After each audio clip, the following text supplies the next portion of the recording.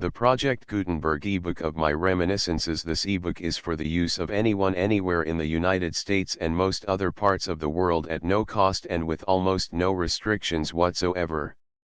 You may copy it, give it away or reuse it under the terms of the Project Gutenberg license included with this ebook or online at www.gutenberg.org. If you are not located in the United States, you will have to check the laws of the country where you are located before using this ebook.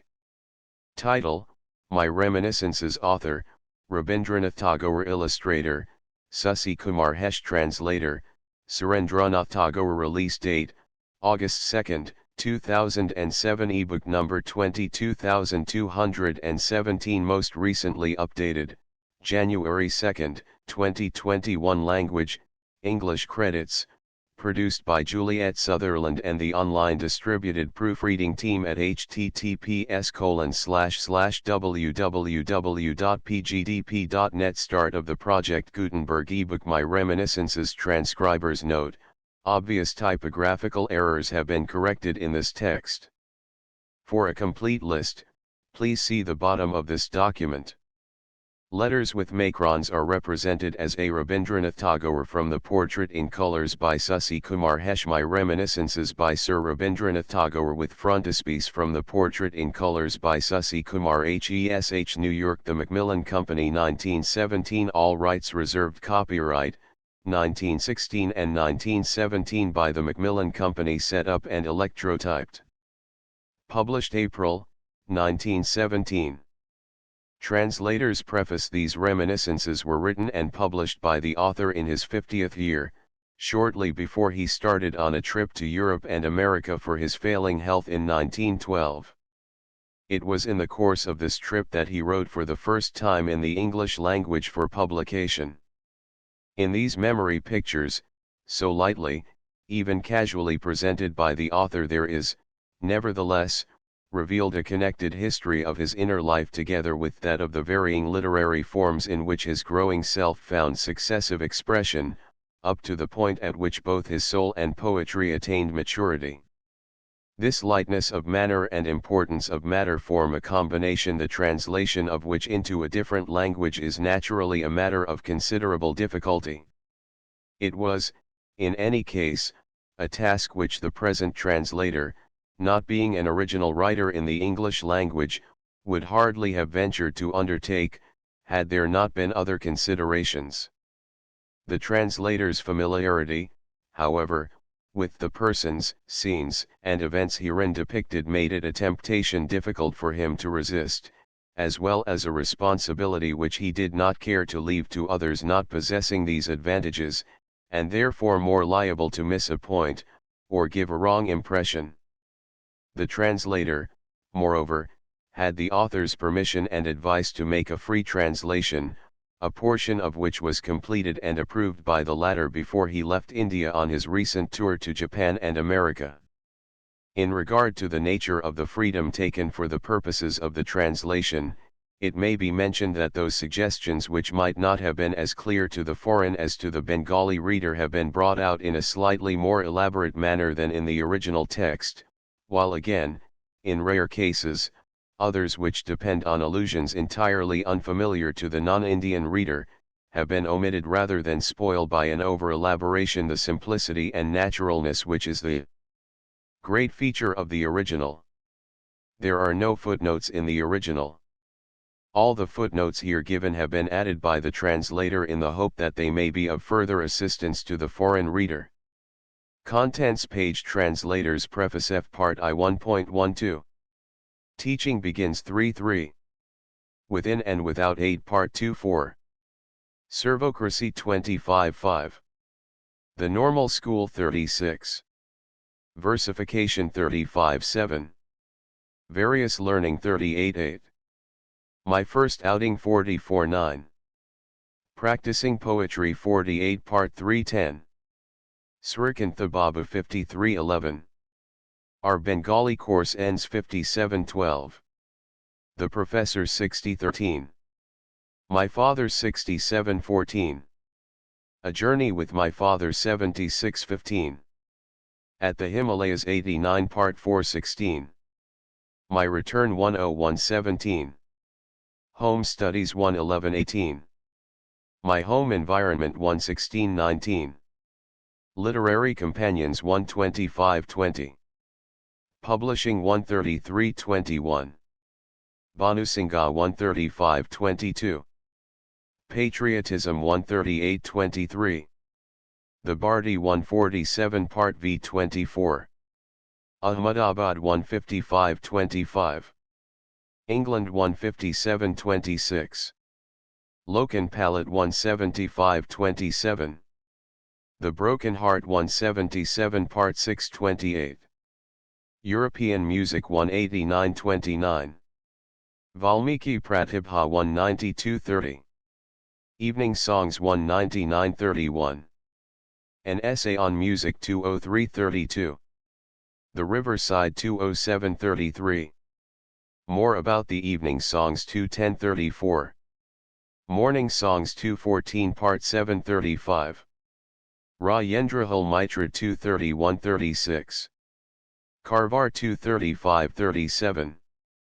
Nature's Revenge 23838. Pictures and Songs 24139. An Intervening Period 24440. Bankim Chandra 247 Part 841. The Steamer Hulk 25542. Bereavements 25743. The Rains and Autumn 26444. Sharps and Flats 267. List of illustrations. Rabindranath Tagore from the portrait by S.K. Hesh. Frontispiece facing page. Tagore, Indiana 18776. The Inner Garden was my paradise. 14. The Ganges 54. Satya 64. Singing to my father 82. The Himalayas 94. The Servant Maids in the Veranda 106. My eldest brother 120. Moonlight 180. The Ganges again 208. Karvar Beach 236. My brother Jyotirindra 250. Part I. My Reminiscences. 1. I know not who paints the pictures on memory's canvas, but whoever he may be, what he is painting are pictures, by which I mean that he is not there with his brush simply to make a faithful copy of all that is happening. He takes in and leaves out according to his taste. He makes many a big thing small and small thing big. He has no compunction in putting into the background that which was to the fore, or bringing to the front that which was behind. In short, he is painting pictures, and not writing history. Thus, over life's outward aspect passes the series of events, and within is being painted a set of pictures. The two correspond but are not one. We do not get the leisure to view thoroughly the studio within us. Portions of it now and then catch our eye, but the greater part remains out of sight in the darkness. Why the ever-busy painter is painting, when he will have done, for what gallery his pictures are destined, who can tell? Some years ago, on being questioned as to the events of my past life, I had occasion to pry into this picture chamber. I had thought to be content with selecting some few materials for my life story. I then discovered, as I opened the door, that life's memories are not life's history, but the original work of an unseen artist.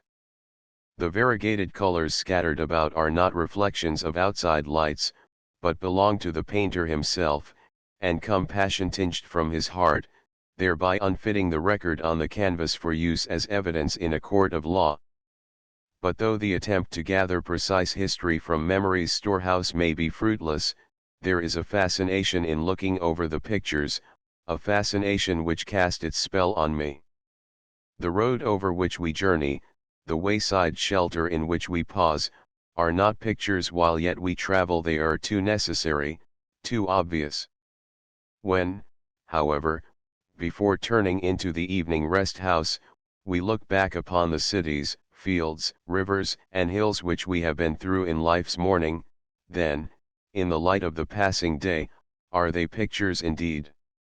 Thus, when my opportunity came, did I look back, and was engrossed.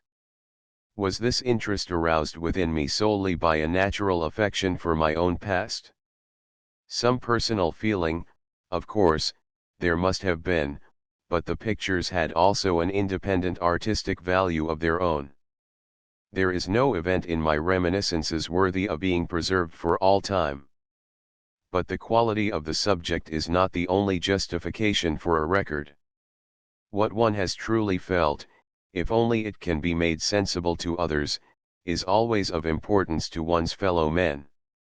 If pictures which have taken shape in memory can be brought out in words, they are worth a place in literature.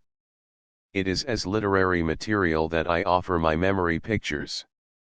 To take them as an attempt at autobiography would be a mistake.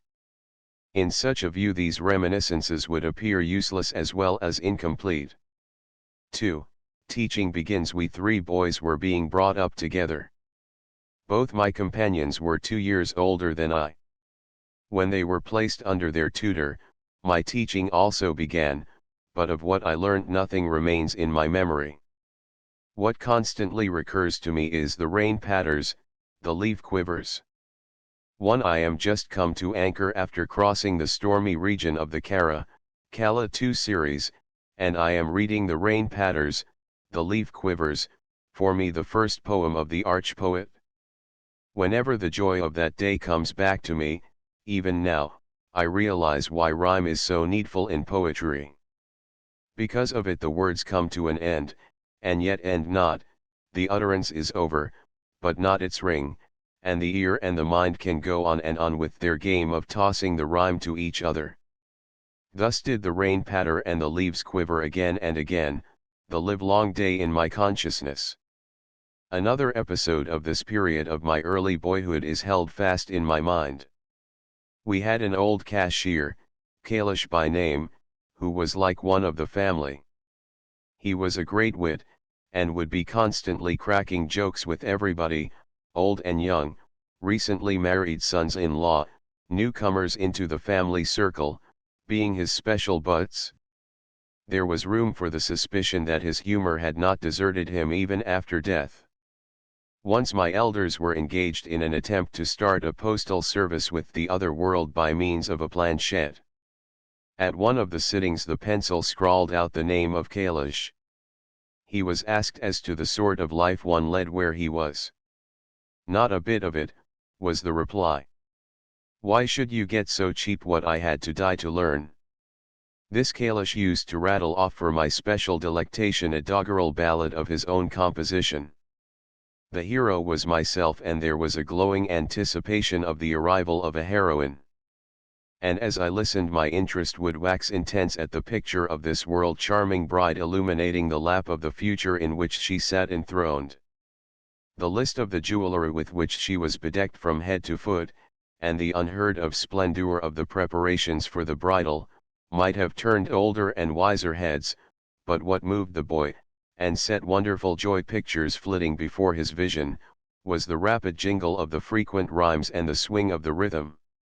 These two literary delights still linger in my memory, and there is the other, the infant's classic, "The rain falls pit-a-pat, the tide comes up the river." The next thing I remember is the beginning of my school life. One day I saw my elder brother, and my sister's son Satya, also a little older than myself, starting off to school, leaving me behind, accounted unfit. I had never before ridden in a carriage nor even been out of the house. So when Satya came back, full of unduly glowing accounts of his adventures on the way, I felt I simply could not stay at home. Our tutor tried to dispel my illusion with sound advice and a resounding slap. "You're crying to go to school now, you'll have to cry a lot more to be let off later on." I have no recollection of the name, features, or disposition of this tutor of ours, but the impression of his weighty advice and weightier hand has not yet faded. Never in my life have I heard a truer prophecy. My crying drove me prematurely into the Oriental Seminary. What I learnt there I have no idea, but one of its methods of punishment I still bear in mind. The boy who was unable to repeat his lessons was made to stand on a bench with arms extended, and on his upturned palms were piled a number of slates.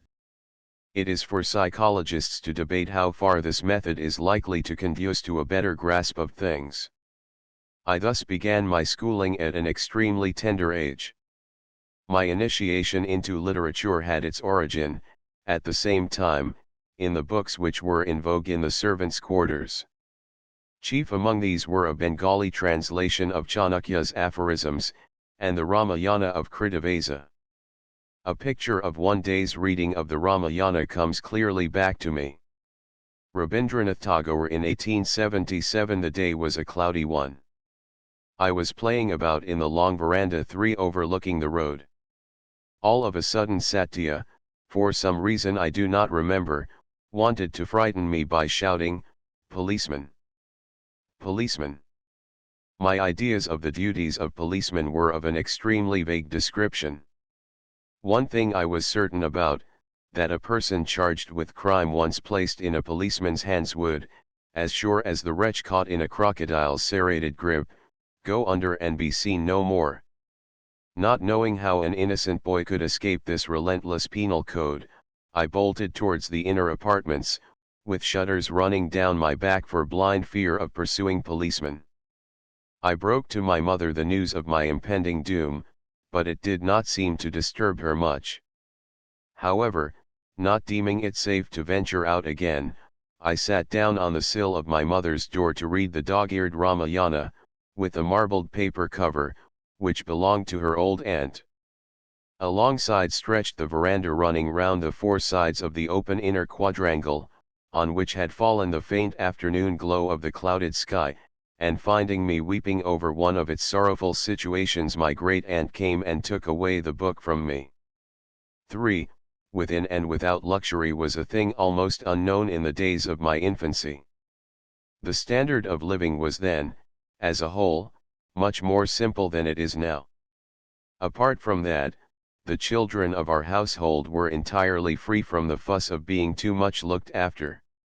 The fact is that, while the process of looking after may be an occasional treat for the guardians, to the children it is always an unmitigated nuisance. We used to be under the rule of the servants.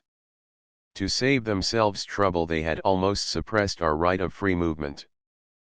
But the freedom of not being petted made up even for the harshness of this bondage, for our minds were left clear of the toils of constant coddling, pampering, and dressing up. Our food had nothing to do with delicacies. A list of our articles of clothing would only invite the modern boy's scorn. On no pretext did we wear socks or shoes till we had passed our 10th year. In the cold weather a second cotton tunic over the first one sufficed. It never entered our heads to consider ourselves ill off for that reason.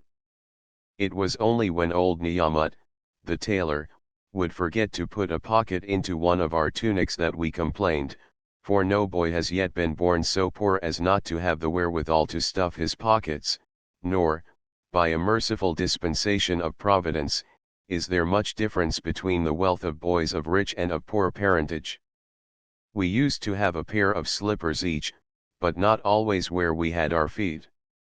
Our habit of kicking the slippers on ahead, and catching them up again, made them work none the less hard, through effectually defeating at every step the reason of their being.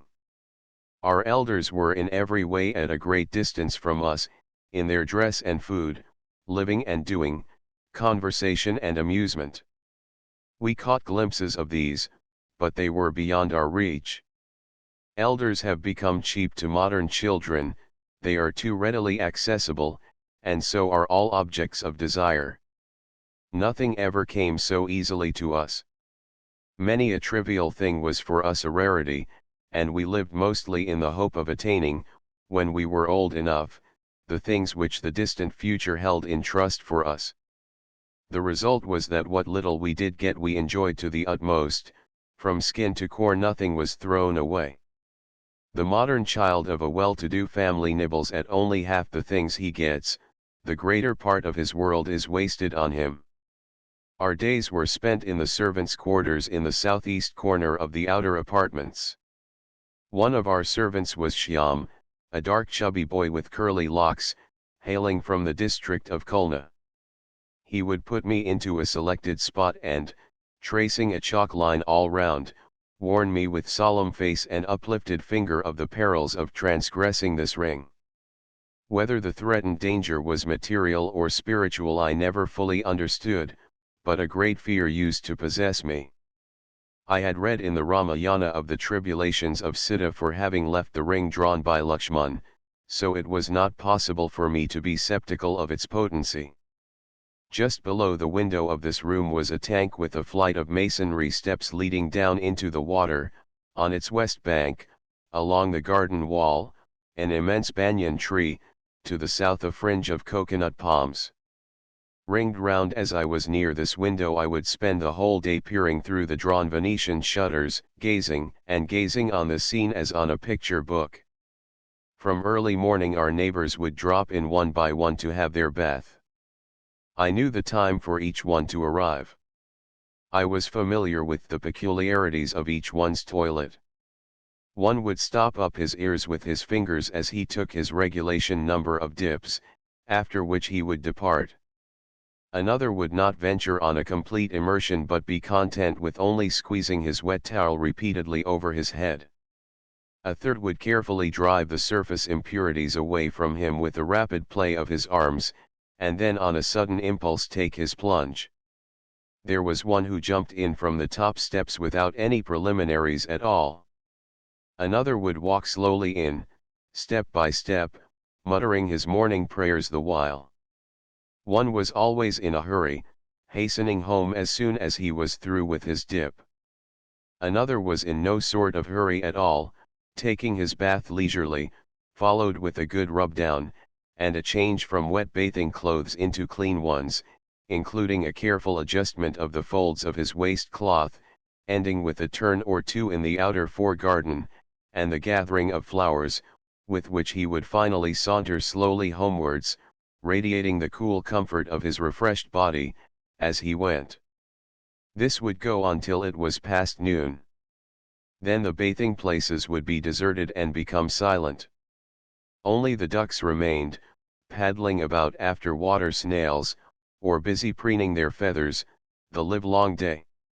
When solitude thus reigned over the water, my whole attention would be drawn to the shadows under the banyan tree. Some of its aerial roots, creeping down along its trunk, had formed a dark complication of coils at its base. It seemed as if into this mysterious region the laws of the universe had not found entrance, as if some old world dreamland had escaped the divine vigilance and lingered on into the light of modern day. Whom I used to see there, and what those beings did, it is not possible to express in intelligible language. It was about this banyan tree that I wrote later, with tangled roots hanging down from your branches, O ancient banyan tree, you stand still day and night, like an ascetic at his penances. Do you ever remember the child whose fancy played with your shadows? Alas! That banyan tree is no more, nor the piece of water which served to mirror the majestic forest lord. Many of those who used to bathe there have also followed into oblivion the shade of the banyan tree. And that boy, grown older, is counting the alternations of light and darkness which penetrate the complexities with which the roots he has thrown off on all sides have encircled him. Going out of the house was forbidden to us, in fact we had not even the freedom of all its parts. We perforce took our peeps at nature from behind the barriers. Beyond my reach there was this limitless thing called the outside, of which flashes and sounds and scents used momentarily to come and touch me through its interstices. It seemed to want to play with me through the bars with so many gestures. But it was free and I was bound, there was no way of meeting. So the attraction was all the stronger. The chalk line has been wiped away today, but the confining ring is still there. The distant is just as distant, the outside is still beyond me, and I am reminded of the poem I wrote when I was older. The tame bird was in a cage, the free bird was in the forest, they met when the time came, it was a decree of fate. The free bird cries, "Oh my love, let us fly to wood." The cage bird whispers, "Come hither, let us both live in the cage." Says the free bird, "Among bars, where is there room to spread one's wings? Alas, cries the caged bird, I should not know where to sit perched in the sky. The parapets of our terraced roofs were higher than my head. When I had grown taller, when the tyranny of the servants had relaxed, when, with the coming of a newly married bride into the house, I had achieved some recognition as a companion of her leisure, then did I sometimes come up to the terrace in the middle of the day. By that time everybody in the house would have finished their meal, there would be an interval in the business of the household, over the inner apartments would rest the quiet of the midday siesta, the wet bathing clothes would be hanging over the parapets to dry, the crows would be picking at the leavings thrown on the refuse heap at the corner of the yard, in the solitude of that interval the caged bird would, through the gaps in the parapet, commune bill to bill with the free bird. The inner garden was my paradise. I would stand and gaze. My glance first falls on the row of coconut trees on the further edge of our inner garden. Through these are seen the Singhi's garden with its cluster of huts 5 and tank, and on the edge of the tank the dairy of our milk woman, Tara, still further on, mixed up with the tree tops, the various shapes and different heights of the terraced roofs of Calcutta, flashing back the blazing whiteness of the midday sun, stretch right away into the grayish blue of the eastern horizon. And some of these far distant dwellings from which stand forth their roofed stairways leading up to the terrace, look as if with uplifted finger and a wink they are hinting to me of the mysteries of their interiors.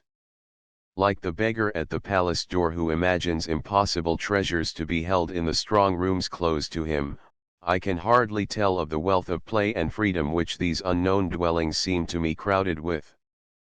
From the furthest depth of the sky full of burning sunshine overhead the thin shrill cry of a kite reaches my ear, and from the lane adjoining Singhi's garden comes up, past the houses silent in their noonday slumber, the sing-song of the Bengal seller chai churi chai, and my whole being would fly away from the workaday world.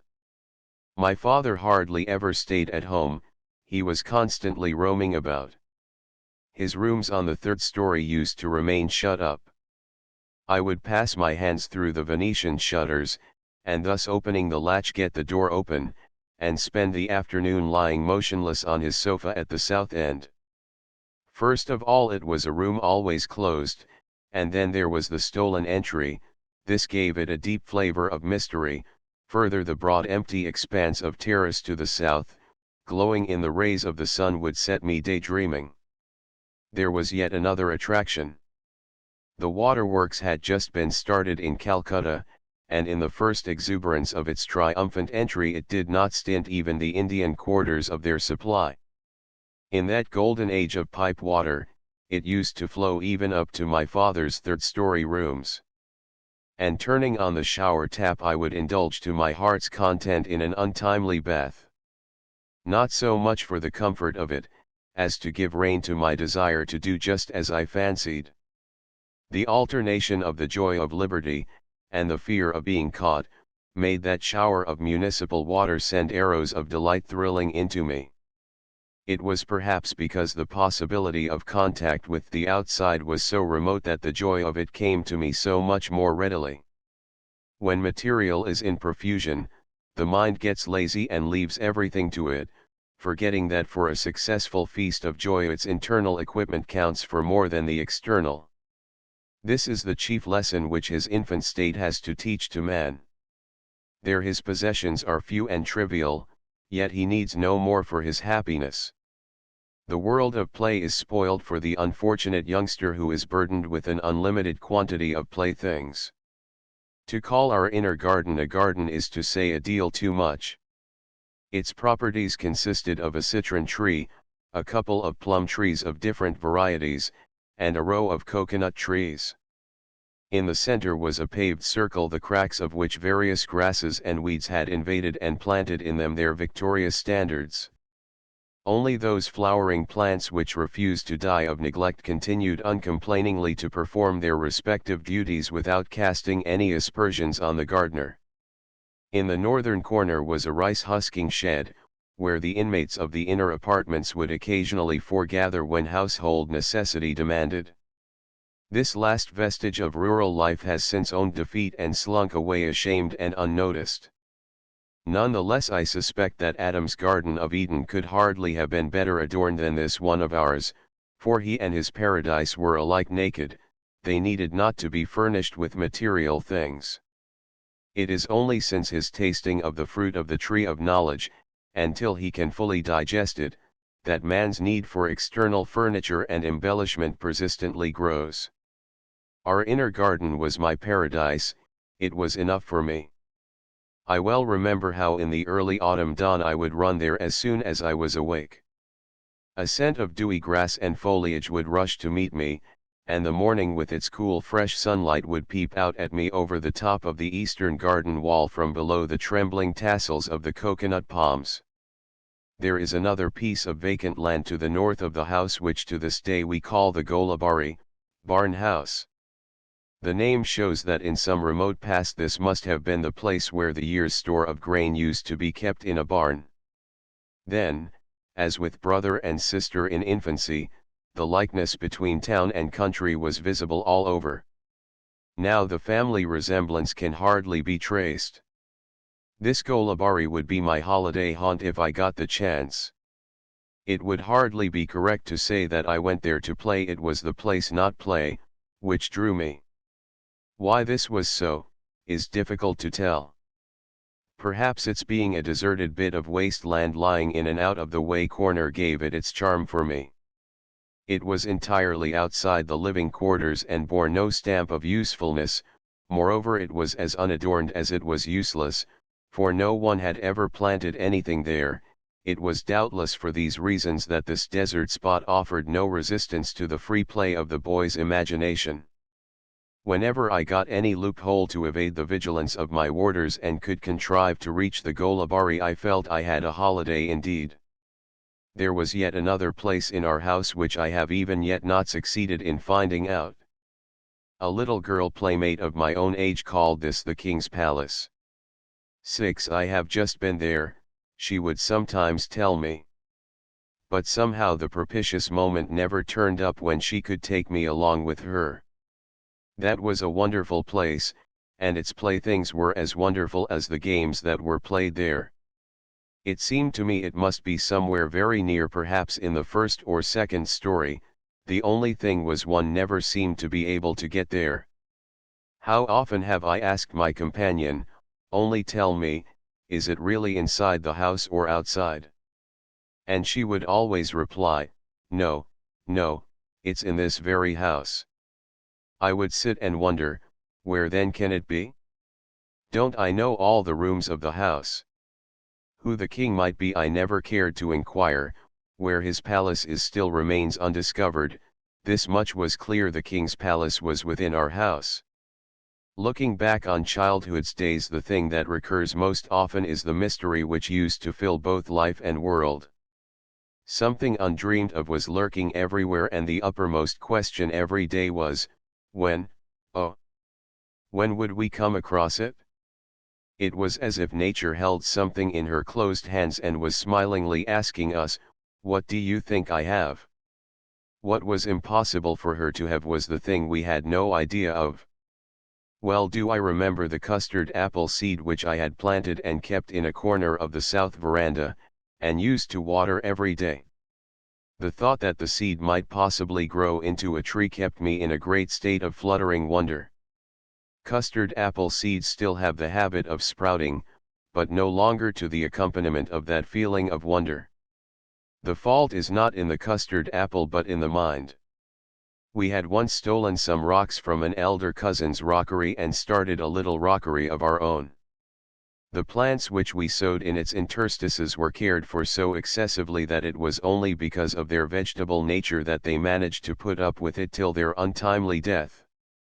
Words cannot recount the endless joy and wonder which this miniature mountain top held for us. We had no doubt that this creation of ours would be a wonderful thing to our elders also.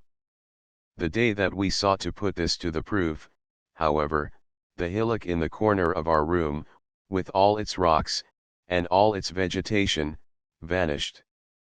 The knowledge that the schoolroom floor was not a proper foundation for the erection of a mountain was imparted so rudely, and with such suddenness, that it gave us a considerable shock. The weight of stone of which the floor was relieved settled on our minds when we realized the gulf between our fancies and the will of our elders. How intimately did the life of the world throb for us in those days! Earth, water, foliage, and sky, they all spoke to us and would not be disregarded. How often were we struck by the poignant regret that we could only see the upper story of the earth and knew nothing of its inner story. All our planning was as to how we could pry beneath its dust-colored cover. If, thought we could drive in bamboo after bamboo, one over the other, we might perhaps get into some sort of touch with its inmost depths. During the Mac festival a series of wooden pillars used to be planted round the outer courtyard for supporting the chandeliers. Digging holes for these would begin on the 1st of Mac. The preparations for festivity are ever interesting to young folk. But this digging had a special attraction for me. Though I had watched it done year after year and seen the hole grow bigger and bigger till the digger had completely disappeared inside, and yet nothing extraordinary, nothing worthy of the quest of prince or knight, had ever appeared, yet every time I had the feeling that the lid being lifted off a chest of mystery. I felt that a little bit more digging would do it. Year after year passed, but that bit never got done. There was a pull at the curtain but it was not drawn. The elders, thought I, can do whatever they please, why do they rest content with such shallow delving?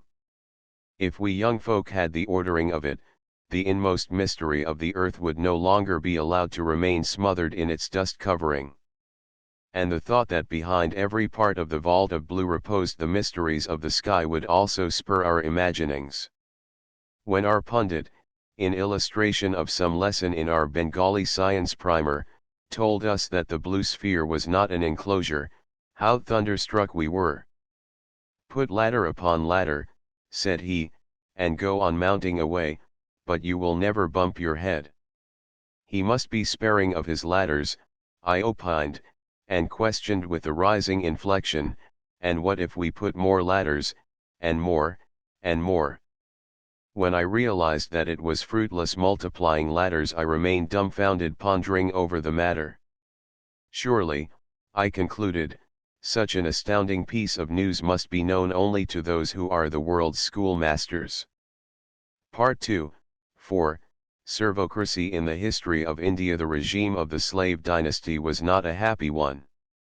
In going back to the reign of the servants in my own life's history I can find nothing glorious or cheerful touching the period. There were frequent changes of king, but never a variation in the code of restraints and punishments with which we were afflicted. We, however, had no opportunity at the time for philosophizing on the subject.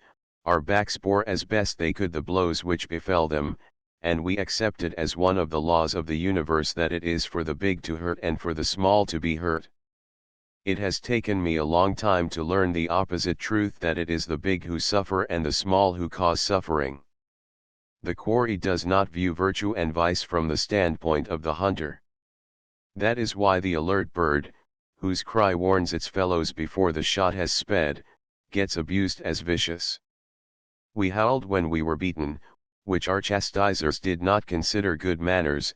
It was in fact counted sedition against the servocracy. I cannot forget how, in order effectively to suppress such sedition, our heads used to be crammed into the huge water jars then in use. Distasteful, doubtless, was this outcry to those who caused it. Moreover, it was likely to have unpleasant consequences. I now sometimes wonder why such cruel treatment was meted out to us by the servants. I cannot admit that there was on the whole anything in our behavior or demeanor to have put us beyond the pale of human kindness. The real reason must have been that the whole of our burden was thrown on the servants, and the whole burden is a thing difficult to bear even for those who are nearest and dearest. If children are only allowed to be children, to run and play about and satisfy their curiosity, it becomes quite simple. Insoluble problems are only created if you try to confine them inside, keep them still or hamper their play. Then does the burden of the child, so lightly borne by its own childishness, fall heavily on the guardian like that of the horse in the fable which was carried instead of being allowed to trot on its own legs, and though money procured bearers even for such a burden it could not prevent them taking it out of the unlucky beast at every step. Of most of these tyrants of our childhood I remember only their cuffings and boxings, and nothing more. Only one personality stands out in my memory. His name was Isvar. He had been a village schoolmaster before. He was a prim, proper, and sedately dignified personage. The earth seemed too earthy for him, with too little water to keep it sufficiently clean, so that he had to be in a constant state of warfare with its chronic soiled state. He would shoot his water pot into the tank with a lightning movement so as to get his supply from an uncontaminated depth. It was he who, when bathing in the tank, would be continually thrusting away the surface impurities till he took a sudden plunge expecting, as it were, to catch the water unawares. When walking his right arm stood out at an angle from his body, as if, so it seemed to us, he could not trust the cleanliness even of his own garments. His whole bearing had the appearance of an effort to keep clear of the imperfections which, through unguarded avenues, find entrance into earth, water, and air, and into the ways of men. Unfathomable was the depth of his gravity. With head slightly tilted he would mince his carefully selected words in a deep voice. His literary diction would give food for merriment to our elders behind his back, some of his high-flown phrases finding a permanent place in our family repertoire of witticisms. But I doubt whether the expressions he used would sound as remarkable today, showing how the literary and spoken languages, which used to be as sky from earth asunder, are now coming nearer each other. This erstwhile schoolmaster had discovered a way of keeping us quiet in the evenings. Every evening he would gather us round the cracked castor oil lamp and read out to us stories from the Ramayana and Mahabharata. Some of the other servants would also come and join the audience. The lamp would be throwing huge shadows right up to the beams of the roof, the little house lizards catching insects on the walls, the bats doing a mad dervish dance round and round the verandas outside, and we listening in silent open-mouthed wonder. I still remember, on the evening we came to the story of Kusha and Lava, and those two valiant lads were threatening to humble to the dust the renown of their father and uncles, how the tense silence of that dimly lighted room was bursting with eager anticipation. It was getting late, our prescribed period of wakefulness was drawing to a close, and yet the denouement was far off. At this critical juncture my father's old follower Kishori came to the rescue, and finished the episode for us, at express speed, to the quick step of Dejaraya's jingling verses. The impression of the soft slow chant of Kritivasa's 7 14-syllabled measure was swept clean away and we were left overwhelmed by a flood of rhymes and alliterations. On some occasions these readings would give rise to shastric discussions, which would at length be settled by the depth of Isvar's wise pronouncements. Though, as one of the children's servants, his rank in our domestic society was below that of many, yet, as with old grandfather Bhisma in the Mahabharata, his supremacy would assert itself from his seat, below his juniors. Our grave and reverend servitor had one weakness to which, for the sake of historical accuracy, I feel bound to allude. He used to take opium. This created a craving for rich food. So that when he brought us our morning goblets of milk the forces of attraction in his mind would be greater than those of repulsion. If we gave the least expression to our natural repugnance for this meal, no sense of responsibility for our health could prompt him to press it on us a second time. Isvar also held somewhat narrow views as to our capacity for solid nourishment. We would sit down to our evening repast and a quantity of lychees heaped on a thick round wooden tray would be placed before us. He would begin by gingerly dropping a few on each platter, from a sufficient height to safeguard himself from contamination. 9 Like unwilling favors, wrested from the gods by dint of importunity, did they descend, so dexterously inhospitable was he. Next would come the inquiry whether he should give us any more. I knew the reply which would be most gratifying, and could not bring myself to deprive him by asking for another help. Then again Isvar was entrusted with a daily allowance of money for procuring our afternoon light refreshment. He would ask us every morning what we should like to have. We knew that to mention the cheapest would be accounted best, so sometimes we ordered a light refection of puffed rice, and at others an indigestible one of boiled gram or roasted ground nuts. It was evident that Isvar was not as painstakingly punctilious in regard to our diet as with the Shastric proprieties. 5. The normal school. While at the Oriental Seminary I had discovered a way out of the degradation of being a mere pupil. I had started a class of my own in a corner of our veranda. The wooden bars of the railing were my pupils, and I would act the schoolmaster, cane in hand, seated on a chair in front of them. I had decided which were the good boys and which the bad. Nay, further, I could distinguish clearly the quiet from the naughty, the clever from the stupid.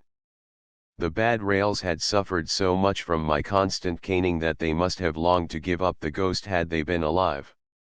And the more scarred they got with my strokes the worse they angered me, till I knew not how to punish them enough. None remain to bear witness today how tremendously I tyrannized over that poor dumb class of mine. My wooden pupils have since been replaced by cast iron railings, nor have any of the new generation taken up their education in the same way. They could never have made the same impression. I have since realized how much easier it is to acquire the manner than the matter. Without an effort had I assimilated all the impatience, the short temper, the partiality, and the injustice displayed by my teachers to the exclusion of the rest of their teaching. My only consolation is that I had not the power of venting these barbarities on any sentient creature. Nevertheless, the difference between my wooden pupils and those of the seminary did not prevent my psychology from being identical with that of its schoolmasters. I could not have been long at the Oriental Seminary, for I was still of tender age when I joined the normal school. The only one of its features which I remember is that before the classes began all the boys had to sit in a row in the gallery and go through some kind of singing or chanting of verses, evidently an attempt at introducing an element of cheerfulness into the daily routine. Unfortunately the words were English and the tune quite as foreign, so that we had not the faintest notion what sort of incantation we were practicing, neither did the meaningless monotony of the performance tend to make us cheerful. This failed to disturb the serene self-satisfaction of the school authorities at having provided such a treat. They deemed it superfluous to inquire into the practical effect of their bounty. They would probably have counted it a crime for the boys not to be dutifully happy. Anyhow, they rested content with taking the song as they found it, words and all, from the self-same English book which had furnished the theory. The language into which this English resolved itself in our mouths cannot but be edifying to philologists. I can recall only one line, Koloki poloki sinjil melaling melaling melaling. After much thought I have been able to guess at the original of a part of it. Of what words Koloki is the transformation still baffles me. The rest I think was, full of glee, singing merrily, merrily, merrily. As my memories of the normal school emerge from haziness and become clearer, they are not the least sweet in any particular. Had I been able to associate with the other boys, the woes of learning might not have seemed so intolerable. But that turned out to be impossible, so nasty were most of the boys in their manners and habits. So, in the intervals of the classes, I would go up to the second story and while away the time sitting near a window overlooking the street. I would count, 1 year, 2 years, 3 years, wondering how many such would have to be got through like this.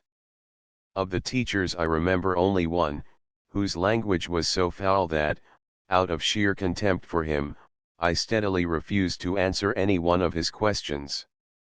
Thus I sat silent throughout the year at the bottom of his class, and while the rest of the class was busy I would be left alone to attempt the solution of many an intricate problem. One of these, I remember, on which I used to cogitate profoundly, was how to defeat an enemy without having arms. My preoccupation with this question, amidst the hum of the boys reciting their lessons, comes back to me even now. If I could properly train up a number of dogs, tigers, and other ferocious beasts, and put a few lines of these on the field of battle, that, I thought, would serve very well as an inspiriting prelude. With our personal prowess let loose thereafter, victory should by no means be out of reach. And, as the picture of this wonderfully simple strategy waxed vivid in my imagination, the victory of my side became assured beyond doubt. While work had not yet come into my life I always found it easy to devise shortcuts to achievement. Since I have been working I find that what is hard indeed, and what is difficult remains difficult. This, of course, is less comforting, but nowhere near so bad as the discomfort of trying to take shortcuts. When at length a year of that class had passed, we were examined in Bengali by Pundit Madhusudan Vachaspati. I got the largest number of marks of all the boys. The teacher complained to the school authorities that there had been favoritism in my case. So I was examined a second time, with the superintendent of the school seated beside the examiner.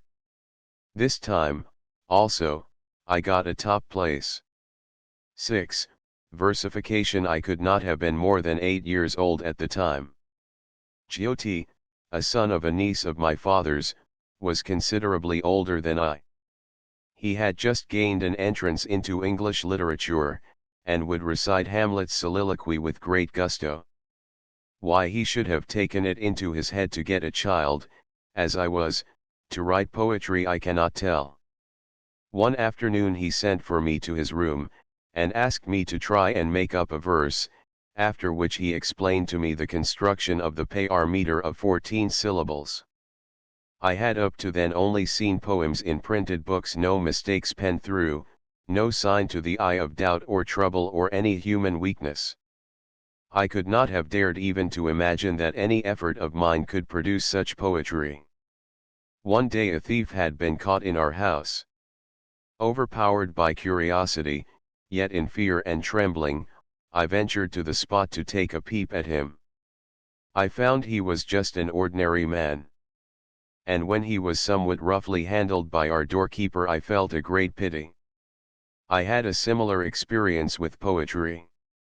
When, after stringing together a few words at my own sweet will, I found them turned into a Payar verse, I felt I had no illusions left about the glories of poetizing. So when poor poetry is mishandled, even now I feel as unhappy as I did about the thief.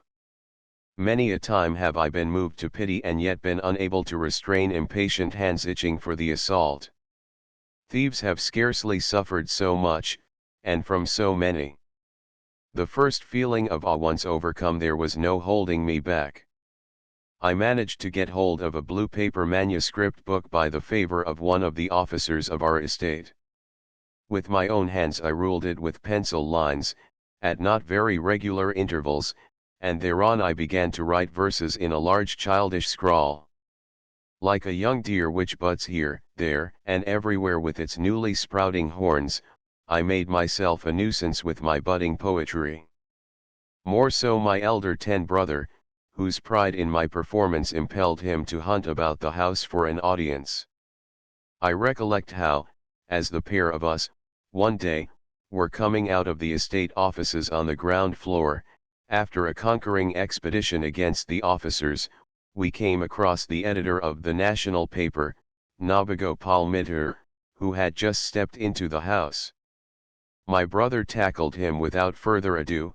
"Look here, Nabagopal Babu. Won't you listen to a poem which Ruby has written?" The reading forthwith followed. My works had not as yet become voluminous. The poet could carry all his effusions about in his pockets. I was writer, printer, and publisher, all in one.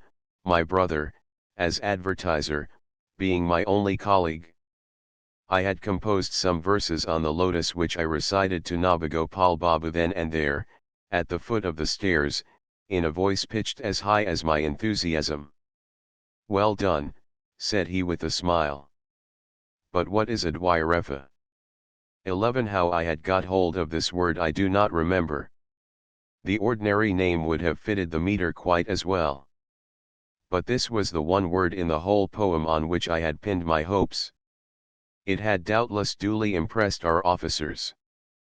But curiously enough Nabagopal Babu did not succumb to it, on the contrary he smiled. He could not be an understanding man, I felt sure. I never read poetry to him again. I have since added many years to my age but have not been able to improve upon my test of what does or does not constitute understanding in my hearer. However Nabagopal Babu might smile, the word Dwairefa, like a bee drunk with honey, stuck to its place, unmoved. 7. Various learning. One of the teachers of the normal school also gave us private lessons at home. His body was lean, his features dry, his voice sharp. He looked like a cane incarnate. His hours were from 6 to 9:30 in the morning. With him our reading ranged from popular literary and science readers in Bengali to the epic of Meghnad Vadha. My third brother was very keen on imparting to us a variety of knowledge. So at home we had to go through much more than what was required by the school course. We had to get up before dawn and, clad in loincloths, begin with a bout or two with a blind wrestler. Without a pause we donned our tunics on our dusty bodies, and started on our courses of literature, mathematics, geography, and history. On our return from school our drawing and gymnastic masters would be ready for us. In the evening Aghari Baba came for our English lessons. It was only after 9 that we were free. On Sunday morning we had singing lessons with Vishnu. Then, almost every Sunday, came Siddhanath Dutta to give us demonstrations in physical science. The last were of great interest to me. I remember distinctly the feeling of wonder which filled me when he put some water, with sawdust in it, on the fire in a glass vessel, and showed us how the lightened hot water came up, and the cold water went down, and how finally the water began to boil. I also felt a great elation the day I learnt that water is a separable part of milk, and that milk thickens when boiled because the water frees itself as vapor from the connection. Sunday did not feel Sunday-like unless Siddhanath Babu turned up. There was also an hour when we would be told all about human bones by a pupil of the Campbell Medical School, for which purpose a skeleton, with the bones fastened together by wires, was hung up in our schoolroom. And finally, time was also found for Pundit Haramba Tatwaratna to come and get us to learn by rote rules of Sanskrit grammar. I am not sure which of them, the names of the bones or the sutras of the grammarian, were the more jaw-breaking. I think the latter took the palm. We began to learn English after we had made considerable progress in learning through the medium of Bengali. Aghari Babu, our English tutor, was attending the medical college, so he came to teach us in the evening. Books tell us that the discovery of fire was one of the biggest discoveries of man. I do not wish to dispute this. But I cannot help feeling how fortunate the little birds are that their parents cannot light lamps of an evening. They have their language lessons early in the morning, and you must have noticed how gleefully they learn them. Of course we must not forget that they do not have to learn the English language. The health of this medical student tutor of ours was so good that even the fervent and united wishes of his 3 pupils were not enough to cause his absence even for a day. Only once was he laid up with a broken head when, on the occasion of a fight between the Indian and Eurasian students of the medical college, a chair was thrown at him. It was a regrettable occurrence, nevertheless we were not able to take it as a personal sorrow, and his recovery somehow seemed to us needlessly swift. It is evening. The rain is pouring in lance-like showers. Our lane is under knee-deep water. The tank has overflown into the garden, and the bushy tops of the bale trees are seen standing out over the waters. Our whole being, on this delightful rainy evening, is radiating rapture like the cadamba flower its fragrant spikes. The time for the arrival of our tutor is over by just a few minutes. Yet there is no certainty. We are sitting on the veranda overlooking the lane 12 watching and watching with a piteous gaze. All of a sudden, with a great big thump, our hearts seem to fall in a swoon. The familiar black umbrella has turned the corner undefeated even by such weather. Could it not be somebody else? It certainly could not. In the wide world there might be found another, his equal in pertinacity, but never in this little lane of ours. Looking back on his period as a whole, I cannot say that Aghari Babu was a hard man. He did not rule us with the rod. Even his rebukes did not amount to scoldings. But whatever may have been his personal merits, his time was evening, and his subject English. I am certain that even an angel would have seemed a veritable messenger of Yama 13 to any Bengali boy if he came to him at the end of his miserable day at school, and lighted a dismally dim lamp to teach him English. How well do I remember the day our tutor tried to impress on us the attractiveness of the English language. With this object he recited to us with great unction some lines prose or poetry we could not tell out of an English book. It had a most unlooked-for effect on us. We laughed so immoderately that he had to dismiss us for that evening. He must have realized that he held no easy brief, that to get us to pronounce in his favor would entail a contest ranging over years. Aghari Babu would sometimes try to bring the zephyr of outside knowledge to play on the arid routine of our schoolroom. One day he brought a paper parcel out of his pocket and said, "I'll show you today a wonderful piece of work of the Creator." With this he untied the paper wrapping and, producing a portion of the vocal organs of a human being, proceeded to expound the marvels of its mechanism. I can still call to mind the shock this gave me at the time. I had always thought the whole man spoke, had never even imagined that the act of speech could be viewed in this detached way. However wonderful the mechanism of a part may be, it is certainly less so than the whole man. Not that I put it to myself in so many words, but that was the cause of my dismay. It was perhaps because the tutor had lost sight of this truth that the pupil could not respond to the enthusiasm with which he was discoursing on the subject. Another day he took us to the dissecting room of the medical college. The body of an old woman was stretched on the table. This did not disturb me so much. But an amputated leg which was lying on the floor upset me altogether.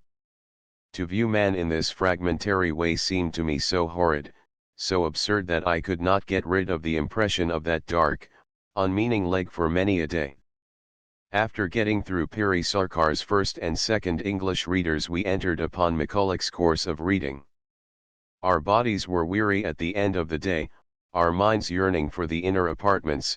The book was black and thick with difficult words, and the subject matter could hardly have been more inviting, for in those days, Mother Sarasvati's 14 maternal tenderness was not in evidence. Children's books were not full of pictures then as they are now.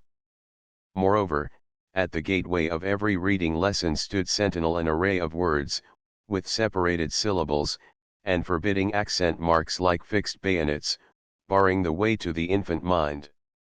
I had repeatedly attacked their serried ranks in vain.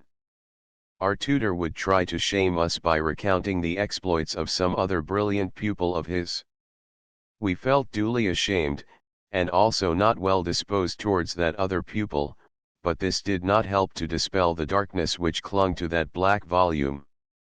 Providence, out of pity for mankind, has instilled a soporific charm into all tedious things. No sooner did our English lessons begin than our heads began to nod. Sprinkling water into our eyes, or taking a run round the verandas, were palliatives which had no lasting effect. If by any chance my eldest brother happened to be passing that way, and caught a glimpse of our sleep-tormented condition, we would get let off for the rest of the evening. It did not take our drowsiness another moment to get completely cured. 8. My first outing once, when the dengue fever was raging in Calcutta, some portion of our extensive family had to take shelter in Chhatubabu's riverside villa. We were among them. This was my first outing. The bank of the Ganges welcomed me into its lap like a friend of a former birth. There, in front of the servants' quarters, was a grove of guava trees, and, sitting in the veranda under the shade of these, gazing at the flowing current through the gaps between their trunks, my days would pass.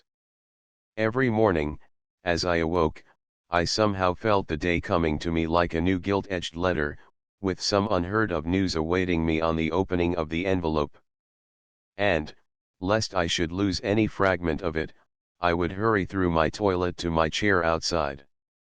Every day there was the ebb and flow of the tide on the Ganges, the various gait of so many different boats, the shifting of the shadows of the trees from west to east, and, over the fringe of shade patches of the woods on the opposite bank, the gush of golden lifeblood through the pierced breast of the evening sky. Some days would be cloudy from early morning, the opposite woods black shadows moving over the river. Then with the rush would come the vociferous rain, blotting out the horizon, the dim line of the other bank taking its leave in tears, the river swelling with suppressed heavings, and the moist wind making free with the foliage of the trees overhead. I felt that out of the bowels of wall, beam, and rafter, I had a new birth into the outside. In making fresh acquaintance with things, the dingy covering of petty habits seemed to drop off the world. I am sure that the sugar-cane molasses, which I had with cold lychees for my breakfast, could not have tasted different from the ambrosia which Indra 15 quaffs in his heaven, for, the immortality is not in the nectar but in the taster, and thus is missed by those who seek it. Behind the house was a walled-in enclosure with a tank and a flight of steps leading into the water from a bathing platform. On one side of the platform was an immense jamolan tree, and all round were various fruit trees, growing in thick clusters, in the shade of which the tank nestled in its privacy. The veiled beauty of this retired little inner garden had a wonderful charm for me, so different from the broad expanse of the river bank in front. It was like the bride of the house, in the seclusion of her midday siesta, resting on a many-colored quilt of her own embroidering, murmuring low the secrets of her heart. Many a midday hour did I spend alone under that jamolan tree dreaming of the fearsome kingdom of the Yakshas 16 within the depths of the tank. I had a great curiosity to see a Bengal village. Its clusters of cottages, its thatched pavilions, its lanes and bathing places, its games and gatherings, its fields and markets, its life as a whole as I saw it in imagination, greatly attracted me. Just such a village was right on the other side of our garden wall, but it was forbidden to us. We had come out, but not into freedom. We had been in a cage, and were now on a perch, but the chain was still there. One morning 2 of our elders went out for a stroll into the village. I could not restrain my eagerness any longer, and, slipping out unperceived, followed them for some distance. As I went along the deeply shaded lane, with its close thorny sra hedges, by the side of the tank covered with green water weeds, I rapturously took in picture after picture. I still remember the man with bare body, engaged in a belated toilet on the edge of the tank, cleaning his teeth with the chewed end of a twig. Suddenly my elders became aware of my presence behind them. Get away, go back at once," they scolded. They were scandalized. My feet were bare, I had no scarf or upper robe over my tunic, I was not dressed fit to come out, as if it was my fault. I never owned any socks or superfluous apparel, so not only went back disappointed for that morning, but had no chance of repairing my shortcomings and being allowed to come out any other day. However, though the beyond was thus shut out from behind, in front the Ganges freed me from all bondage, and my mind, whenever it listed, could embark on the boats gaily sailing along, and hie away to lands not named in any geography. This was 40 years ago. Since then I have never set foot again in that champak-shaded villa garden. The same old house and the same old trees must still be there, but I know it cannot any longer be the same, for where am I now to get that fresh feeling of wonder which made it what it was? We returned to our Jorasunko house in town. And my days were as so many mouthfuls offered up to be gulped down into the yawning interior of the normal school. 9. Practicing poetry. That blue manuscript book was soon filled, like the hive of some insect, with a network of variously slanting lines and the thick and thin strokes of letters. The eager pressure of the boy writer soon crumpled its leaves, and then the edges got frayed, and twisted up claw-like as if to hold fast the writing within, till at last, down what river by tyranny 17 I know not, its pages were swept away by merciful oblivion. Anyhow they escaped the pangs of a passage through the printing press and need fear no birth into this vale of woe. I cannot claim to have been a passive witness of the spread of my reputation as a poet. Though Satkari Babu was not a teacher of our class, he was very fond of me. He had written a book on natural history wherein I hope no unkind humorist will try to find a reason for such fondness. He sent for me one day and asked, "So you write poetry, do you?" I did not conceal the fact. From that time on, he would now and then ask me to complete a quatrain by adding a couplet of my own to one given by him. Gobinda Babu of our school was very dark, and short and fat. He was the superintendent. He sat, in his black suit, with his account books, in an office room on the second story. We were all afraid of him, for he was the rod-bearing judge. On one occasion I had escaped from the attentions of some bullies into his room. The persecutors were 5 or 6 older boys. I had no one to bear witness on my side except my tears. I won my case, and since then Govinda Babu had a soft corner in his heart for me. One day he called me into his room during the recess. I went in fear and trembling, but had no sooner stepped before him than he also accosted me with the question, "So you write poetry?" I did not hesitate to make the admission. He commissioned me to write a poem on some high moral precept which I do not remember. The amount of condescension and affability which such a request coming from him implied can only be appreciated by those who were his pupils. When I finished and handed him the verses next day, he took me to the highest class and made me stand before the boys. "Recite," he commanded. And I recited loudly. The only praiseworthy thing about this moral poem was that it soon got lost. Its moral effect on that class was far from encouraging the sentiment it aroused, being not one of regard for its author. Most of them were certain that it was not my own composition. One said he could produce the book from which it was copied, but was not pressed to do so. The process of proving is such a nuisance to those who want to believe. Finally, the number of seekers after poetic fame began to increase alarmingly. Moreover, their methods were not those which are recognized as roads to moral improvement. Nowadays there is nothing strange in a youngster writing verses. The glamour of poesy is gone. I remember how the few women who wrote poetry in those days were looked upon as miraculous creations of the deity. If one hears today that some young lady does not write poems, one feels skeptical. Poetry now sprouts long before the highest Bengali class is reached, so that no modern Gobinda Babu would have taken any notice of the poetic exploit I have recounted. Part 3, 10, Srikantha Babu. At this time I was blessed with a hearer the like of whom I shall never get again. He had so inordinate a capacity for being pleased as to have utterly disqualified him for the post of critic in any of our monthly reviews. The old man was like a perfectly ripe Alfonso mango, not a trace of acid or coarse fiber in his composition. His tender clean-shaven face was rounded off by an all-pervading baldness, there was not the vestige of a tooth to worry the inside of his mouth, and his big smiling eyes gleamed with a constant delight. When he spoke in his soft deep voice, his mouth, and eyes and hands all spoke likewise. He was of the old school of Persian culture and knew not a word of English. His inseparable companions were a hubble-bubble at his left, and a sitar on his lap, and from his throat flowed song unceasing. Srikantha Babu had no need to wait for a formal introduction, for none could resist the natural claims of his genial heart. Once he took us to be photographed with him in some big English photographic studio.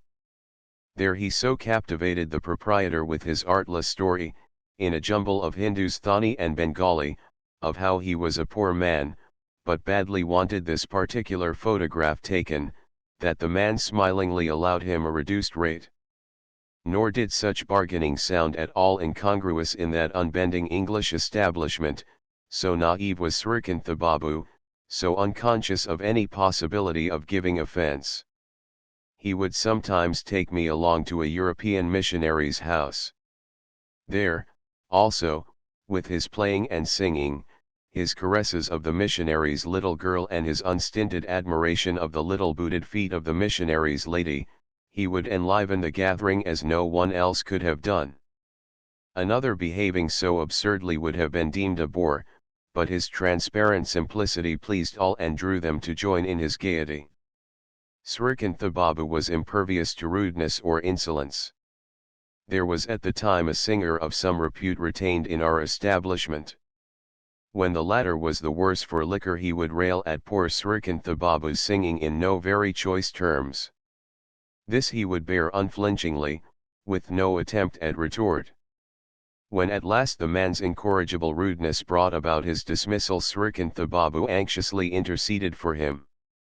It was not he, it was the liquor, he insisted. The Ganges he could not bear to see anyone sorrowing or even to hear of it. So when any one of the boys wanted to torment him they had only to read out passages from Vidyasagar's Banishment of Sita, whereat he would be greatly exercised, thrusting out his hands in protest and begging and praying of them to stop. This old man was the friend alike of my father, my elder brothers and ourselves. He was of an age with each and every one of us.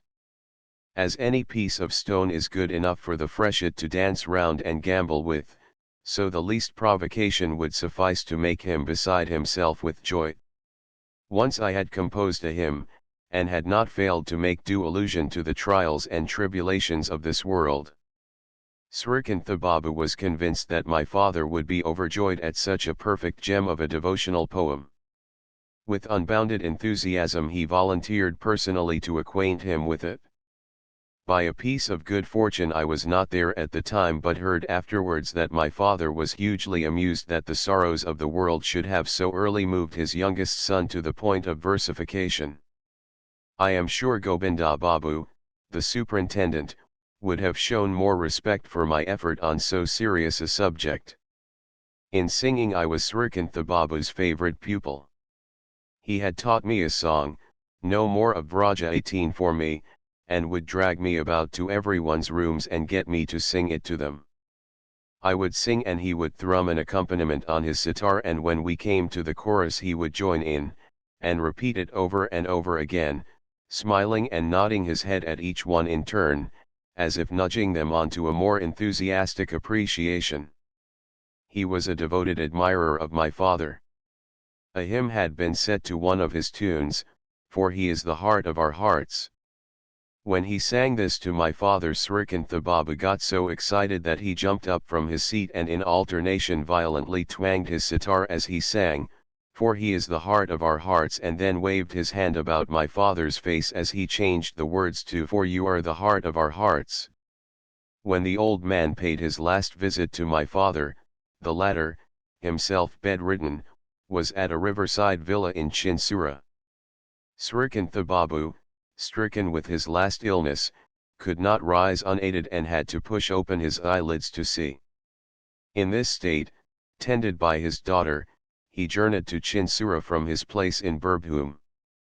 With a great effort he managed to take the dust of my father's feet and then returned to his lodgings in Chinsuro, where he breathed his last a few days later. I heard afterwards from his daughter that he went to his eternal youth with the song "How Sweet is Thy Mercy, Lord," on his lips. 11. Our Bengali course ends at school. We were then in the class below the highest one. At home we had advanced in Bengali much further than the subjects taught in the class. We had been through Akshayadatta's book on popular physics, and had also finished the epic of Meghnad Vadha. We read our physics without any reference to physical objects, and so our knowledge of the subject was correspondingly bookish. In fact, the time spent on it had been thoroughly wasted, much more so to my mind than if it had been wasted in doing nothing. The Meghnad Vadha, also, was not a thing of joy to us. The tastiest tidbit may not be relished when thrown at one's head. To employ an epic to teach language is like using a sword to shave with. Sad for the sword, bad for the chin. A poem should be taught from the emotional standpoint, inveigling it into service as grammar cum dictionary is not calculated to propitiate the divine Sarasvati. All of a sudden our normal school career came to an end, and thereby hangs a tale. One of our school teachers wanted to borrow a copy of my grandfather's Life by Mitra from our library. My nephew and classmate Satya managed to screw up courage enough to volunteer to mention this to my father. He came to the conclusion that everyday Bengali would hardly do to approach him with. So he concocted and delivered himself of an archaic phrase with such meticulous precision that my father must have felt our study of the Bengali language had gone a bit too far and was in danger of overreaching itself. So the next morning, when according to our wont our table had been placed in the south veranda, the blackboard hung up on a nail in the wall, and everything was in readiness for our lessons with Nilkamal Babu, we three were sent for by my father to his room upstairs. "You need not do any more Bengali lessons," he said. Our minds danced for very joy. Nilkamal Babu was waiting downstairs, our books were lying open on the table, and the idea of getting us once more to go through the Meghnad Vadha doubtless still occupied his mind. But as on one's deathbed the various routine of daily life seems unreal, so, in a moment, did everything, from the pundit down to the nail on which the blackboard was hung, become for us as empty as a mirage. Our sole trouble was how to give this news to Nilkamal Babu with due decorum. We did it at last with considerable restraint, while the geometrical figures on the blackboard stared at us in wonder and the blank verse of the Meghnad Vadha looked blankly on. Our pundit's parting words were, "At the call of duty I may have been sometimes harsh with you, do not keep that in remembrance. You will learn the value of what I have taught you later on." Indeed, I have learnt that value. It was because we were taught in our own language that our minds quickened. Learning should as far as possible follow the process of eating. When the taste begins from the first bite, the stomach is awakened to its function before it is loaded, so that its digestive juices get full play. Nothing like this happens, however, when the Bengali boy is taught in English. The first bite bids fair to wrench loose both rows of teeth like a veritable earthquake in the mouth. And by the time he discovers that the morsel is not of the genus stone, but a digestible bonbon, half his allotted span of life is over. While one is choking and spluttering over the spelling and grammar, the inside remains starved, and when at length the taste is felt, the appetite has vanished. If the whole mind does not work from the beginning, its full powers remain undeveloped to the end. While all around was the cry for English teaching, my third brother was brave enough to keep us to our Bengali course. To him in heaven my grateful reverence. 12. The professor. On leaving the normal school we were sent to the Bengal Academy, a Eurasian institution.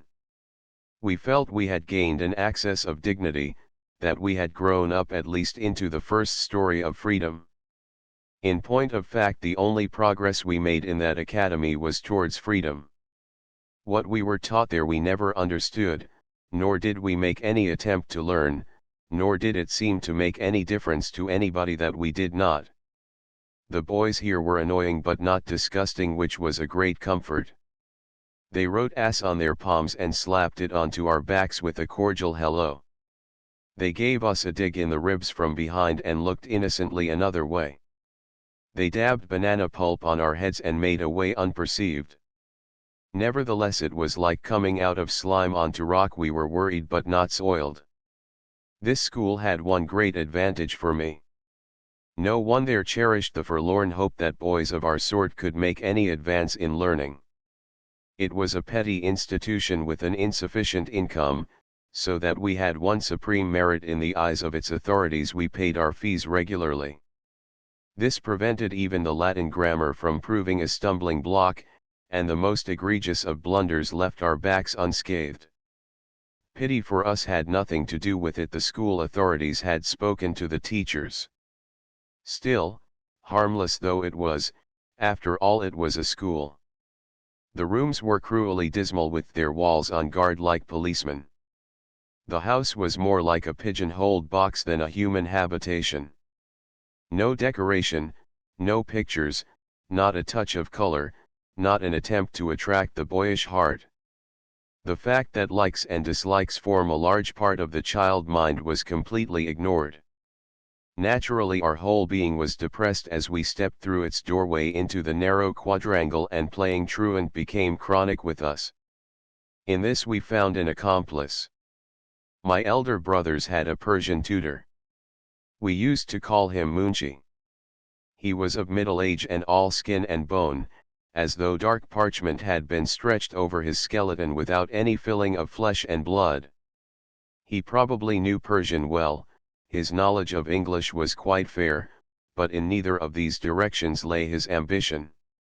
His belief was that his proficiency in single stick was matched only by his skill in song. He would stand in the sun in the middle of our courtyard and go through a wonderful series of antics with a staff, his own shadow being his antagonist. I need hardly add that his shadow never got the better of him, and when at the end he gave a great big shout and whacked it on the head with a victorious smile, it lay submissively prone at his feet. His singing, nasal and out of tune, sounded like a gruesome mixture of groaning and moaning coming from some ghost world.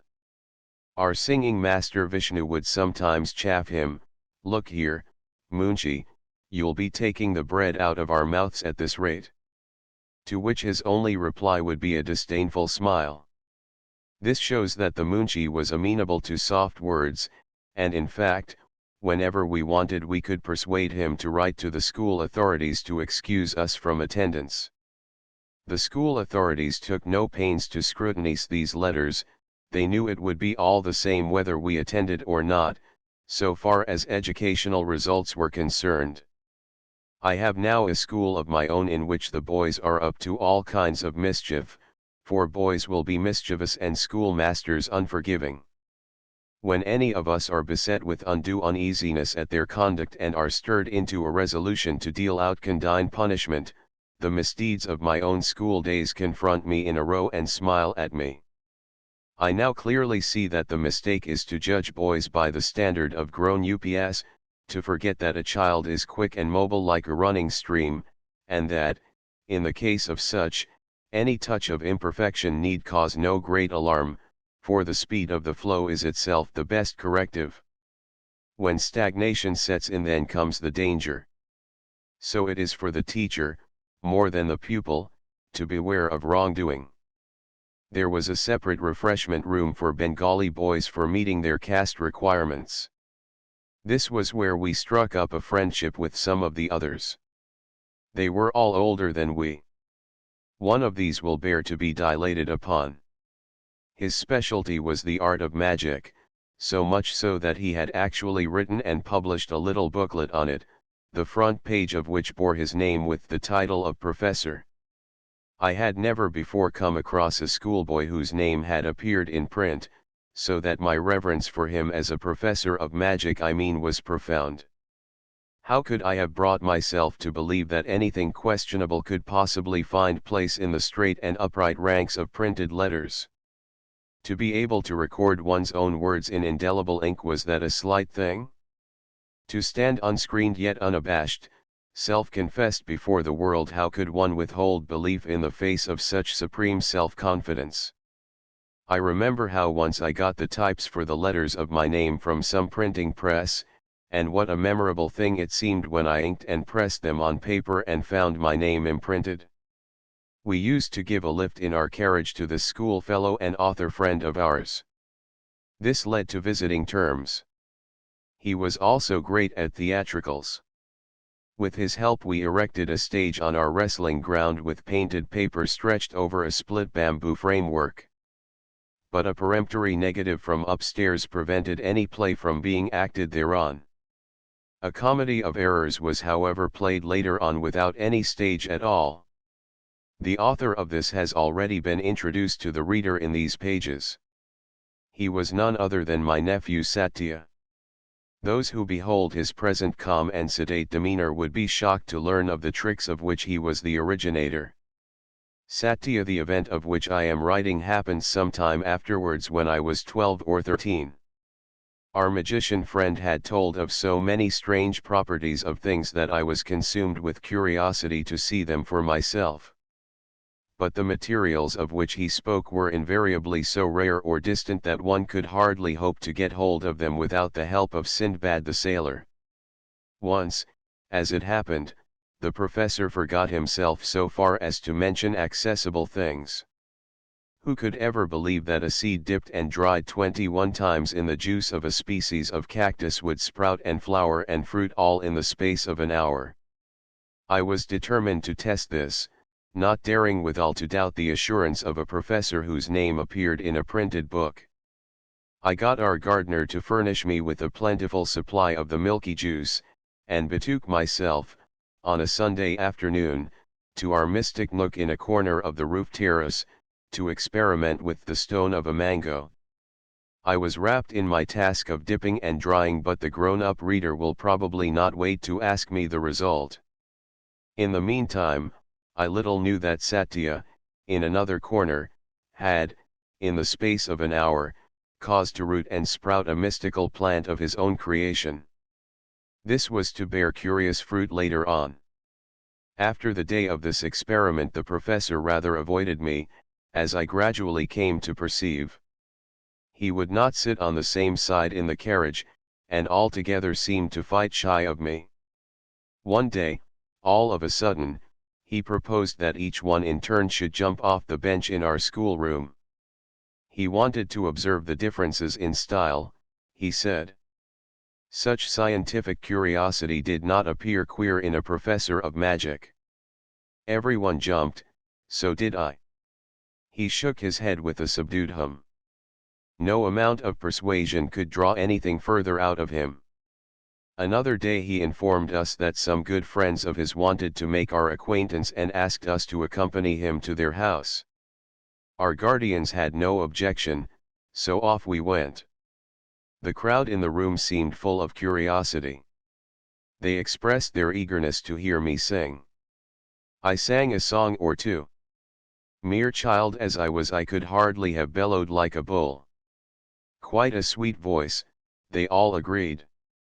When refreshments were put before us they sat round and watched us eat. I was bashful by nature and not used to strange company, moreover the habit I acquired during the attendance of our servant Isvar left me a poor eater for good. They all seemed impressed with the delicacy of my appetite. In the fifth act I got some curiously warm letters from our professor which revealed the whole situation.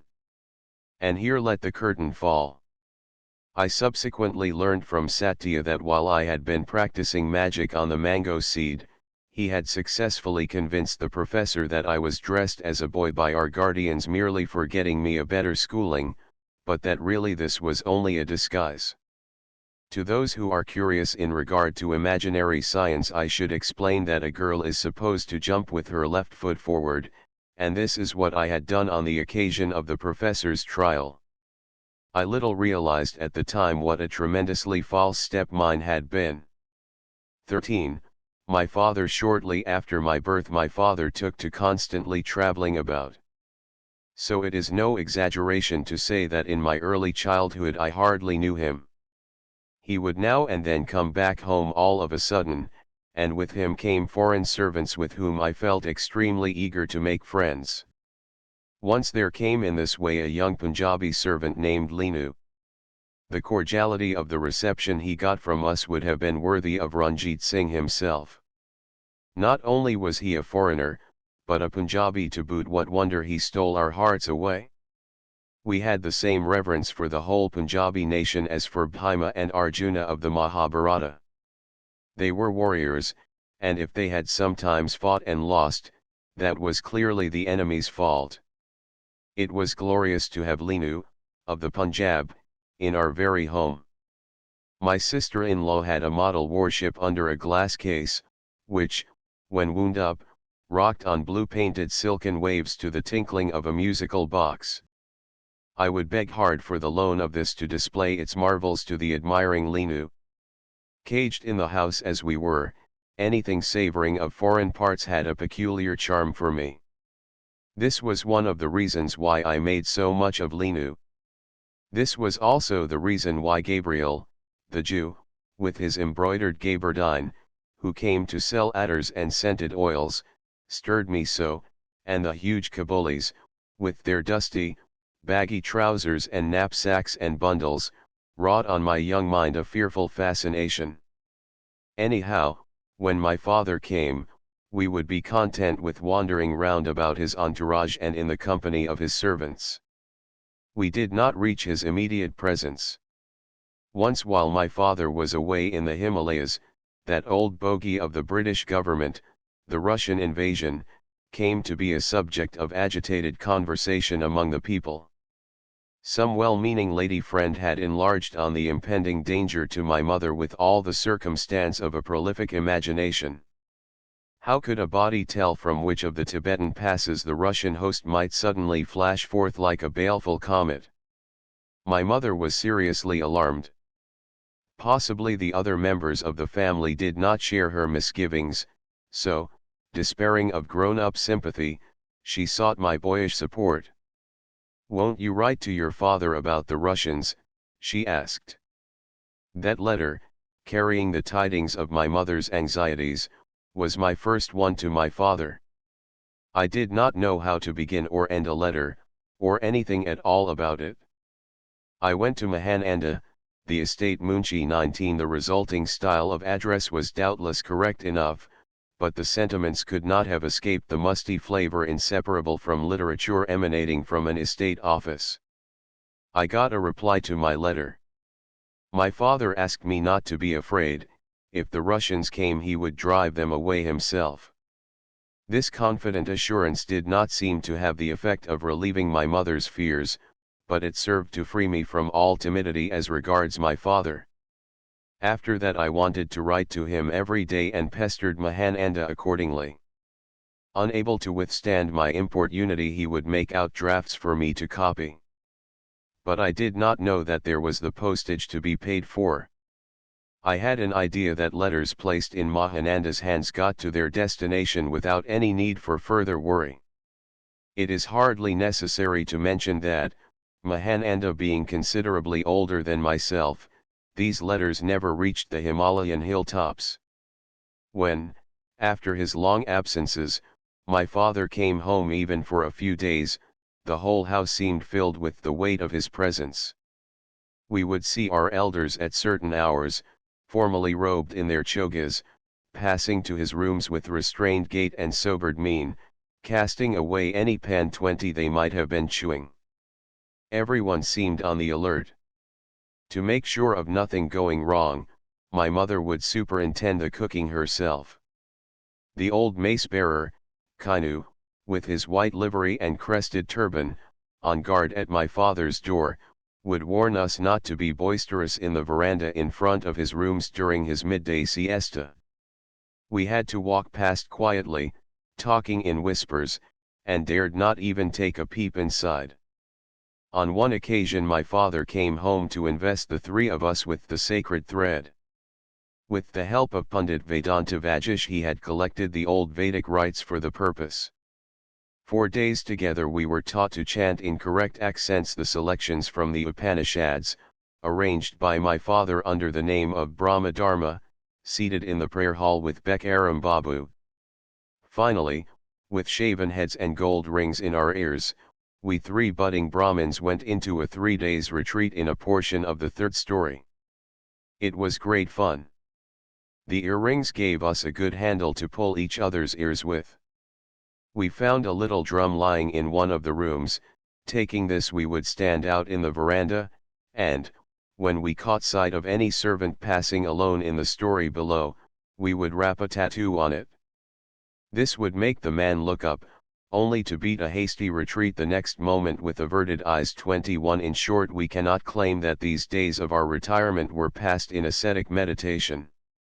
I am however persuaded that boys like ourselves could not have been rare in the hermitages of old. And if some ancient document has it that the 10 or 12-year-old Saradwata or Sarngarava 22 is spending the whole of the days of his boyhood offering oblations and chanting mantras, we are not compelled to put unquestioning faith in the statement, because the book of boy nature is even older and also more authentic. After we had attained full Brahminhood, I became very keen on repeating the Gayatri 23. I would meditate on it with great concentration.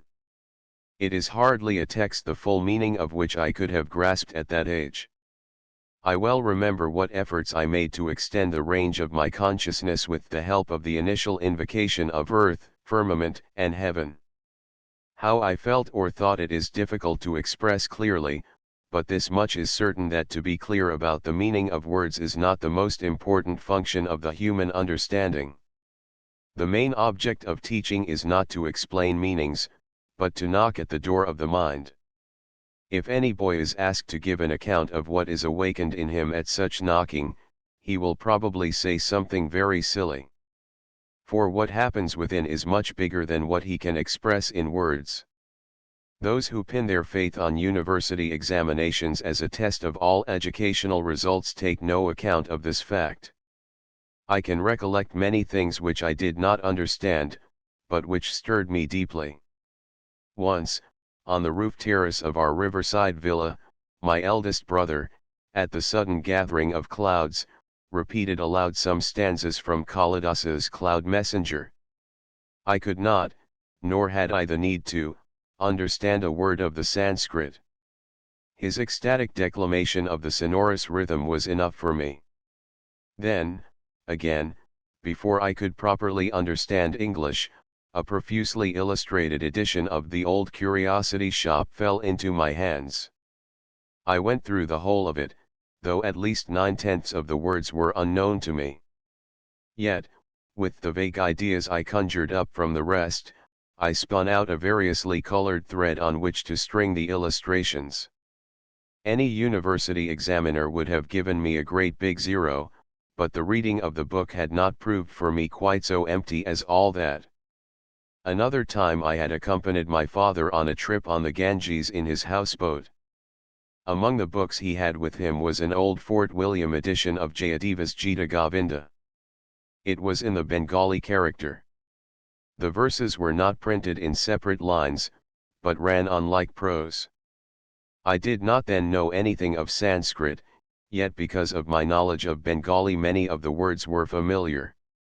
I cannot tell how often I read that Gita Govinda. I can well remember this line, "The night that was passed in the lonely forest cottage." It spread an atmosphere of vague beauty over my mind. That one Sanskrit word, Nibitratani Kunjagriham, meaning the lonely forest cottage, was quite enough for me. I had to discover for myself the intricate meter of Jayadeva, because its divisions were lost in the clumsy prose form of the book. And this discovery gave me very great delight. Of course I did not fully comprehend Jayadeva's meaning. It would hardly be correct to aver that I had got it even partly. But the sound of the words and the lilt of the meter filled my mind with pictures of wonderful beauty, which impelled me to copy out the whole of the book for my own use.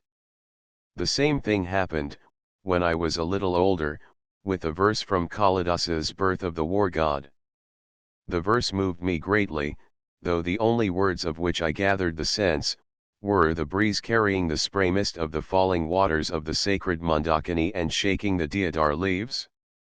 These left me pining to taste the beauties of the whole. When, later, a pundit explained to me that in the next 2 lines the breeze went on splitting the feathers of the peacock plume on the head of the eager deer hunter, the thinness of this last conceit disappointed me. I was much better off when I had relied only upon my imagination to complete the verse. Whoever goes back to his early childhood will agree that his greatest gains were not in proportion to the completeness of his understanding. Arkathaka's 24 I know this truth well. So their narratives always have a good proportion of ear-filling Sanskrit words and abstruse remarks not calculated to be fully understood by their simple hearers, but only to be suggestive. The value of such suggestion is by no means to be despised by those who measure education in terms of material gains and losses. These insist on trying to sum up the account and find out exactly how much of the lesson imparted can be rendered up. But children, and those who are not over-educated, dwell in that primal paradise where men can come to know without fully comprehending each step. And only when that paradise is lost comes the evil day when everything needs must be understood. The road which leads to knowledge, without going through the dreary process of understanding, that is the royal road. If that be barred, though the world's marketing may yet go on as usual, the open sea and the mountain top cease to be possible of access. So, as I was saying, though at that age I could not realize the full meaning of the Gayatri, there was something in me which could do without a complete understanding. I am reminded of a day when, as I was seated on the cement floor in a corner of our schoolroom meditating on the text, my eyes overflowed with tears. Why those tears came I knew not, and to a strict cross-questioner I would probably have given some explanation having nothing to do with the Gayatri. The fact of the matter is that what is going on in the inner recesses of consciousness is not always known to the dweller on the surface. 14. A journey with my father. My shaven head after the sacred thread ceremony caused me one great anxiety.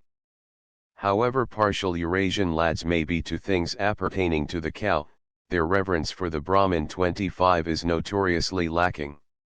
So that, apart from other missiles, our shaven heads were sure to be pelted with jeers. While I was worrying over this possibility, I was one day summoned upstairs to my father. How would I like to go with him to the Himalayas, I was asked. Away from the Bengal Academy and off to the Himalayas. Would I like it? Oh, that I could have rent the skies with a shout, that might have given some idea of the how. On the day of our leaving home, my father, as was his habit, assembled the whole family in the prayer hall for divine service. After I had taken the dust of the feet of my elders, I got into the carriage with my father. This was the first time in my life that I had a full suit of clothes made for me. My father himself had selected the pattern and color. A gold-embroidered velvet cap completed my costume.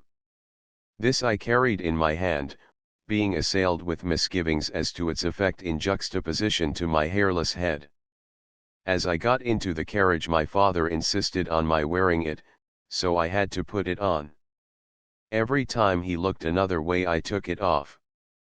Every time I caught his eye, it had to resume its proper place. My father was very particular in all his arrangements and orderings. He disliked leaving things vague or undetermined and never allowed slovenliness or makeshifts.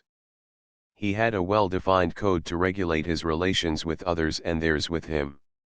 In this he was different from the generality of his countrymen. With the rest of us a little carelessness this way or that did not signify, so in our dealings with him we had to be anxiously careful. It was not so much the little less or more that he objected to as the failure to be up to the standard. My father had also a way of picturing to himself every detail of what he wanted done. On the occasion of any ceremonial gathering, at which he could not be present, he would think out and assign the place for each thing, the duty for each member of the family, the seat for each guest, nothing would escape him.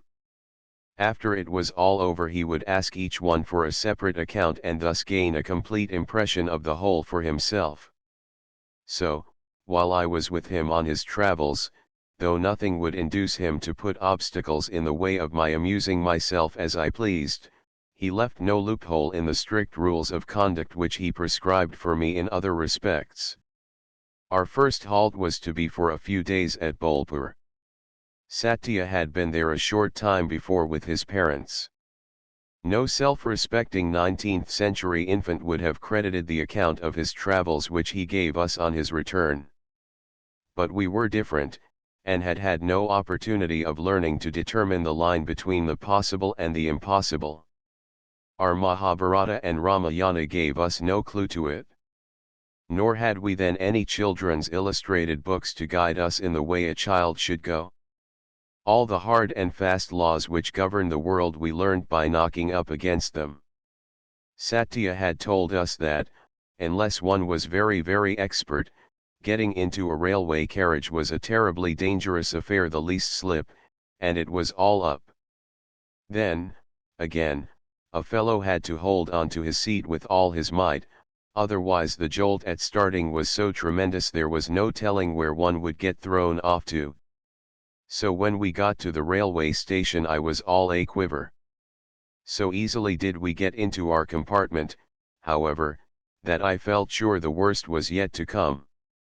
And when, at length, we made an absurdly smooth start, without any semblance of adventure, I felt woefully disappointed.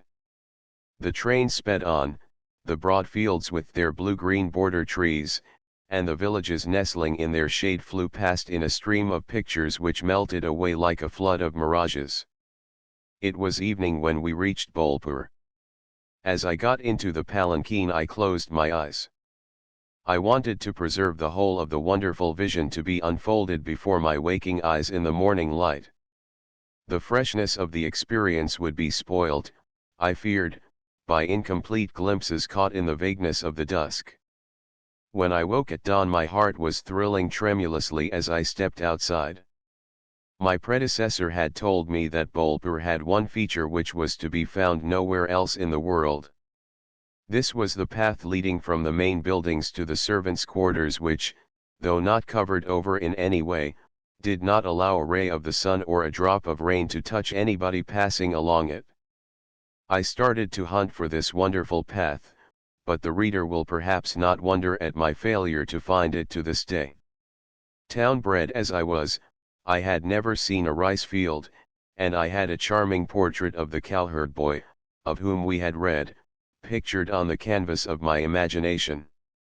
I had heard from Satya that the Bolpur house was surrounded by fields of ripening rice, and that playing in these with cowherd boys was an everyday affair, of which the plucking, cooking and eating of the rice was the crowning feature.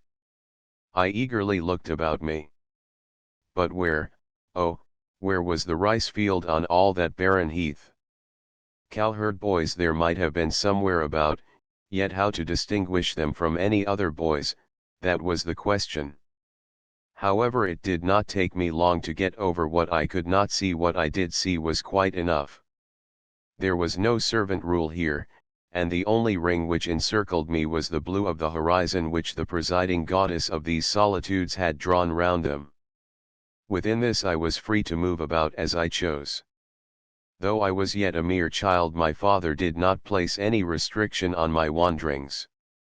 In the hollows of the sandy soil the rainwater had ploughed deep furrows, carving out miniature mountain ranges full of red gravel and pebbles of various shapes through which ran tiny streams, revealing the geography of Lilliput.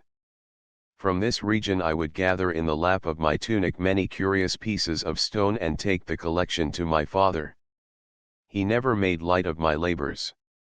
On the contrary, he waxed enthusiastic. "How wonderful!" he exclaimed.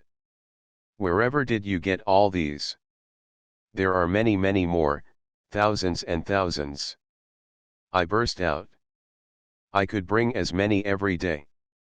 "That would be nice," he replied. "Why not decorate my little hill with them?" An attempt had been made to dig a tank in the garden, but the subsoil water proving too low, it had been abandoned, unfinished, with the excavated earth left piled up into a hillock. On the top of this height my father used to sit for his morning prayer, and as he sat the sun would rise at the edge of the undulating expanse which stretched away to the eastern horizon in front of him. This was the hill he asked me to decorate. I was very troubled, on leaving Bolpur, that I could not carry away with me my store of stones. It is still difficult for me to realize that I have no absolute claim to keep up a close relationship with things, merely because I have gathered them together. If my fate had granted me the prayer, which I had pressed with such insistence, and undertaken that I should carry this load of stones about with me forever, then I should scarcely have had the hardihood to laugh at it today. In one of the ravines I came upon a hollow full of spring water which overflowed as a little rivulet, where sported tiny fish battling their way up the current. "I've found such a lovely spring," I told my father. "Couldn't we get our bathing and drinking water from there?" "The very thing," he agreed, sharing my rapture, and gave orders for our water supply to be drawn from that spring. I was never tired of roaming about among those miniature hills and dales in hopes of lighting on something never known before. I was the living stone of this undiscovered land which looked as if seen through the wrong end of a telescope. Everything there, the dwarf date palms, the scrubby wild plums and the stunted jamolans, was in keeping with the miniature mountain ranges, the little rivulet and the tiny fish I had discovered. Singing to my father probably in order to teach me to be careful, my father placed a little small change in my charge and required me to keep an account of it. He also entrusted me with the duty of winding his valuable gold watch for him. He overlooked the risk of damage in his desire to train me to a sense of responsibility. When we went out together for our morning walk he would ask me to give alms to any beggars we came across. But I never could render him a proper account at the end of it. One day my balance was larger than the account warranted. "I really must make you my cashier," observed my father. "Money seems to have a way of growing in your hands." That watch of his I wound up with such indefatigable zeal that it had very soon to be sent to the watchmakers in Calcutta. I am reminded of the time when, later in life, I was appointed to manage the estate and had to lay before my father, owing to his failing eyesight, a statement of accounts on the 2nd or 3rd of every month. I had first to read out the totals under each head, and if he had any doubts on any point he would ask for the details.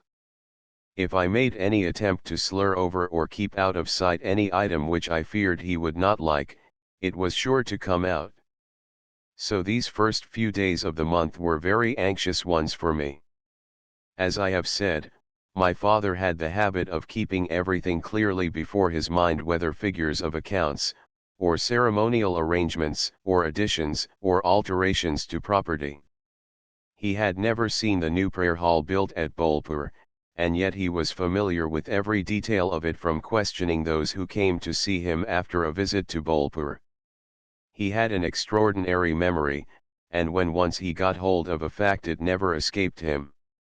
My father had marked his favorite verses in his copy of the Bhagavad Gita. He asked me to copy these out, with their translation, for him.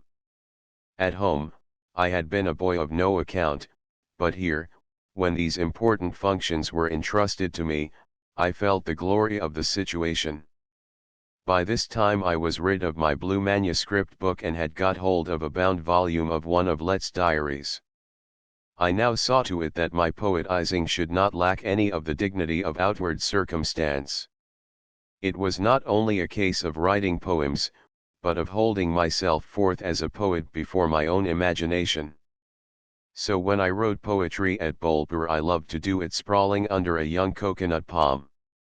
This seemed to me the true poetic way. Resting thus on the hard unturfed gravel in the burning heat of the day I composed a martial ballad on the defeat of King Prithvi. In spite of the superabundance of its martial spirit, it could not escape an early death.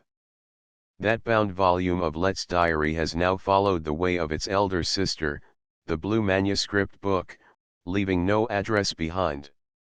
We left Bolpur and making short halts on the way at Sahebganj, Dinapur, Allahabad, and Kanpuri we stopped at last at Amritsar.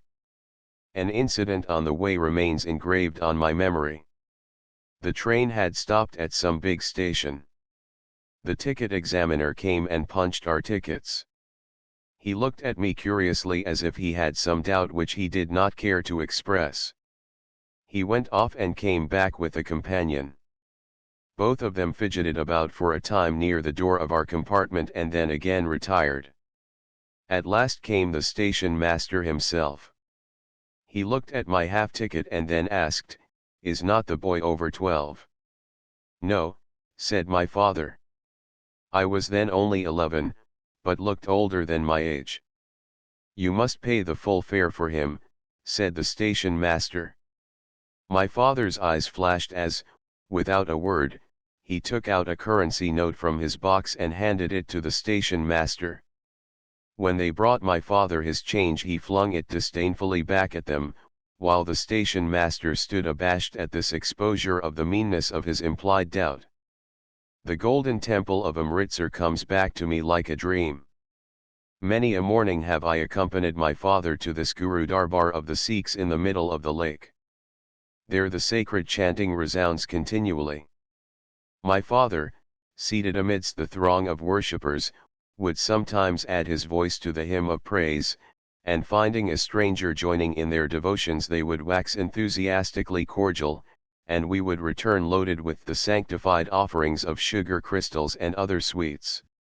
One day my father invited one of the chanting choir to our place and got him to sing us some of their sacred songs. The man went away probably more than satisfied with the reward he received. The result was that we had to take stern measures of self-defense. Such an insistent army of singers invaded us. When they found our house impregnable, the musicians began to waylay us in the streets. And as we went out for our walk in the morning, every now and then would appear a tambura 26 slung over a shoulder, at which we felt like game birds at the sight of the muzzle of the hunter's gun. Indeed, so wary did we become that the twang of the tambura, from a distance, scared us away and utterly failed to bag us. When evening fell, my father would sit out in the veranda facing the garden. I would then be summoned to sing to him. The moon has risen, its beams, passing though the trees, have fallen on the veranda floor. I am singing in the Bihaga mode, O companion in the darkest passage of life. My father with bowed head and clasped hands is intently listening. I can recall this evening scene even now. I have told of my father's amusement on hearing from Srikantha Babu of my maiden attempt at a devotional poem. I am reminded how, later, I had my recompense. On the occasion of one of our Mac festivals several of the hymns were of my composition. One of them was the I Seize Thee Not, Who Art the Pupil of Every Eye. My father was then bedridden at Chinsura. He sent for me and my brother Jyoti. He asked my brother to accompany me on the harmonium and got me to sing all my hymns one after the other. Some of them I had to sing twice over. When I had finished he said, if the king of the country had known the language and could appreciate its literature, he would doubtless have rewarded the poet. Since that is not so, I suppose I must do it. With which he handed me a check. My father had brought with him some volumes of the Peter Parley series from which to teach me. He selected the Life of Benjamin Franklin to begin with. He thought it would read like a storybook and be both entertaining and instructive. But he found out his mistake soon after we began it. Benjamin Franklin was much too business-like a person. The narrowness of his calculated morality disgusted my father. In some cases he would get so impatient at the worldly prudence of Franklin that he could not help using strong words of denunciation. Before this I had nothing to do with Sanskrit beyond getting some rules of grammar by rote. My father started me on the second Sanskrit reader at one bound, leaving me to learn the declensions as we went on. The advance I had made in Bengali 27 stood me in good stead. My father also encouraged me to try Sanskrit composition from the very outset. With the vocabulary acquired from my Sanskrit reader, I built up grandiose compound words with a profuse sprinkling of sonorous M's and N's, making altogether a most diabolical medley of the language of the gods. But my father never scoffed at my temerity. Then there were the readings from Proctor's Popular Astronomy, which my father explained to me in easy language and which I then rendered into Bengali. Among the books which my father had brought for his own use, my attention would be mostly attracted by a 10 or 12 volume edition of Gibbon's Rome. They looked remarkably dry. Being a boy, I thought, I am helpless and read many books because I have to. But why should a grown-up person, who need not read unless he pleases, bother himself so? 15. At the Himalayas we stayed about a month in Amritsar, and, towards the middle of April, started for the Dalhousie Hills. The last few days at Amritsar seemed as if they would never pass, the call of the Himalayas was so strong upon me. The terraced hillsides, as we went up in a yampan, were all aflame with the beauty of the flowering spring crops. Every morning we would make a start after our bread and milk, and before sunset take shelter for the night in the next staging bungalow. My eyes had no rest the livelong day, so great was my fear lest anything should escape them. Wherever, at a turn of the road into a gorge, the great forest trees were found clustering closer, and from underneath their shade a little waterfall trickling out, like a little daughter of the hermitage playing at the feet of hoary sages wrapped in meditation, babbling its way over the black moss-covered rocks. There the yampan bearers would put down their burden, and take a rest. Why, oh why, had we to leave such spots behind, cried my thirsting heart, why could we not stay on there forever? This is the great advantage of the first vision, the mind is not then aware that there are many more such to come. When this comes to be known to that calculating organ, it promptly tries to make a saving in its expenditure of attention. It is only when it believes something to be rare that the mind ceases to be miserly in assigning values. So in the streets of Calcutta I sometimes imagine myself a foreigner, and only then do I discover how much is to be seen, which is lost so long as its full value in attention is not paid. It is the hunger to really see which drives people to travel to strange places. My father left his little cash box in my charge. He had no reason to imagine that I was the fittest custodian of the considerable sums he kept in it for use on the way. He would certainly have felt safer with it in the hands of Kishori, his attendant. So I can only suppose he wanted to train me to the responsibility. One day as we reached the staging bungalow, I forgot to make it over to him and left it lying on a table. This earned me a reprimand. Every time we got down at the end of a stage, my father had chairs placed for us outside the bungalow and there we sat. As dusk came on, the stars blazed out wonderfully through the clear mountain atmosphere, and my father showed me the constellations or treated me to an astronomical discourse. The house we had taken at Bakrota was on the highest hilltop.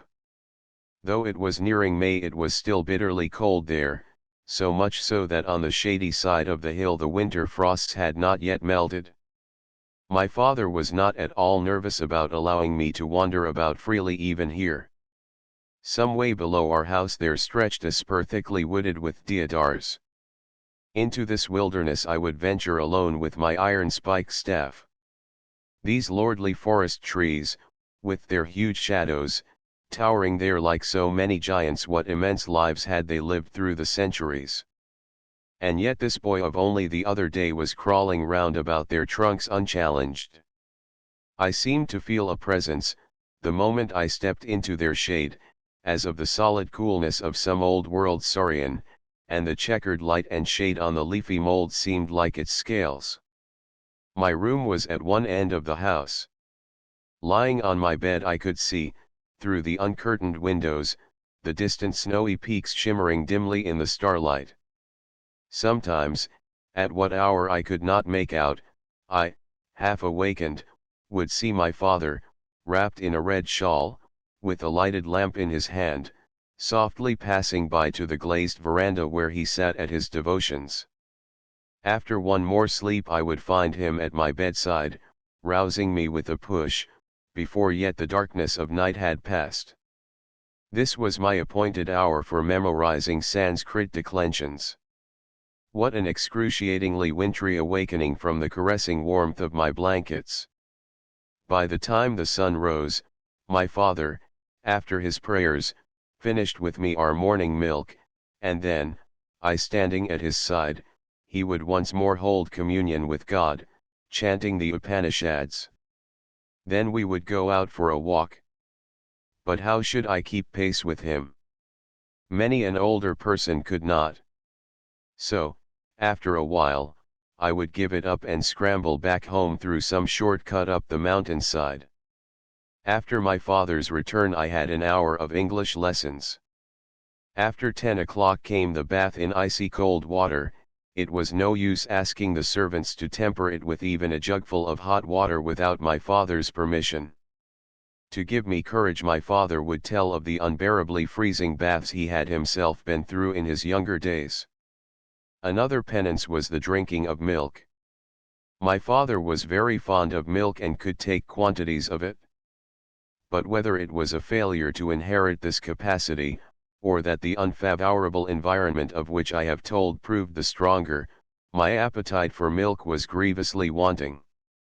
Unfortunately we used to have our milk together. So I had to throw myself on the mercy of the servants, and to their human kindness, or frailty, I was indebted for my goblet being thenceforth more than half full of foam. After our midday meal lessons began again. But this was more than flesh and blood could stand. My outraged morning sleep would have its revenge and I would be toppling over with uncontrollable drowsiness. Nevertheless, no sooner did my father take pity on my plight and let me off, than my sleepiness was off likewise. Then ho! For the mountains. Staff in hand I would often wander away from one peak to another, but my father did not object. To the end of his life, I have observed, he never stood in the way of our independence. Many a time have I said or done things repugnant alike to his taste and his judgment. With a word he could have stopped me, but he preferred to wait till the prompting to refrain came from within. A passive acceptance by us of the correct and the proper did not satisfy him. He wanted us to love truth with our whole hearts. He knew that mere acquiescence without love is empty. He also knew that truth, if strayed from, can be found again, but a forced or blind acceptance of it from the outside effectually bars the way in. The Himalayas. In my early youth I had conceived a fancy to journey along the Grand Trunk Road, right up to Peshawar, in a bullock cart. No one else supported the scheme, and doubtless there was much to be urged against it as a practical proposition. But when I discoursed on it to my father he was sure it was a splendid idea. Traveling by railroad was not worth the name. With which observation he proceeded to recount to me his own adventurous wanderings on foot and horseback. Of any chance of discomfort or peril he had not a word to say. Another time, when I had just been appointed secretary of the Adi Brahma Samaj, I went over to my father, at his Park Street residence, and informed him that I did not approve of the practice of only Brahmins conducting divine service to the exclusion of other castes. He unhesitatingly gave me permission to correct this if I could. When I got the authority I found I lacked the power. I was able to discover imperfections but could not create perfection. Where were the men? Where was the strength in me to attract the right man? Had I the means to build in the place of what I might break?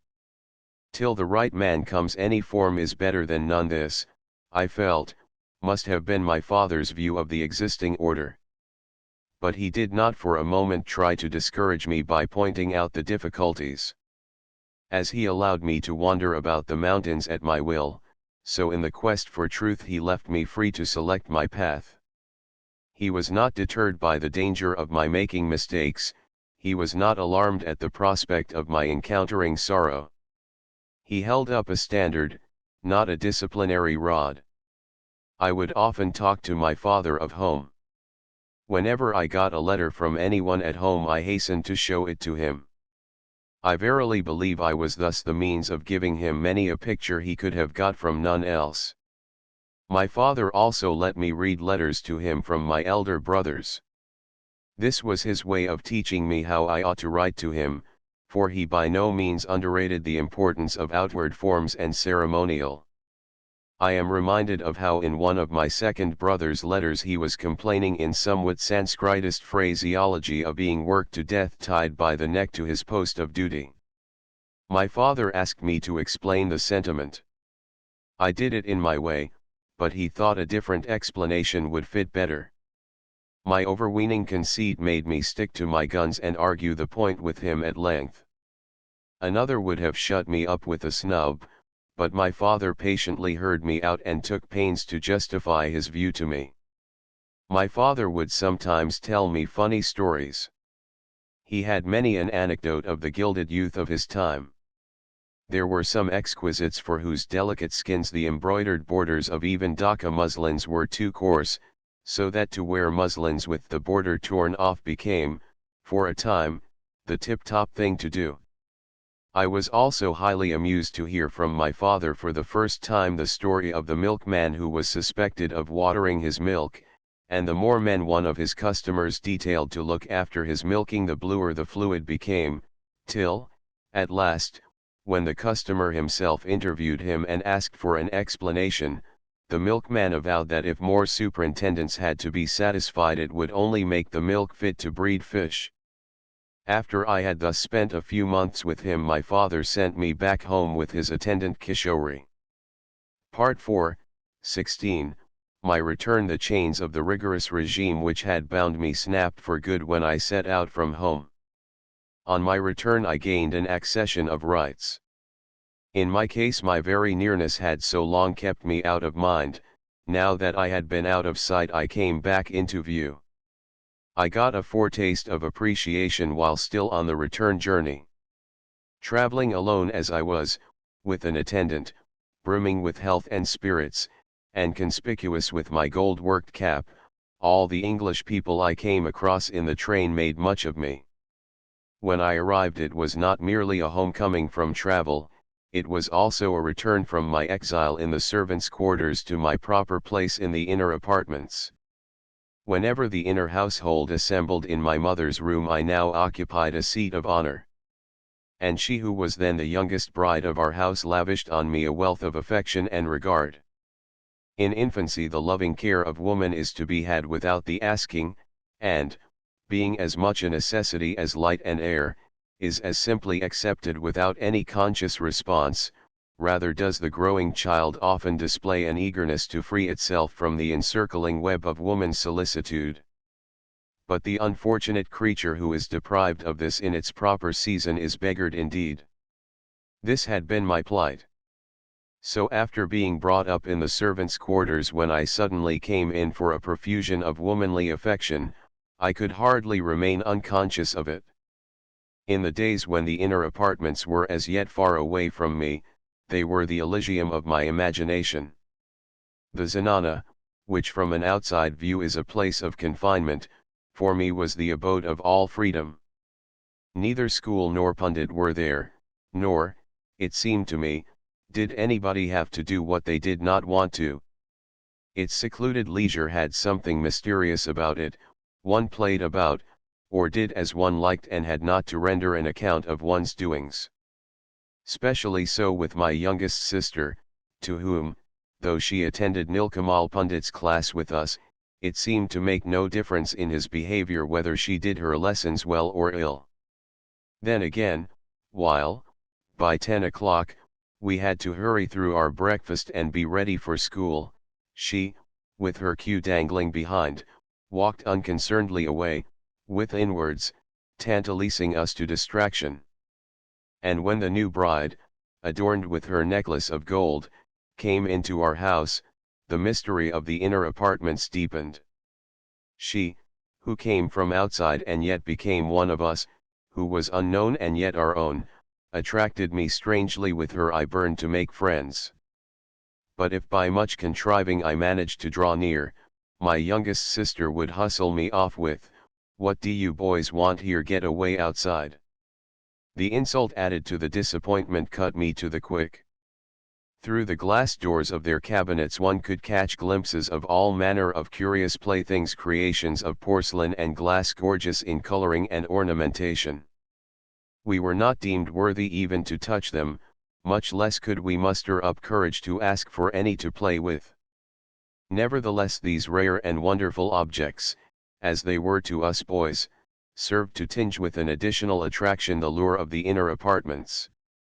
Thus had I been kept at arm's length with repeated rebuffs. As the outer world, so, for me, the interior, was unattainable. Wherefore the impressions of it that I did get appeared to me like pictures. After 9 in the evening, my lessons with Aghari Babu over, I am retiring within for the night. A murky flickering lantern is hanging in the long Venetian screened corridor leading from the outer to the inner apartments. At its end this passage turns into a flight of 4 or 5 steps, to which the light does not reach, and down which I pass into the galleries running round the first inner quadrangle. A shaft of moonlight slants from the eastern sky into the western angle of these verandas, leaving the rest in darkness. In this patch of light the maids have gathered and are squatting close together, with legs outstretched, rolling cotton waste into lampwicks, and chatting in undertones of their village homes. Many such pictures are indelibly printed on my memory. Then after our supper, the washing of our hands and feet on the veranda before stretching ourselves on the ample expanse of our bed, whereupon one of the nurses Tinkari or Sankari comes and sits by our heads and softly croons to us the story of the prince travelling on and on over the lonely moor, and, as it comes to an end, silence falls on the room. With my face to the wall I gaze at the black and white patches, made by the plaster of the walls fallen off here and there, showing faintly in the dim light, and out of these I conjure up many a fantastic image as I drop off to sleep. And sometimes, in the middle of the night, I hear through my half-broken sleep the shouts of old Svarup, the watchman, going his rounds from veranda to veranda. Then came the new order, when I got in profusion from this inner unknown dreamland of my fancies the recognition for which I had all along been pining, when that which naturally should have come day by day was suddenly made good to me with accumulated arrears. I cannot say that my head was not turned. The little traveler was full of the story of his travels, and, with the strain of each repetition, the narrative got looser and looser till it utterly refused to fit into the facts. Like everything else, alas, a story also gets stale and the glory of the teller suffers likewise. That is why he has to add fresh coloring every time to keep up its freshness. After my return from the hills I was the principal speaker at my mother's open-air gatherings on the roof terrace in the evenings. The temptation to become famous in the eyes of one's mother is as difficult to resist as such fame is easy to earn. While I was at the normal school, when I first came across the information in some reader that the sun was hundreds and thousands of times as big as the earth, I at once disclosed it to my mother. It served to prove that he who was small to look at might yet have a considerable amount of bigness about him. I used also to recite to her the scraps of poetry used as illustrations in the chapter on prosody or rhetoric of our Bengali grammar. Now I retailed at her evening gatherings the astronomical titbits I had gleaned from Proctor. My father's follower Kishori belonged at one time to a band of reciters of Dasarthi's jingling versions of the epics. While we were together in the hills he often said to me, "Oh, my little brother 28, if I only had had you in our troupe we could have got up a splendid performance." This would open up to me a tempting picture of wandering as a minstrel boy from place to place, reciting and singing. I learned from him many of the songs in his repertoire, and these were in even greater request than my talks about the photosphere of the sun or the many moons of Saturn. But the achievement of mine which appealed most to my mother was that while the rest of the inmates of the inner apartments had to be content with Kritivasa's Bengali rendering of the Ramayana, I had been reading with my father the original of Maharshi Valmiki himself, Sanskrit meter and all. "Read me some of that Ramayana, do," she said, overjoyed at this news which I had given her. The servant maids in the veranda, alas, my reading of Valmiki had been limited to the short extract from his Ramayana given in my Sanskrit reader, and even that I had not fully mastered. Moreover, on looking over it now, I found that my memory had played me false, and much of what I thought I knew had become hazy. But I lacked the courage to plead I have forgotten to the eager mother awaiting the display of her son's marvelous talents, so that, in the reading I gave, a large divergence occurred between Valmiki's intention and my explanation. That tender-hearted sage, from his seat in heaven, must have forgiven the temerity of the boy seeking the glory of his mother's approbation, but not so Madhusudan 29, the taker down of pride. My mother, unable to contain her feelings at my extraordinary exploit, wanted all to share her admiration. "You must read this to Dvijendra, my eldest brother," she said. In for it, thought I, as I put forth all the excuses I could think of, but my mother would have none of them. She sent for my brother Dvijendra, and, as soon as he arrived, greeted him, with, "Just hear Ruby read Valmiki's Ramayan, how splendidly he does it." It had to be done. But Madhusudan relented and let me off with just a taste of his pride-reducing power. My brother must have been called away while busy with some literary work of his own. He showed no anxiety to hear me render the Sanskrit into Bengali, and as soon as I had read out a few verses he simply remarked "very good" and walked away. After my promotion to the inner apartments I felt it all the more difficult to resume my school life. I resorted to all manner of subterfuges to escape the Bengal Academy. Then they tried putting me at St. Xavier's. But the result was no better. My elder brothers, after a few spasmodic efforts, gave up all hopes of me. They even ceased to scold me. One day my eldest sister said, "We had all hoped Ruby would grow up to be a man, but he has disappointed us the worst."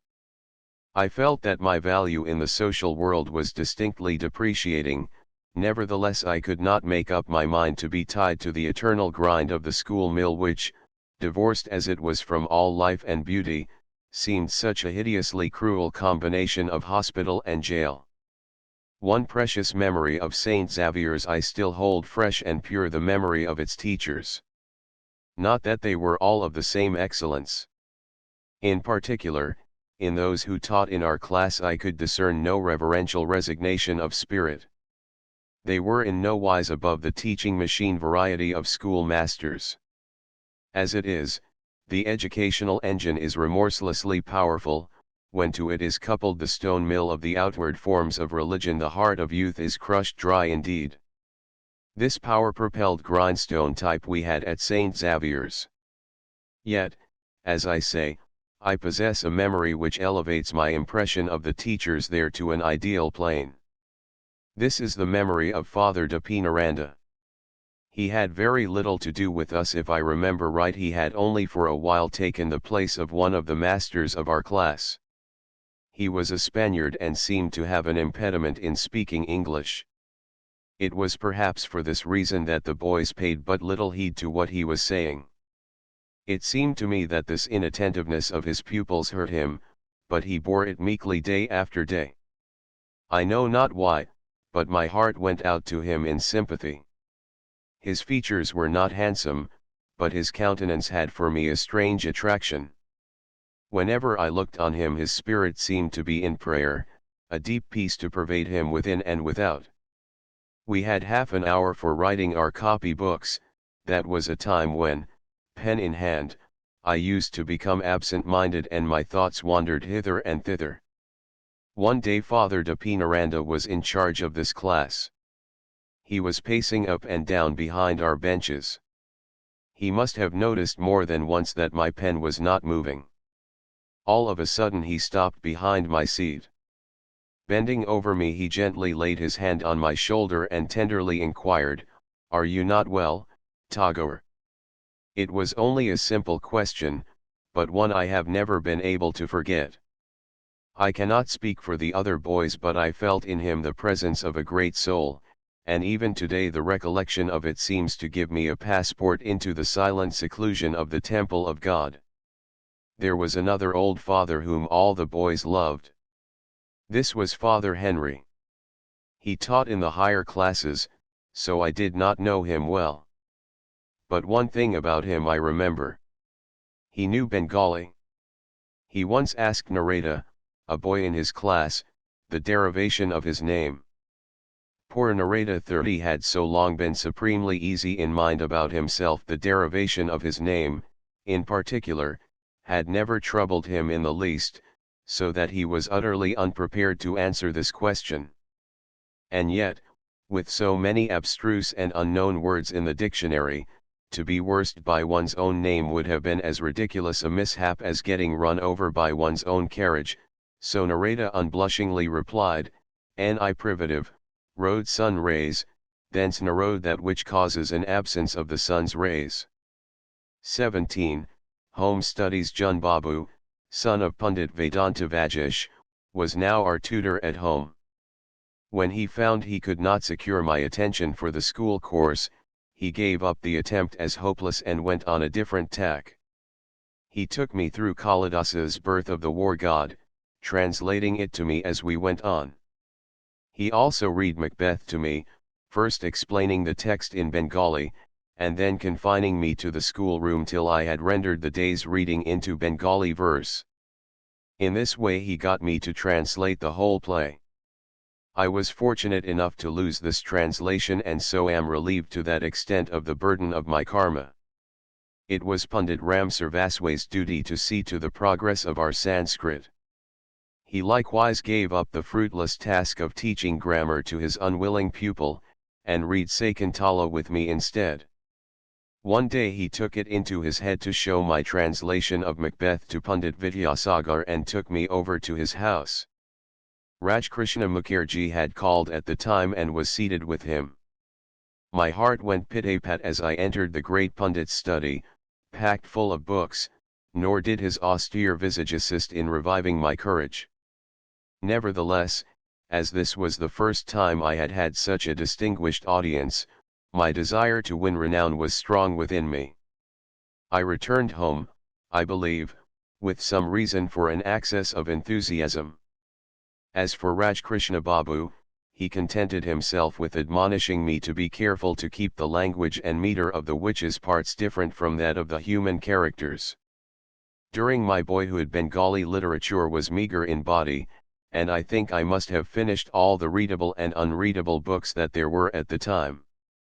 Juvenile literature in those days had not evolved a distinct type of its own, but that I am sure did me no harm. The watery stuff into which literary nectar is now diluted for being served up to the young takes full account of their childishness, but none of them as growing human beings. Children's books should be such as can partly be understood by them and partly not. In our childhood we read every available book from one end to the other, and both what we understood, and what we did not, went on working within us. That is how the world itself reacts on the child consciousness. The child makes its own what it understands, while that which is beyond leads it on a step forward. When Dinabandhu Mitra's satires came out I was not of an age for which they were suitable. A kinswoman of ours was reading a copy, but no entreaties of mine could induce her to lend it to me. She used to keep it under lock and key. Its inaccessibility made me want it all the more, and I threw out the challenge that read the book I must and would. One afternoon she was playing cards, and her keys, tied to a corner of her sari, hung over her shoulder. I had never paid any attention to cards, in fact I could not stand card games. but my behavior that day would hardly have borne this out, so engrossed was I in their playing. At last, in the excitement of one side being about to make a score, I seized my opportunity and set about untying the knot which held the keys. I was not skillful, and moreover excited and hasty, and so got caught. The owner of the sari and of the keys took the fold off her shoulder with a smile, and laid the keys on her lap as she went on with the game. Then I hit on a stratagem. My kinswoman was fond of pan 31 and I hastened to place some before her. This entailed her rising later on to get rid of the chewed pan, and, as she did so, her keys fell off her lap and were replaced over her shoulder. This time they got stolen, the culprit got off, and the book got read. Its owner tried to scold me, but the attempt was not a success, we both laughed so. Dr. Rajendralal Mitra used to edit an illustrated monthly miscellany. My third brother had a bound annual volume of it in his bookcase. This I managed to secure, and the delight of reading it through, over and over again, still comes back to me. Many a holiday noontide has passed with me stretched on my back on my bed, that square volume on my breast, reading about the narwhal whale, or the curiosities of justice as administered by the Kazis of old, or the romantic story of Krishna Kumari. Why do we not have such magazines nowadays? We have philosophical and scientific articles on the one hand, and insipid stories and travels on the other, but no such unpretentious miscellanies which the ordinary person can read in comfort, such as Chambers's or Castle's or the Strand in England, which supply the general reader with a simple, but satisfying fare and are of the greatest use to the greatest number. I came across another little periodical in my young days called the Abadha Bandhu, Ignorant Man's Friend. I found a collection of its monthly numbers in my eldest brother's library and devoured them day after day, seated on the doorsill of his study, facing a bit of terrace to the south. It was in the pages of this magazine that I made my first acquaintance with the poetry of Viharalal Chakravarti. His poems appealed to me the most of all that I read at the time. The artless flute strains of his lyrics awoke within me the music of fields and forest glades. Into these same pages I have wept many a tear over a pathetic translation of Paul and Virginie. That wonderful sea, the breeze-stirred coconut forests on its shore, and the slopes beyond lively with the gambols of mountain goats, a delightfully refreshing mirage they conjured up on that terraced roof in Calcutta. And oh, the romantic courting that went on in the forest paths of that secluded island, between the Bengali boy reader and little Virginie with the many-colored kerchief round her head. Then came Bankim's Banjadarsan, taking the Bengali heart by storm. It was bad enough to have to wait till the next monthly number was out, but to be kept waiting further till my elders had done with it was simply intolerable. Now he who will may swallow at a mouthful the whole of Chandrasekhar or Bishabriksha, but the process of longing and anticipating, month after month, of spreading over the long intervals the concentrated joy of each short reading, revolving every installment over and over in the mind while watching and waiting for the next, the combination of satisfaction with unsatisfied craving, of burning curiosity with its appeasement, these long drawn-out delights of going through the original serial none will ever taste again. The compilations from the old poets by Sarada Mitter and Akshay Sarkar were also of great interest to me. Our elders were subscribers, but not very regular readers, of these series, so that it was not difficult for me to get at them. Vidyapati's quaint and corrupt Maithili language attracted me all the more because of its unintelligibility. I tried to make out his sense without the help of the compiler's notes, jotting down in my own notebook all the more obscure words with their context as many times as they occurred. I also noted grammatical peculiarities according to my lights. 18. My home environment. One great advantage which I enjoyed in my younger days was the literary and artistic atmosphere which pervaded our house. I remember how, when I was quite a child, I would be leaning against the veranda railings which overlooked the detached building comprising the reception rooms. These rooms would be lighted up every evening. Splendid carriages would draw up under the portico, and visitors would be constantly coming and going. What was happening I could not very well make out, but would keep staring at the rows of lighted casements from my place in the darkness. The intervening space was not great, but the gulf between my infant world and these lights was immense. My elder cousin Gyanendra had just got a drama written by Pandit Tarkaratne and was having it staged in the house. His enthusiasm for literature and the fine arts knew no bounds. He was the center of the group who seemed to have been almost consciously striving to bring about from every side the Renaissance which we see today. A pronounced nationalism in dress, literature, music, art, and the drama had awakened in and around him. He was a keen student of the history of different countries and had begun but could not complete a historical work in Bengali. He had translated and published the Sanskrit drama, Vikramarvasi, and many a well-known hymn is his composition. He may be said to have given us the lead in writing patriotic poems and songs. This was in the days when the Hindu Mela was an annual institution, and there his song "Ashamed Am I to Sing of India's Glories" used to be sung. I was still a child when my cousin Gyanendra died in the prime of his youth, but for those who have once beheld him it is impossible to forget his handsome, tall, and stately figure. He had an irresistible social influence.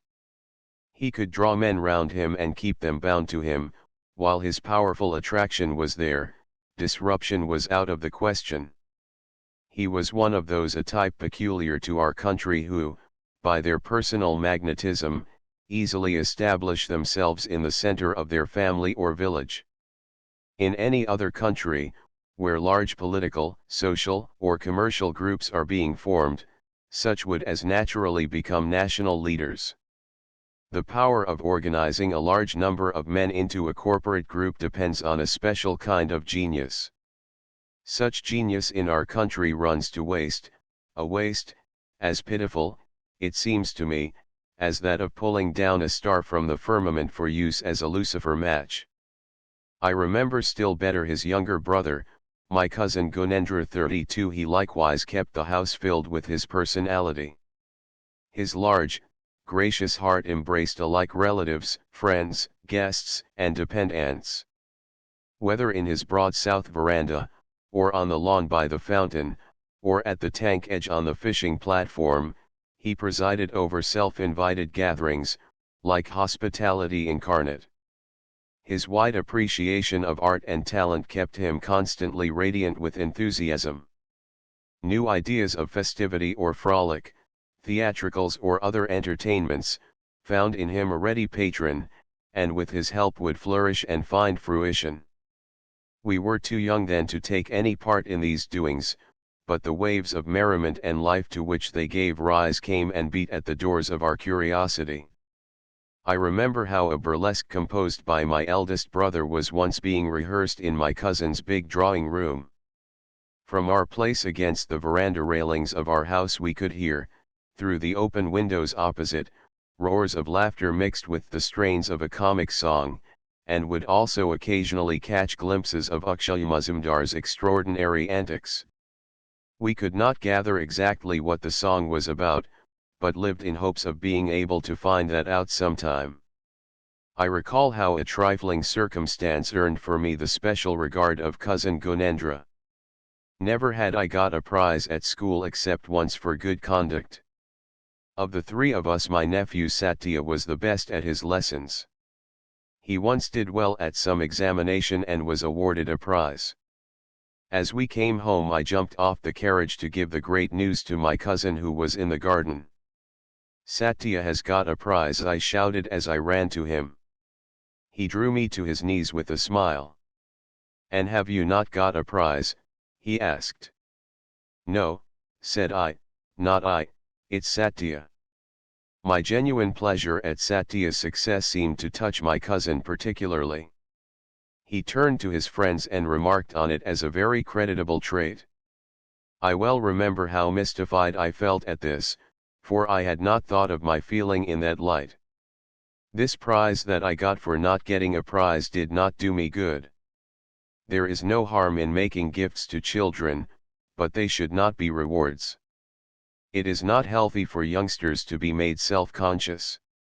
After the midday meal, cousin Gunendra would attend the estate offices in our part of the house.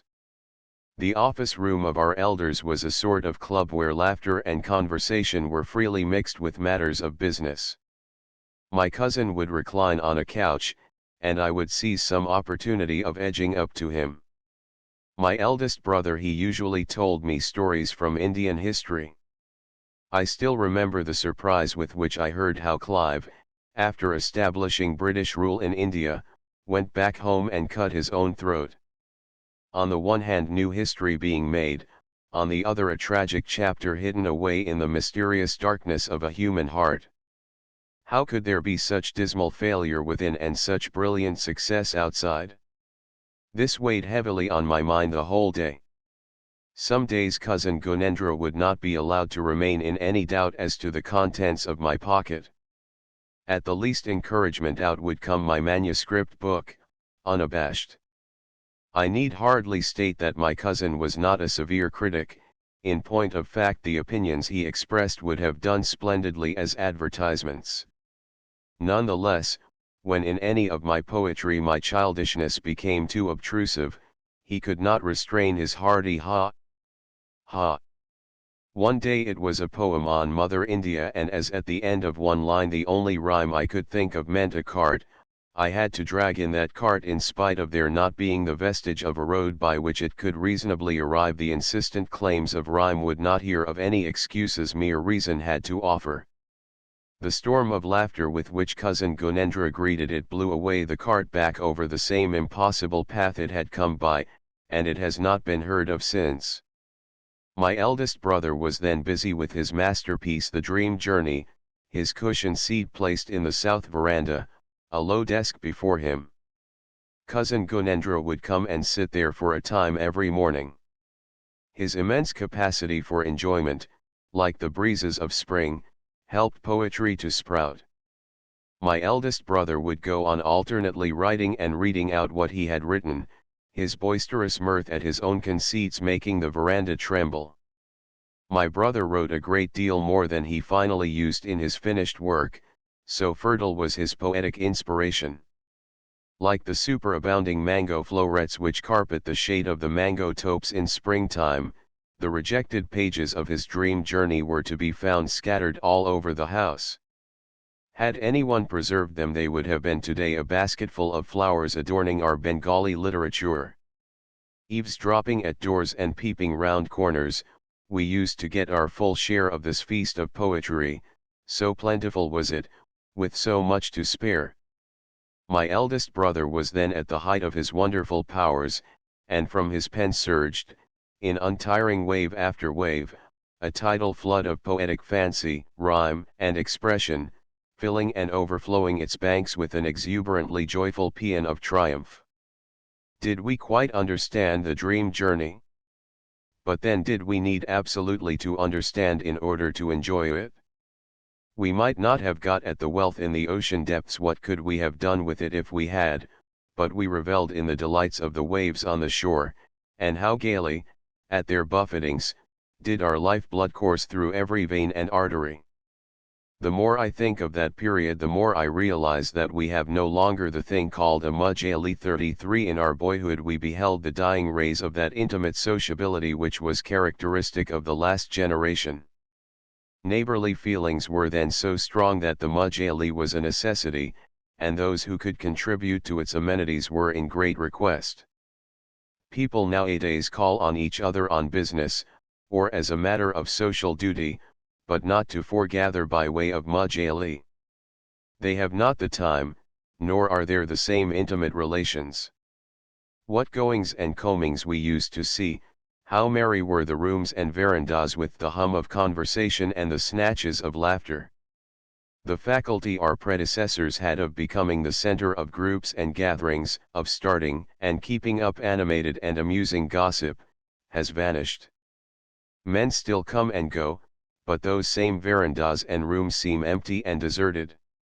In those days everything from furniture to festivity was designed to be enjoyed by the many, so that whatever of pomp or magnificence there might have been did not savor of hauteur. These appendages have since increased in quantity, but they have become unfeeling, and know not the art of making high and low alike feel at home. The bare-bodied, the indigently clad, no longer have the right to use and occupy them, without a permit, on the strength of their smiling faces alone. Those whom we nowadays seek to imitate in our house building and furnishing, they have their own society, with its wide hospitality. The mischief with us is that we have lost what we had, but have not the means of building up afresh on the European standard, with the result that our home life has become joyless. We still meet for business or political purposes, but never for the pleasure of simply meeting one another. We have ceased to contrive opportunities to bring men together simply because we love our fellow men. I can imagine nothing more ugly than this social miserliness, and, when I look back on those whose ringing laughter, coming straight from their hearts, used to lighten for us the burden of household cares, they seem to have been visitors from some other world. 19. Literary companions. There came to me in my boyhood a friend whose help in my literary progress was invaluable. Akshay Chowdhury was a schoolfellow of my fourth brother. He was an M.A. in English literature, for which his love was as great as his proficiency therein. On the other hand, he had an equal fondness for our older Bengali authors and Vaishnava poets. He knew hundreds of Bengali songs of unknown authorship, and on these he would launch, with voice uplifted, regardless of tune or consequence or of the expressed disapproval of his hearers. Nor could anything, within him or without, prevent his loudly beating time to his own music, for which the nearest table or book served his nimble fingers to rap a vigorous tattoo on, to help to enliven the audience. He was also one of those with an inordinate capacity for extracting enjoyment from all and sundry. He was as ready to absorb every bit of goodness in a thing as he was lavish in singing its praises. He had an extraordinary gift as a lightning composer of lyrics and songs of no mean merit, but in which he himself had no pride of authorship. He took no further notice of the heaps of scattered scraps of paper on which his pencil writings had been indited. He was as indifferent to his powers as they were prolific. One of his longer poetic pieces was much appreciated when it appeared in the Banjadarsan, and I have heard his songs sung by many who knew nothing at all about their composer. A genuine delight in literature is much rarer than erudition, and it was this enthusiastic enjoyment in Akshay Babu which used to awaken my own literary appreciation. He was as liberal in his friendships as in his literary criticisms. Among strangers he was as a fish out of water, but among friends discrepancies in wisdom or age made no difference to him. With us boys he was a boy. When he took his leave, late in the evening, from the mujali of our elders, I would buttonhole and drag him to our schoolroom.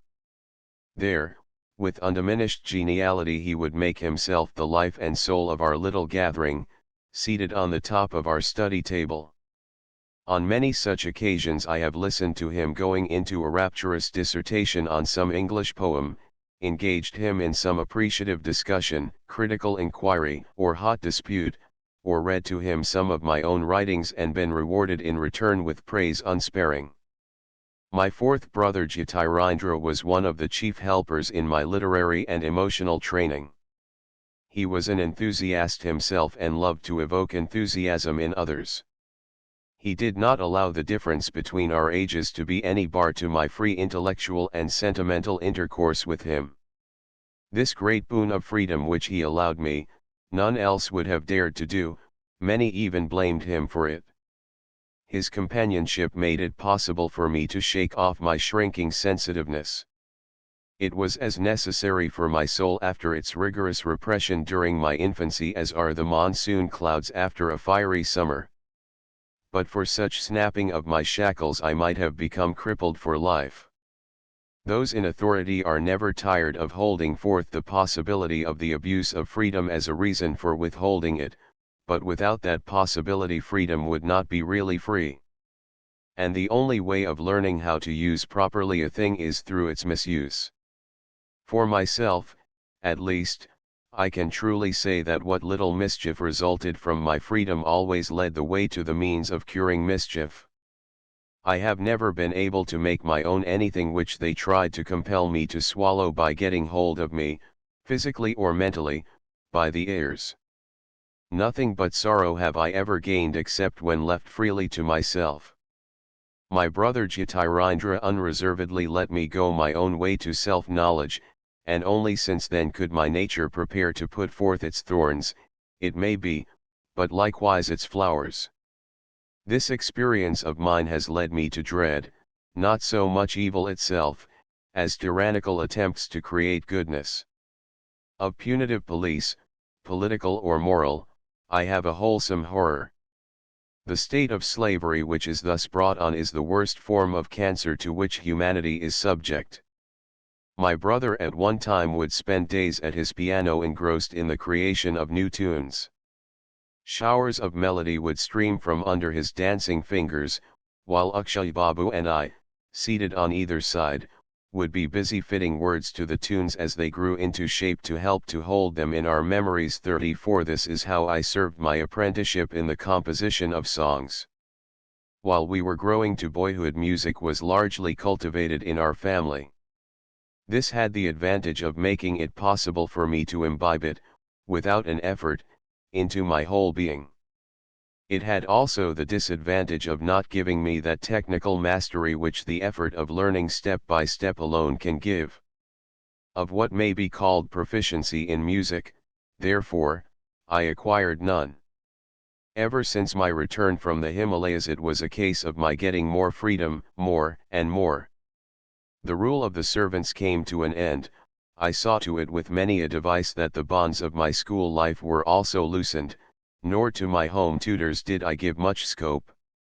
Jun Babu, after taking me through the birth of the war god and one or two other books in a desultory fashion, went off to take up a legal career.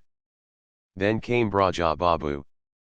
The first day he put me on to translate The Vicar of Wakefield. I found that I did not dislike the book, but when this encouraged him to make more elaborate arrangements for the advancement of my learning I made myself altogether scarce. As I have said, my elders gave me up. Neither I nor they were troubled with any more hopes of my future. So I felt free to devote myself to filling up my manuscript book. And the writings which thus filled it were no better than could have been expected.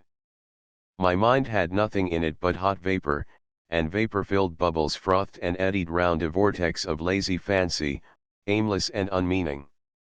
No forms were evolved, there was only the distraction of movement, a bubbling up, a bursting back into froth. What little of matter there was in it was not mine, but borrowed from other poets. What was my own was the restlessness, the seething tension within me. When motion has been born, while yet the balance of forces has not matured, then is there blind chaos indeed. My sister-in-law 35 was a great lover of literature. She did not read simply to kill time, but the Bengali books which she read filled her whole mind. I was a partner in her literary enterprises. She was a devoted admirer of The Dream Journey. So was I, the more particularly as, having been brought up in the atmosphere of its creation, its beauties had become intertwined with every fiber of my heart. Fortunately it was entirely beyond my power of imitation, so it never occurred to me to attempt anything like it. The Dream Journey may be likened to a superb palace of allegory, with innumerable halls, chambers, passages, corners, and niches full of statuary and pictures, of wonderful design and workmanship, and in the grounds around gardens, bowers, fountains, and shady nooks in profusion. Not only do poetic thought and fancy abound, but the richness and variety of language and expression is also marvelous. It is not a small thing, this creative power which can bring into being so magnificent a structure complete in all its artistic detail, and that is perhaps why the idea of attempting an imitation never occurred to me. At this time Viharalal Chakravarti's series of songs called Sarada Mangal were coming out in the Arya Darsan. My sister-in-law was greatly taken with the sweetness of these lyrics. Most of them she knew by heart. She used often to invite the poet to our house and had embroidered for him a cushion seat with her own hands. This gave me the opportunity of making friends with him. He came to have a great affection for me, and I took to dropping in at his house at all times of the day, morning, noon, or evening. His heart was as large as his body, and a halo of fancy used to surround him like a poetic astral body which seemed to be his truer image. He was always full of true artistic joy, and whenever I have been to him I have breathed in my share of it. Often have I come upon him in his little room on the third story, in the heat of noonday, sprawling on the cool polished cement floor, writing his poems. Mere boy though I was, his welcome was always so genuine and hearty that I never felt the least awkwardness in approaching him.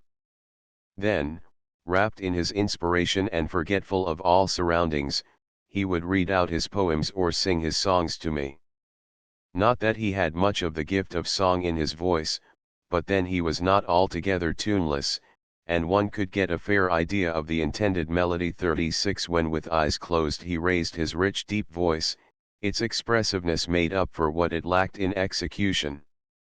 I still seem to hear some of his songs as he sang them. I would also sometimes set his words to music and sing them to him. He was a great admirer of Valmiki and Kalidas. I remember how once after reciting a description of the Himalayas from Kalidas with the full strength of his voice, he said, "The succession of long A sounds here is not an accident. The poet has deliberately repeated this sound all the way from Devatma down to Nagadhiraja as an assistance in realizing the glorious expanse of the Himalayas." At the time the height of my ambition was to become a poet like Vihari Babu. I might have even succeeded in working myself up to the belief that I was actually writing like him, but for my sister-in-law, his zealous devotee, who stood in the way. She would keep reminding me of a Sanskrit saying that the unworthy aspirant after poetic fame departs in jeers. Very possibly she knew that if my vanity was once allowed to get the upper hand it would be difficult afterwards to bring it under control. So neither my poetic abilities nor my powers of song readily received any praise from her, rather would she never let slip an opportunity of praising somebody else's singing at my expense, with the result that I gradually became quite convinced of the defects of my voice. Misgivings about my poetic powers also assailed me, but, as this was the only field of activity left in which I had any chance of retaining my self-respect, I could not allow the judgment of another to deprive me of all hope. Moreover, so insistent was the spur within me that to stop my poetic adventure was a matter of sheer impossibility. 20. Publishing my writings so far had been confined to the family circle. Then was started the monthly called the Jun Ankur, Sprouting Knowledge, and, as befitted its name, it secured an embryo poet as one of its contributors. It began to publish all my poetic ravings indiscriminately, and to this day I have, in a corner of my mind, the fear that, when the day of judgment comes for me, some enthusiastic literary police agent will institute a search in the inmost zenana of forgotten literature, regardless of the claims of privacy, and bring these out before the pitiless public gaze. My first prose writing also saw the light in the pages of the Jun Ankur. It was a critical essay and had a bit of a history. A book of poems had been published entitled Bhubanmohini Pratibha 37. Akshay Babu in the Sadharani and Budeb Babu in the Education Gazette hailed this new poet with effusive acclamation. A friend of mine, older than myself, whose friendship dates from then, would come and show me letters he had received signed Bhubanmohini. He was one of those whom the book had captivated and used frequently to send reverential offerings of books or cloth. 38 To the address of the reputed authoress. Some of these poems were so wanting in restraint both of thought and language that I could not bear the idea of their being written by a woman. The letters that were shown to me made it still less possible for me to believe in the womanliness of the writer. But my doubts did not shake my friend's devotion, and he went on with the worship of his idol. Then I launched into a criticism of the work of this writer. I let myself go, and eruditely held forth on the distinctive features of lyrics and other short poems, my great advantage being that printed matter is so unblushing, so impassively unbetraying of the writer's real attainments. My friend turned up in a great passion and hurled at me the threat that a BA was writing a reply. A BA. I was struck speechless. I felt the same as in my younger days when my nephew Satya had shouted for a policeman. I could see the triumphal pillar of argument, erected upon my nice distinctions, crumbling before my eyes at the merciless assaults of authoritative quotations, and the door effectually barred against my ever showing my face to the reading public again. Alas, my critique, under what evil star wert thou born? I spent day after day in the direst suspense. But, like Satya's policeman, the BA failed to appear. 21. Bhanusingha. As I have said, I was a keen student of the series of old Vaishnava poems which were being collected and published by Babus Akshay Sarkar and Sarodha Mitter. Their language, largely mixed with Maithili, I found difficult to understand, but for that very reason I took all the more pains to get at their meaning. My feeling towards them was that same eager curiosity with which I regarded the ungerminated sprout within the seed, or the undiscovered mystery under the dust covering of the earth. My enthusiasm was kept up with the hope of bringing to light some unknown poetical gems as I went deeper and deeper into the unexplored darkness of this treasure house. While I was so engaged, the idea got hold of me of enfolding my own writings in just such a wrapping of mystery. I had heard from Akshay Chowdhury the story of the English boy poet Chatterton. What his poetry was like I had no idea, nor perhaps had Akshay Babu himself. Had we known, the story might have lost its charm. As it happened, the melodramatic element in it fired my imagination, for had not so many been deceived by his successful imitation of the classics? And at last the unfortunate youth had died by his own hand. Leaving aside the suicide part, I girded up my loins to emulate young Chatterton's exploits. One noon the clouds had gathered thickly. Rejoicing in the grateful shade of the cloudy midday rest hour, I lay prone on the bed in my inner room and wrote on a slate the imitation Maithili poem Gahana Kusumakunjamaiha.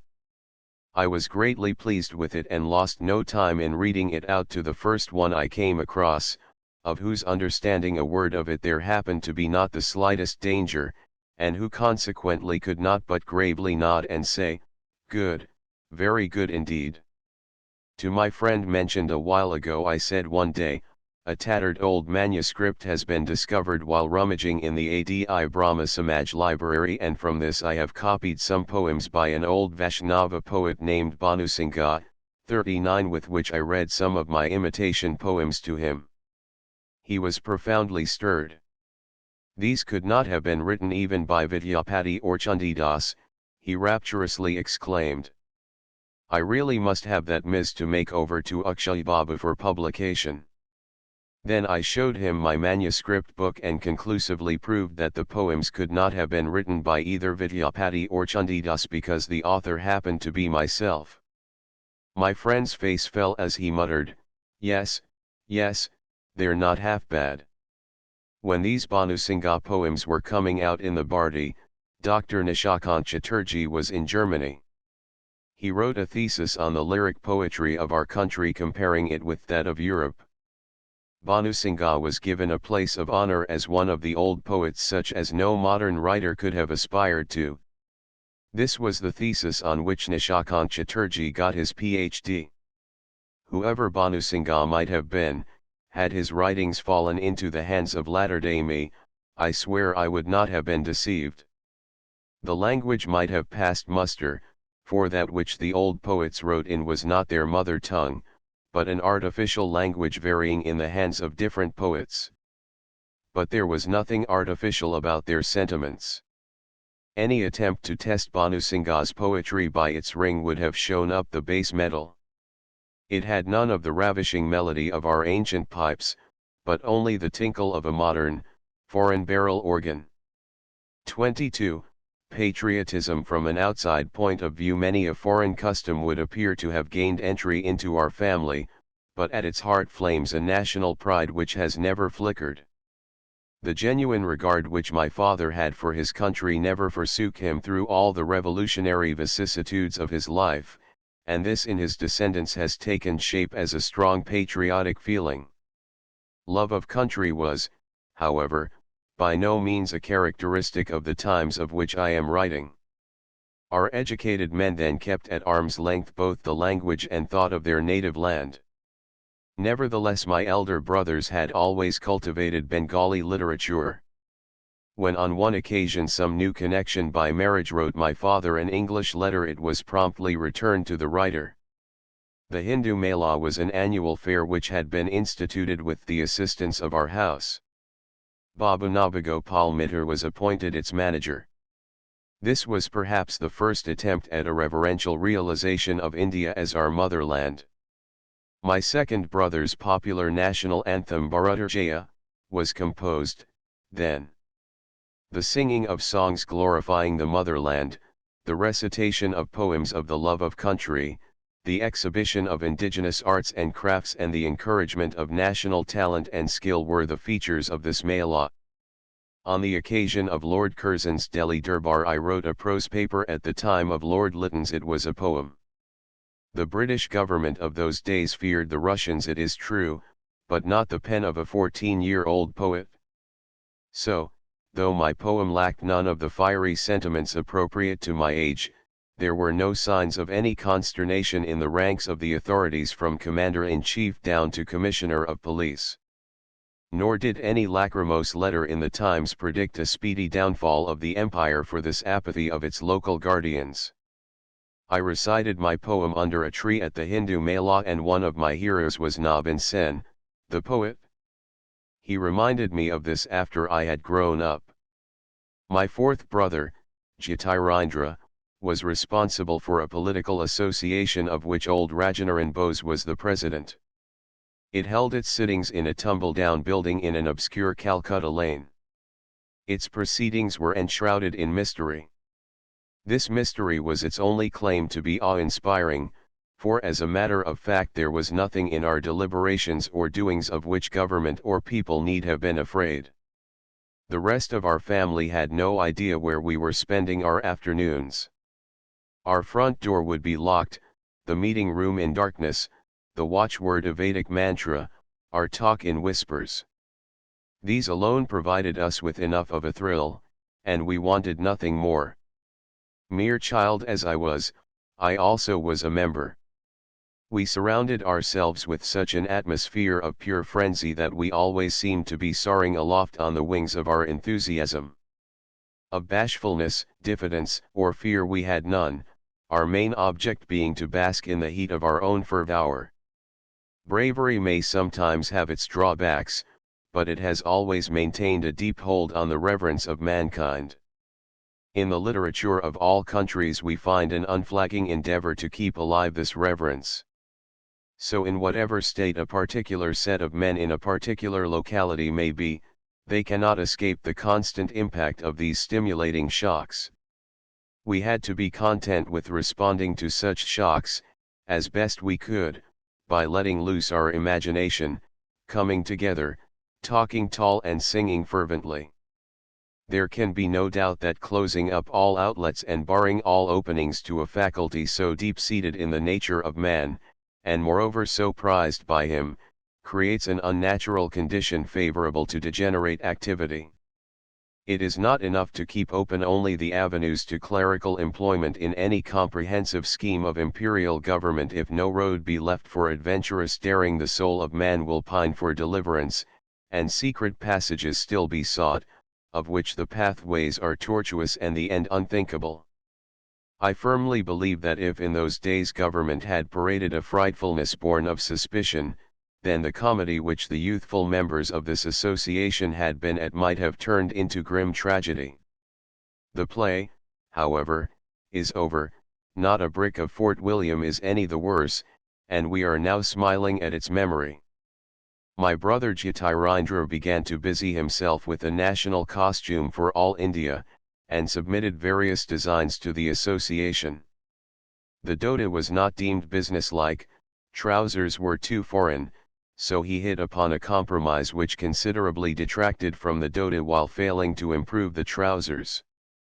That is to say, the trousers were decorated with the addition of a false dhoti fold in front and behind. The fearsome thing that resulted from combining a turban with a sola topi our most enthusiastic member would not have had the temerity to call ornamental. No person of ordinary courage could have dared it, but my brother unflinchingly wore the complete suit in broad daylight, passing through the house of an afternoon to the carriage waiting outside, indifferent alike to the stare of relation or friend, doorkeeper or coachman. There may be many a brave Indian ready to die for his country, but there are but few, I am sure, who even for the good of the nation would face the public streets in such pan-Indian garb. Every Sunday my brother would get up a shikar party. Many of those who joined in it, uninvited, we did not even know. There was a carpenter, a smith, and others from all ranks of society. Bloodshed was the only thing lacking in this shikar, at least I cannot recall any. Its other appendages were so abundant and satisfying that we felt the absence of dead or wounded game to be a trifling circumstance of no account. As we were out from early morning, my sister-in-law furnished us with a plentiful supply of lychees with appropriate accompaniments, and as these did not depend upon the fortunes of our chase we never had to return empty. The neighborhood of Maniktola is not wanting in villa gardens. We would turn into any one of these at the end, and high and low-born alike, seated on the bathing platform of a tank, would fling ourselves on the lychees in right good earnest, all that was left of them being the vessels they were brought in. Braja Babu was one of the most enthusiastic of these bloodthirstless shikaris. He was the superintendent of the Metropolitan Institution and had also been our private tutor for a time. One day he had the happy idea of accosting the Mali, gardener, of a villa garden into which we had thus trespassed with, "Hello, has uncle been here lately?" The Mali lost no time in saluting him respectfully before he replied, "No, sir, the master hasn't been lately." "All right, get us some green coconuts off the trees."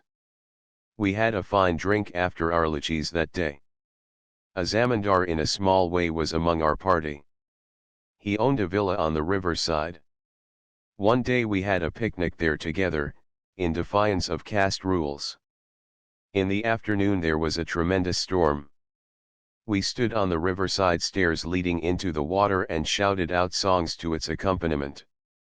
I cannot truthfully assert that all the 7 notes of the scale could properly be distinguished in Rabindranath Babu's singing, nevertheless he sent forth his voice and, as in the old Sanskrit works the text is drowned by the notes, so in Rabindranath Babu's musical efforts the vigorous play of his limbs and features overwhelmed his feebler vocal performance, his head swung from side to side marking time, while the storm played havoc with his flowing beard.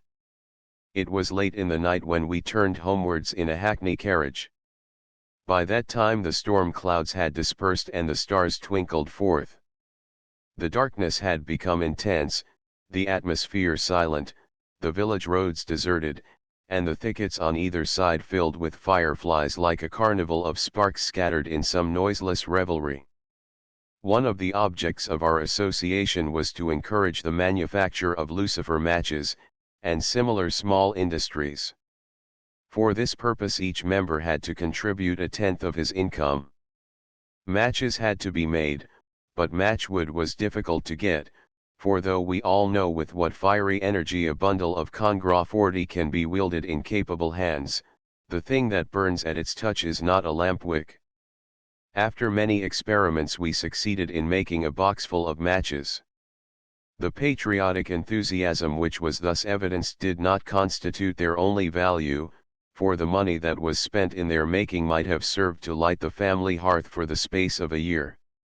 Another little defect was that these matches could not be got to burn unless there was a light handy to touch them up with. If they could only have inherited some of the patriotic flame of which they were born, they might have been marketable even today. News came to us that some young student was trying to make a power loom. Off we went to see it. None of us had the knowledge with which to test its practical usefulness, but in our capacity for believing and hoping we were inferior to none. The poor fellow had got into a bit of debt over the cost of his machine, which we repaid for him. Then one day we found Braja Babu coming over to our house with a flimsy country towel tied round his head. Made in our loom, he shouted as with hands uplifted he executed a war dance. The outside of Braja Babu's head had then already begun to ripen into grey. At last some worldly wise people came and joined our society, made us taste of the fruit of knowledge, and broke up our little paradise. When I first knew Rajanaran Babu, I was not old enough to appreciate his many-sidedness. In him were combined many opposites. In spite of his hoary hair and beard, he was as young as the youngest of us, his venerable exterior serving only as a white mantle for keeping his youth perpetually fresh. Even his extensive learning had not been able to do him any damage, for it left him absolutely simple. To the end of his life the incessant flow of his hearty laughter suffered no check, neither from the gravity of age, nor ill health, nor domestic affliction, nor profundity of thought, nor variety of knowledge, all of which had been his in ample measure.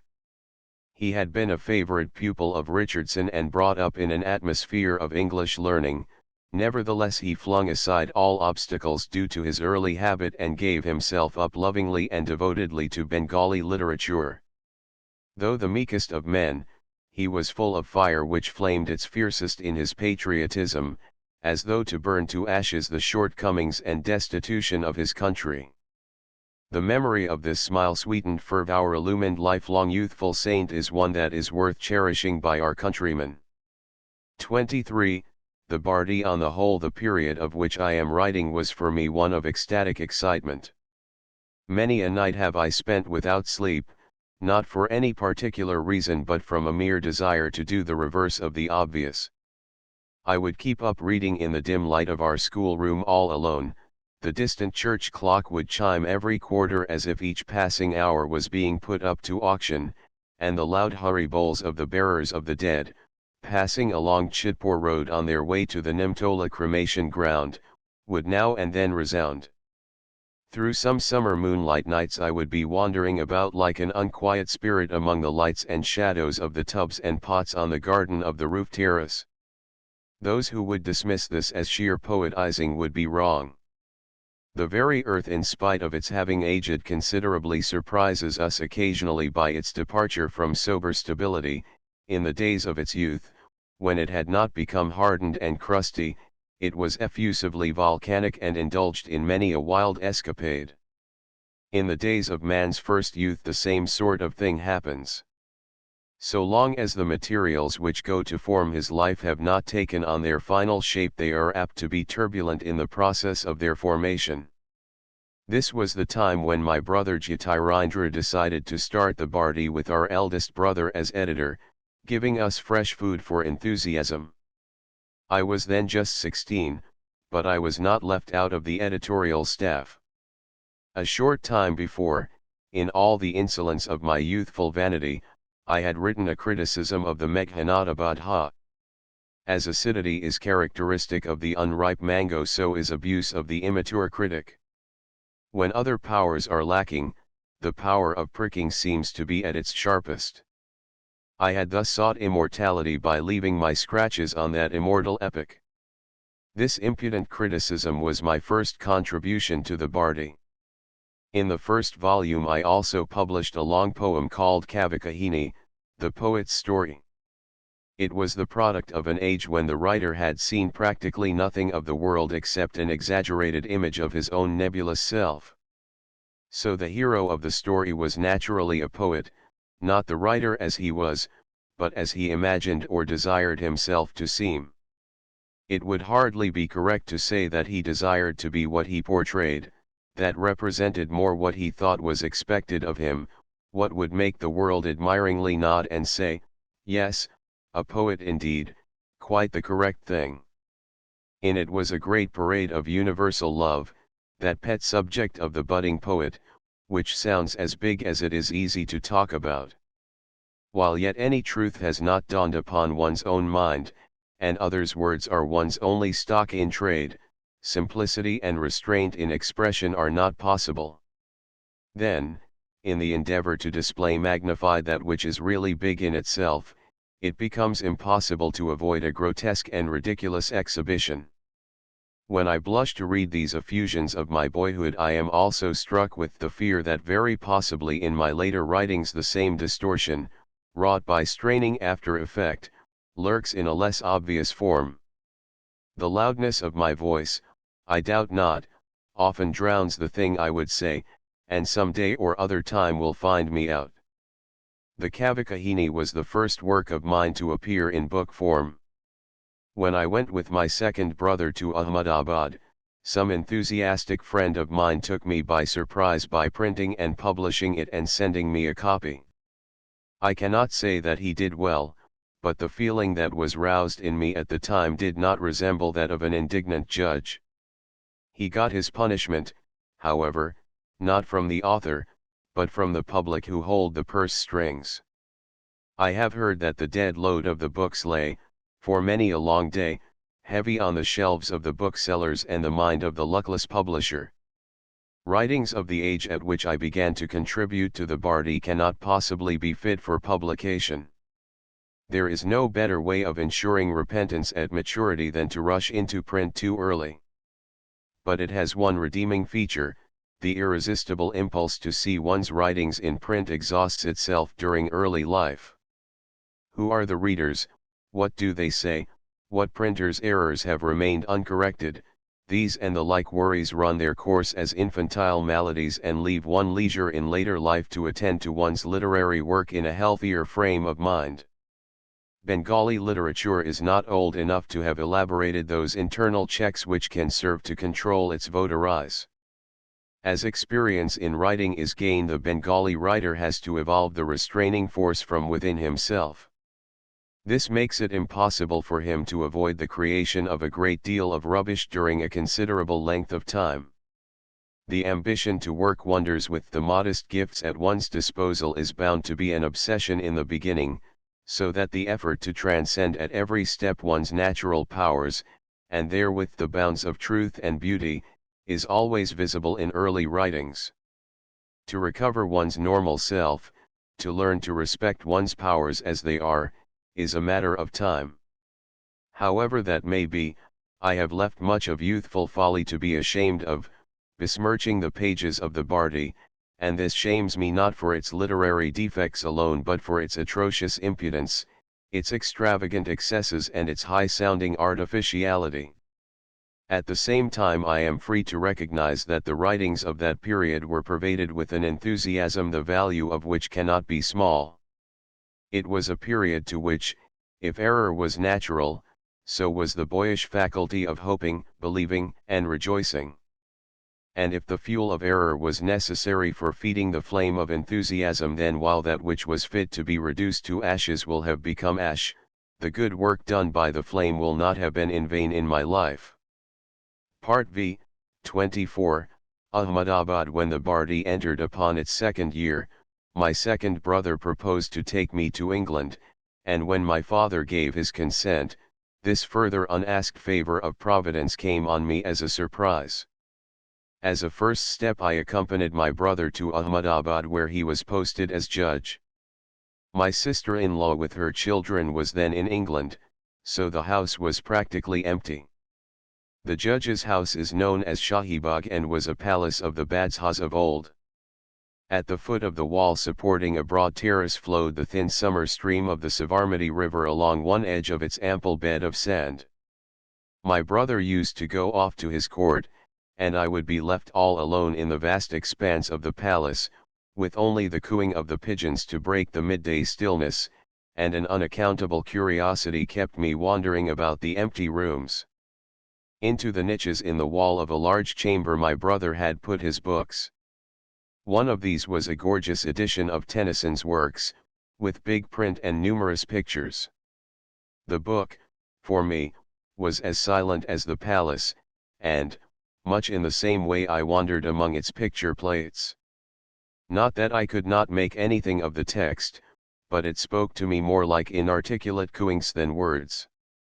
In my brother's library I also found a book of collected Sanskrit poems edited by Dr. Haberlin and printed at the old Serampuri press. This was also beyond my understanding, but the sonorous Sanskrit words, and the march of the meter, kept me tramping among the Amarushataka poems to the mellow roll of their drum call.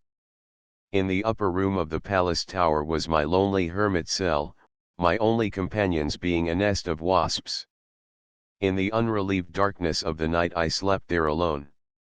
Sometimes a wasp or two would drop off the nest onto my bed, and if perchance I happened to roll on one, the meeting was unpleasing to the wasp and keenly discomforting to me. On moonlight nights pacing round and round the extensive terrace overlooking the river was one of my caprices. It was while so doing that I first composed my own tunes for my songs. The song addressed to the Rose Maiden was one of these, and it still finds a place in my published works. Finding how imperfect was my knowledge of English, I set to work reading through some English books with the help of a dictionary.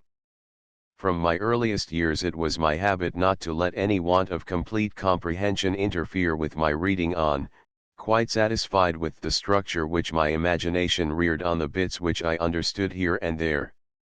I am reaping even today both the good and bad effects of this habit. 25. England. After 6 months thus spent in Ahmedabad we started for England. In an unlucky moment I began to write letters about my journey to my relatives and to the Bharti. Now it is beyond my power to call them back. These were nothing but the outcome of youthful bravado. At that age the mind refuses to admit that its greatest pride is in its power to understand, to accept, to respect, and that modesty is the best means of enlarging its domain. Admiration and praise are looked upon as a sign of weakness or surrender, and the desire to cry down and hurt and demolish with argument gives rise to this kind of intellectual fireworks. These attempts of mine to establish my superiority by revilement might have occasioned me amusement today, had not their want of straightness and common courtesy been too painful. From my earliest years I had had practically no commerce with the outside world. To be plunged in this state, at the age of 17, into the midst of the social sea of England would have justified considerable misgiving as to my being able to keep afloat. But as my sister-in-law happened to be in Brighton with her children, I weathered the first shock of it under her shelter. Winter was then approaching. One evening as we were chatting round the fireside, the children came running to us with the exciting news that it had been snowing. We at once went out. It was bitingly cold, the sky filled with white moonlight, the earth covered with white snow. It was not the face of nature familiar to me, but something quite different, like a dream. Everything near seemed to have receded far away, leaving the still white figure of an ascetic steeped in deep meditation. The sudden revelation, on the mere stepping outside a door, of such wonderful, such immense beauty had never before come upon me. My days passed merrily under the affectionate care of my sister-in-law and in boisterous rompings with the children. They were greatly tickled at my curious English pronunciation, and though in the rest of their games I could wholeheartedly join, this I failed to see the fun of.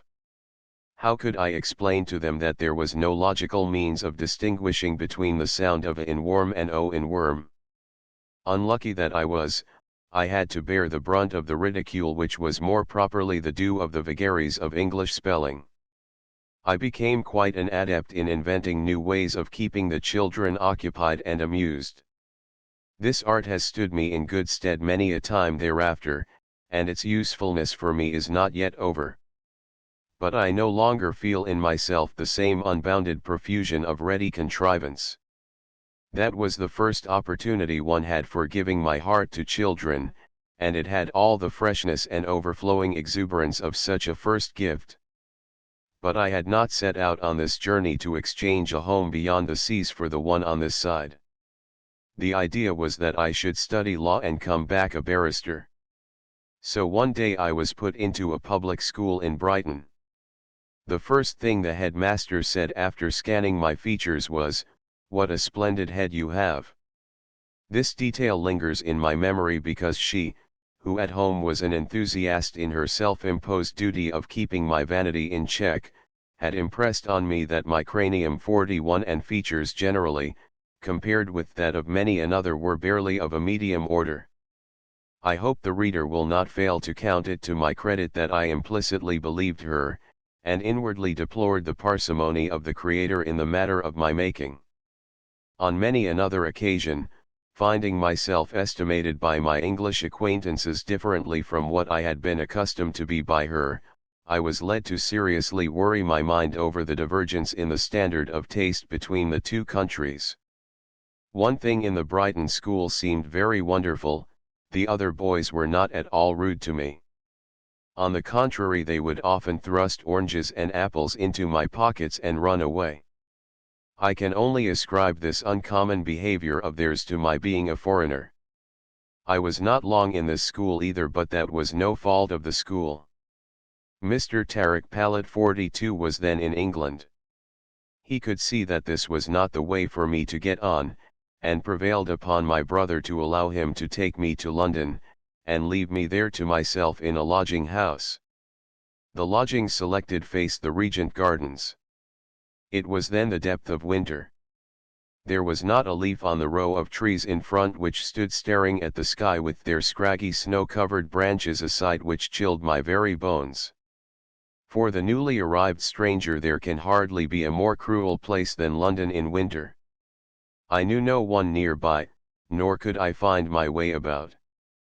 The days of sitting alone at a window, gazing at the outside world, came back into my life. But the scene in this case was not attractive. There was a frown on its countenance, the sky turbid, the light lacking luster like a dead man's eye, the horizon shrunk upon itself, with never an inviting smile from a broad hospitable world.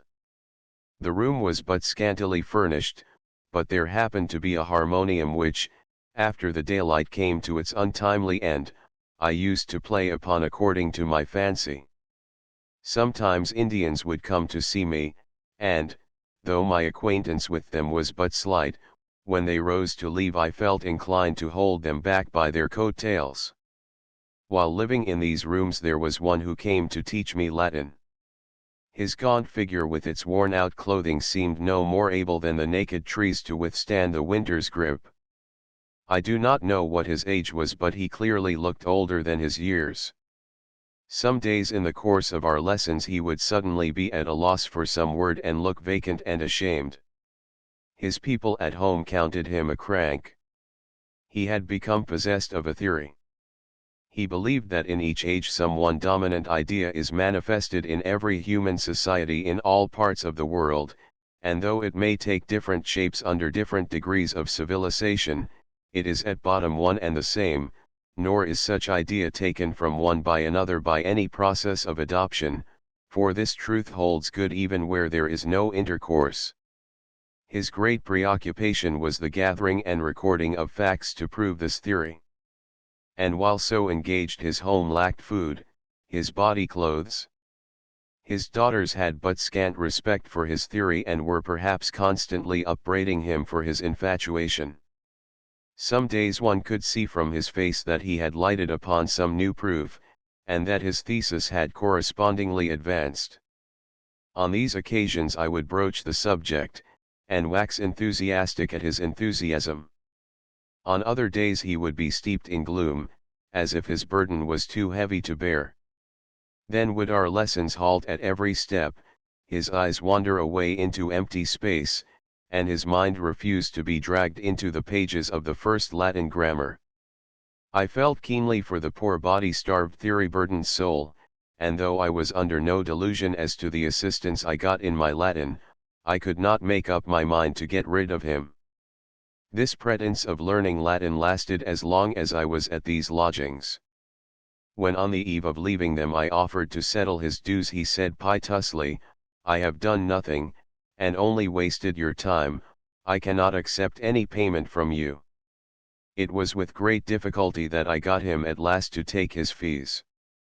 Though my Latin tutor had never ventured to trouble me with the proofs of his theory, yet up to this day I do not disbelieve it.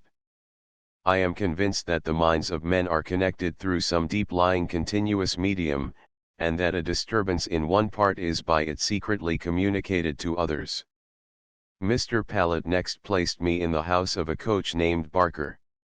He used to lodge and prepare students for their examinations. Except his mild little wife, there was not a thing with any pretensions to attractiveness about this household. One can understand how such a tutor can get pupils, for these poor creatures do not often get the chance of making a choice. But it is painful to think of the conditions under which such men get wives. Mrs. Barker had attempted to console herself with a pet dog, but when Barker wanted to punish his wife he tortured the dog. So that her affection for the unfortunate animal only made for an enlargement of her field of sensibility. From these surroundings, when my sister-in-law sent for me to Torquay in Devonshire, I was only too glad to run off to her. I cannot tell how happy I was with the hills there, the sea, the flower-covered meadows, the shade of the pine woods, and my two little restlessly playful companions.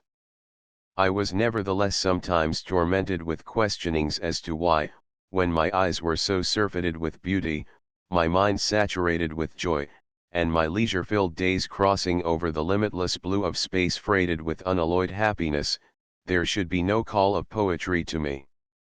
So one day off I went along the rocky shore, armed with Ms. book and umbrella, to fulfill my poet's destiny. The spot I selected was of undoubted beauty, for that did not depend on my rhyme or fancy.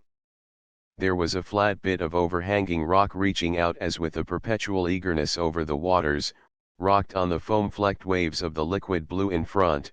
The sunny sky slept smilingly to its lullaby. Behind, the shade of the fringe of pines lay spread like the slipped-off garment of some languorous wood nymph. Enthroned on that seat of stone I wrote a poem magnetary, The Sunken Boat. I might have believed today that it was good, had I taken the precaution of sinking it then in the sea. But such consolation is not open to me, for it happens to be existing in the body, and though banished from my published works, a writ might yet cause it to be produced. The messenger of duty, however, was not idle. Again came its call and I returned to London. This time I found a refuge in the household of Dr. Scott. One fine evening with bag and baggage I invaded his home. Only the white-haired doctor, his wife, and their eldest daughter were there. The two younger girls, alarmed at this incursion of an Indian stranger, had gone off to stay with a relative. I think they came back home only after they got the news of my not being dangerous. In a very short time I became like one of the family. Mrs. Scott treated me as a son, and the heartfelt kindness I got from her daughters is rare even from one's own relations. One thing struck me when living in this family, that human nature is everywhere the same. We are fond of saying, and I also believed, that the devotion of an Indian wife to her husband is something unique, and not to be found in Europe. But I at least was unable to discern any difference between Mrs. Scott and an ideal Indian wife. She was entirely wrapped up in her husband. With their modest means there was no fussing about of too many servants, and Mrs. Scott attended to every detail of her husband's wants herself. Before he came back home from his work of an evening, she would arrange his armchair and woolen slippers before the fire with her own hands. She would never allow herself to forget for a moment the things he liked, or the behavior which pleased him. She would go over the house every morning, with their only maid, from attic to kitchen, and the brass rods on the stairs and the doorknobs and fittings would be scrubbed and polished till they shone again. Over and above this domestic routine there were the many calls of social duty.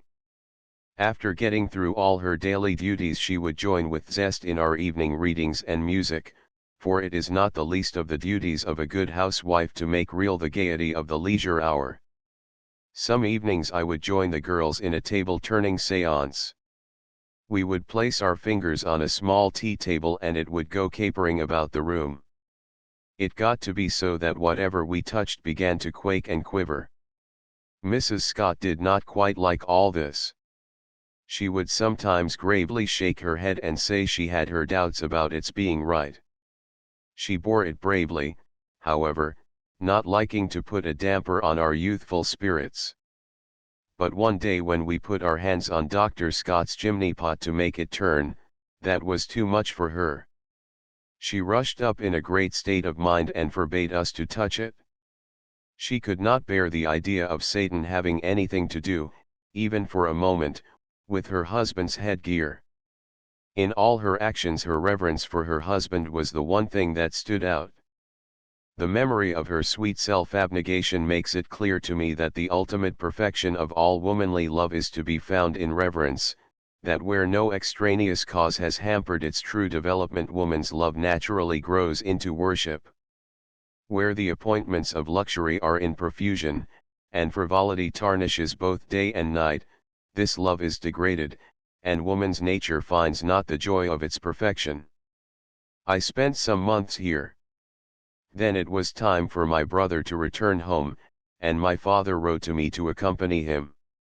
I was delighted at the prospect. The light of my country, the sky of my country, had been silently calling me. When I said goodbye Mrs. Scott took me by the hand and wept. "Why did you come to us," she said, "if you must go so soon? That household no longer exists in London. Some of the members of the doctor's family have departed to the other world, others are scattered in places unknown to me. But it will always live in my memory. One winter's day, as I was passing through a street in Tunbridge Wells, I saw a man standing on the roadside. His bare toes were showing through his gaping boots, his breast was partly uncovered. He said nothing to me, perhaps because begging was forbidden, but he looked up at my face just for a moment. The coin I gave him was perhaps more valuable than he expected, for, after I had gone on a bit, he came after me and said, "Sir, you have given me a gold piece by mistake," with which he offered to return it to me. I might not have particularly remembered this, but for a similar thing which happened on another occasion. When I first reached the Torquay railway station a porter took my luggage to the cab outside. After searching my purse for small change in vain, I gave him half a crown as the cab started. After a while he came running after us, shouting to the cabman to stop. I thought to myself that finding me to be such an innocent he had hit upon some excuse for demanding more. As the cab stopped he said, "You must have mistaken a half-crown piece for a penny, sir. I cannot say that I have never been cheated while in England, but not in any way which it would be fair to hold in remembrance." What grew chiefly upon me, rather, was the conviction that only those who are trustworthy know how to trust. I was an unknown foreigner, and could have easily evaded payment with impunity, yet no London shopkeeper ever mistrusted me. During the whole period of my stay in England I was mixed up in a farcical comedy which I had to play out from start to finish. I happened to get acquainted with the widow of some departed high Anglo-Indian official. She was good enough to call me by the pet name Ruby. Some Indian friend of hers had composed a doleful poem in English in memory of her husband. It is needless to expatiate on its poetic merit or felicity of diction. As my ill luck would have it, the composer had indicated that the dirge was to be chanted to the mode Bihaga. So the widow one day entreated me to sing it to her thus. Like the silly innocent that I was, I weakly acceded. There was unfortunately no one there but I who could realize the atrociously ludicrous way in which the Bihagha mode combined with those absurd verses. The widow seemed intensely touched to hear the Indian's lament for her husband sung to its native melody. I thought that there the matter ended, but that was not to be. I frequently met the widowed lady at different social gatherings, and when after dinner we joined the ladies in the drawing room, she would ask me to sing that Bihagha. Everyone else would anticipate some extraordinary specimen of Indian music and would add their entreaties to hers. Then from her pocket would come forth printed copies of that fateful composition, and my ears begin to redden and tingle. And at last, with bowed head and quavering voice I would have to make a beginning, but too keenly conscious that to none else in the room but me was this performance sufficiently here trending. At the end, amidst much suppressed tittering, there would come a chorus of "Thank you very much. How interesting!" And in spite of its being winter I would perspire all over. Who would have predicted at my birth or at his death what a severe blow to me would be the demise of this estimable Anglo-Indian? Then, for a time, while I was living with Dr. Scott and attending lectures at the University College, I lost touch with the widow. She was in a suburban locality some distance away from London, and I frequently got letters from her inviting me there. But my dread of that dirge kept me from accepting these invitations. At length I got a pressing telegram from her. I was on my way to college when this telegram reached me, and my stay in England was then about to come to its close. I thought to myself I ought to see the widow once more before my departure, and so yielded to her importunity. Instead of coming home from college I went straight to the railway station. It was a horrible day, bitterly cold, snowing and foggy. The station I was bound for was the terminus of the line. So I felt quite easy in mind and did not think it worth while to inquire about the time of arrival. All the station platforms were coming on the right-hand side, and in the right-hand corner seat I had ensconced myself reading a book. It had already become so dark that nothing was visible outside. One by one the other passengers got down at their destinations. We reached and left the station just before the last one. Then the train stopped again, but there was nobody to be seen, nor any lights or platform. The mere passenger has no means of divining why trains should sometimes stop at the wrong times and places, so, giving up the attempt, I went on with my reading. Then the train began to move backwards. There seems to be no accounting for railway eccentricity, thought I as I once more returned to my book. But when we came right back to the previous station, I could remain indifferent no longer. "When are we getting to?" I inquired at the station. "You are just coming from there," was the reply. "Where are we going now, then?" I asked, thoroughly flurried. "To London." I thereupon understood that this was a shuttle train. On inquiring about the next train to I was informed that there were no more trains that night. And in reply to my next question I gathered that there was no inn within 5 miles. I had left home after breakfast at 10 in the morning, and had had nothing since. When abstinence is the only choice, an ascetic frame of mind comes easy. I buttoned up my thick overcoat to the neck and seating myself under a platform lamp went on with my reading. The book I had with me was Spencer's Data of Ethics, then recently published. I consoled myself with the thought that I might never get another such opportunity of concentrating my whole attention on such a subject. After a short time a porter came and informed me that a special was running and would be in half an hour. I felt so cheered up by the news that I could not go on any longer with the Data of Ethics. Where I was due at 7 I arrived at length at 9. "What is this, Ruby?" asked my hostess. "Whatever have you been doing with yourself?" I was unable to take much pride in the account of my wonderful adventures which I gave her. Dinner was over, nevertheless, as my misfortune was hardly my fault, I did not expect condign punishment, especially as the dispenser was a woman. But all that the widow of the high Anglo-Indian official said to me was, "Come along, Ruby, have a cup of tea." I never was a tea drinker, but in the hope that it might be of some assistance in allaying my consuming hunger, I managed to swallow a cup of strong decoction with a couple of dry biscuits. When I at length reached the drawing room, I found a gathering of elderly ladies, and among them one pretty young American who was engaged to a nephew of my hostess and seemed busy going through the usual premarital love passages. "Let's have some dancing," said my hostess. I was neither in the mood nor bodily condition for that exercise. But it is the docile who achieve the most impossible things in this world, so, though the dance was primarily got up for the benefit of the engaged couple, I had to dance with the ladies of considerably advanced age, with only the tea and biscuits between myself and starvation. But my sorrows did not end here. "Where are you putting up for the night?" asked my hostess. This was a question for which I was not prepared. While I stared at her, speechless, she explained that as the local inn would close at midnight, I had better betake myself thither without further delay. Hospitality, however, was not entirely wanting, for I had not to find the inn unaided, a servant showing me the way there with a lantern. At first I thought this might prove a blessing in disguise, and at once proceeded to make inquiries for food, flesh, fish, or vegetable, hot or cold, anything. I was told that drinks I could have in any variety, but nothing to eat.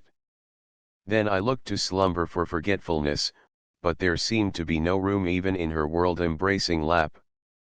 The sandstone floor of the bedroom was icy cold, an old bedstead and worn-out washstand being its only furniture.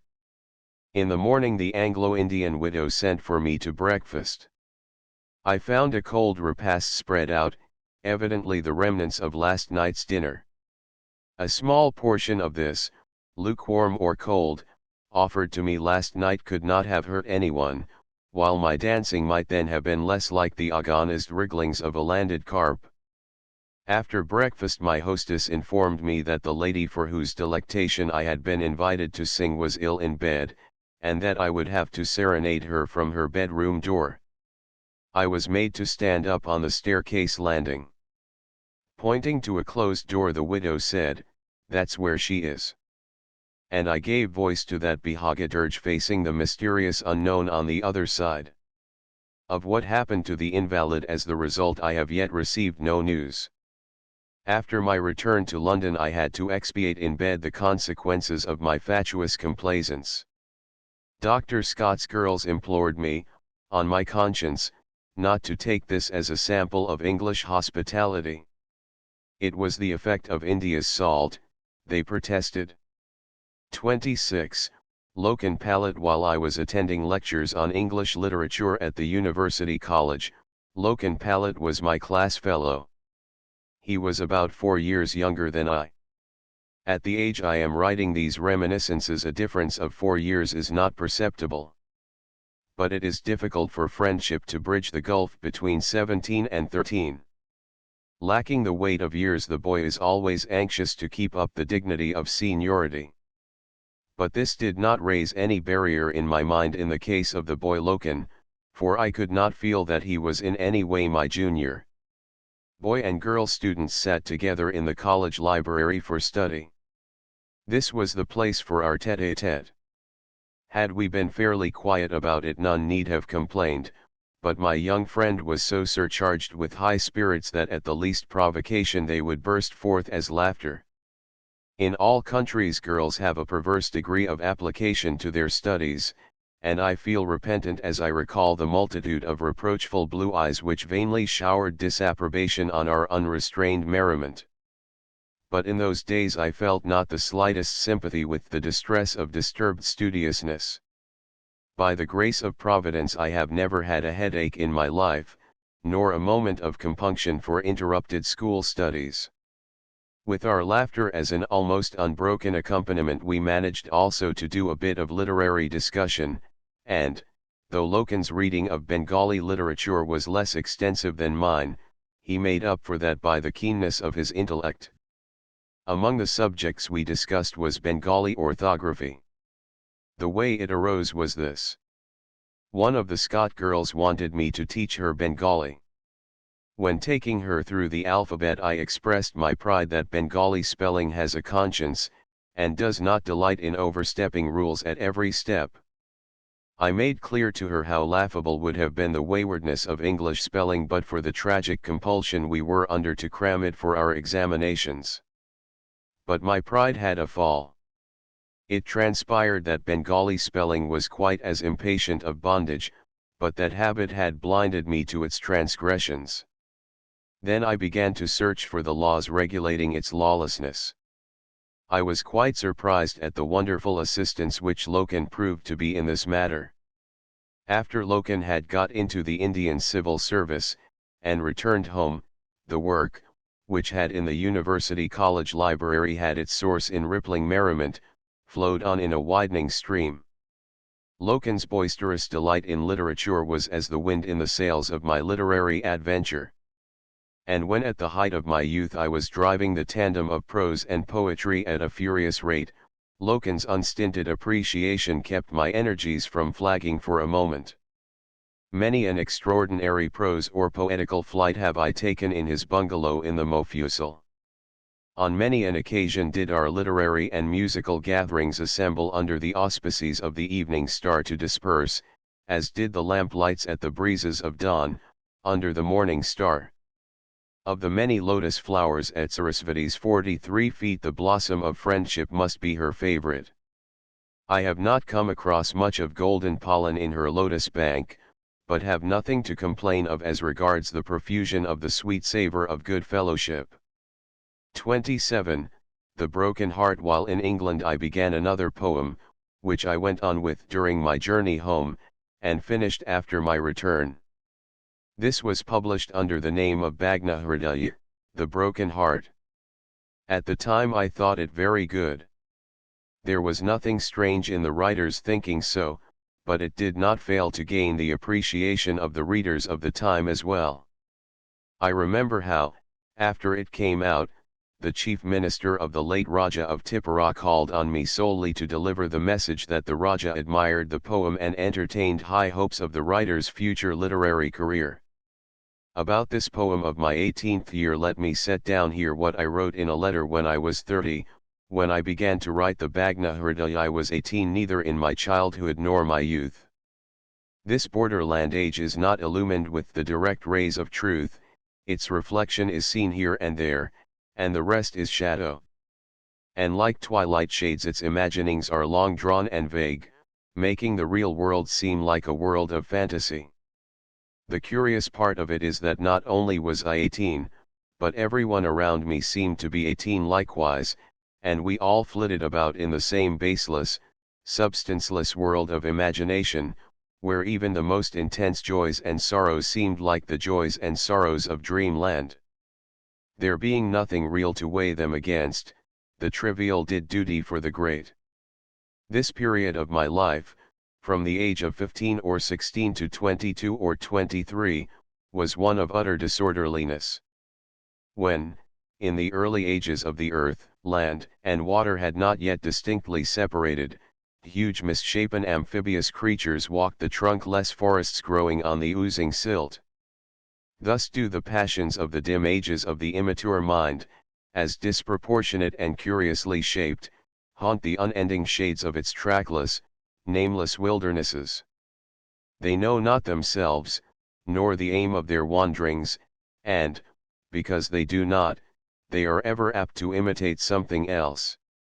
So, at this age of unmeaning activity, when my undeveloped powers, unaware of and unequal to their object, were jostling each other for an outlet, each sought to assert superiority through exaggeration.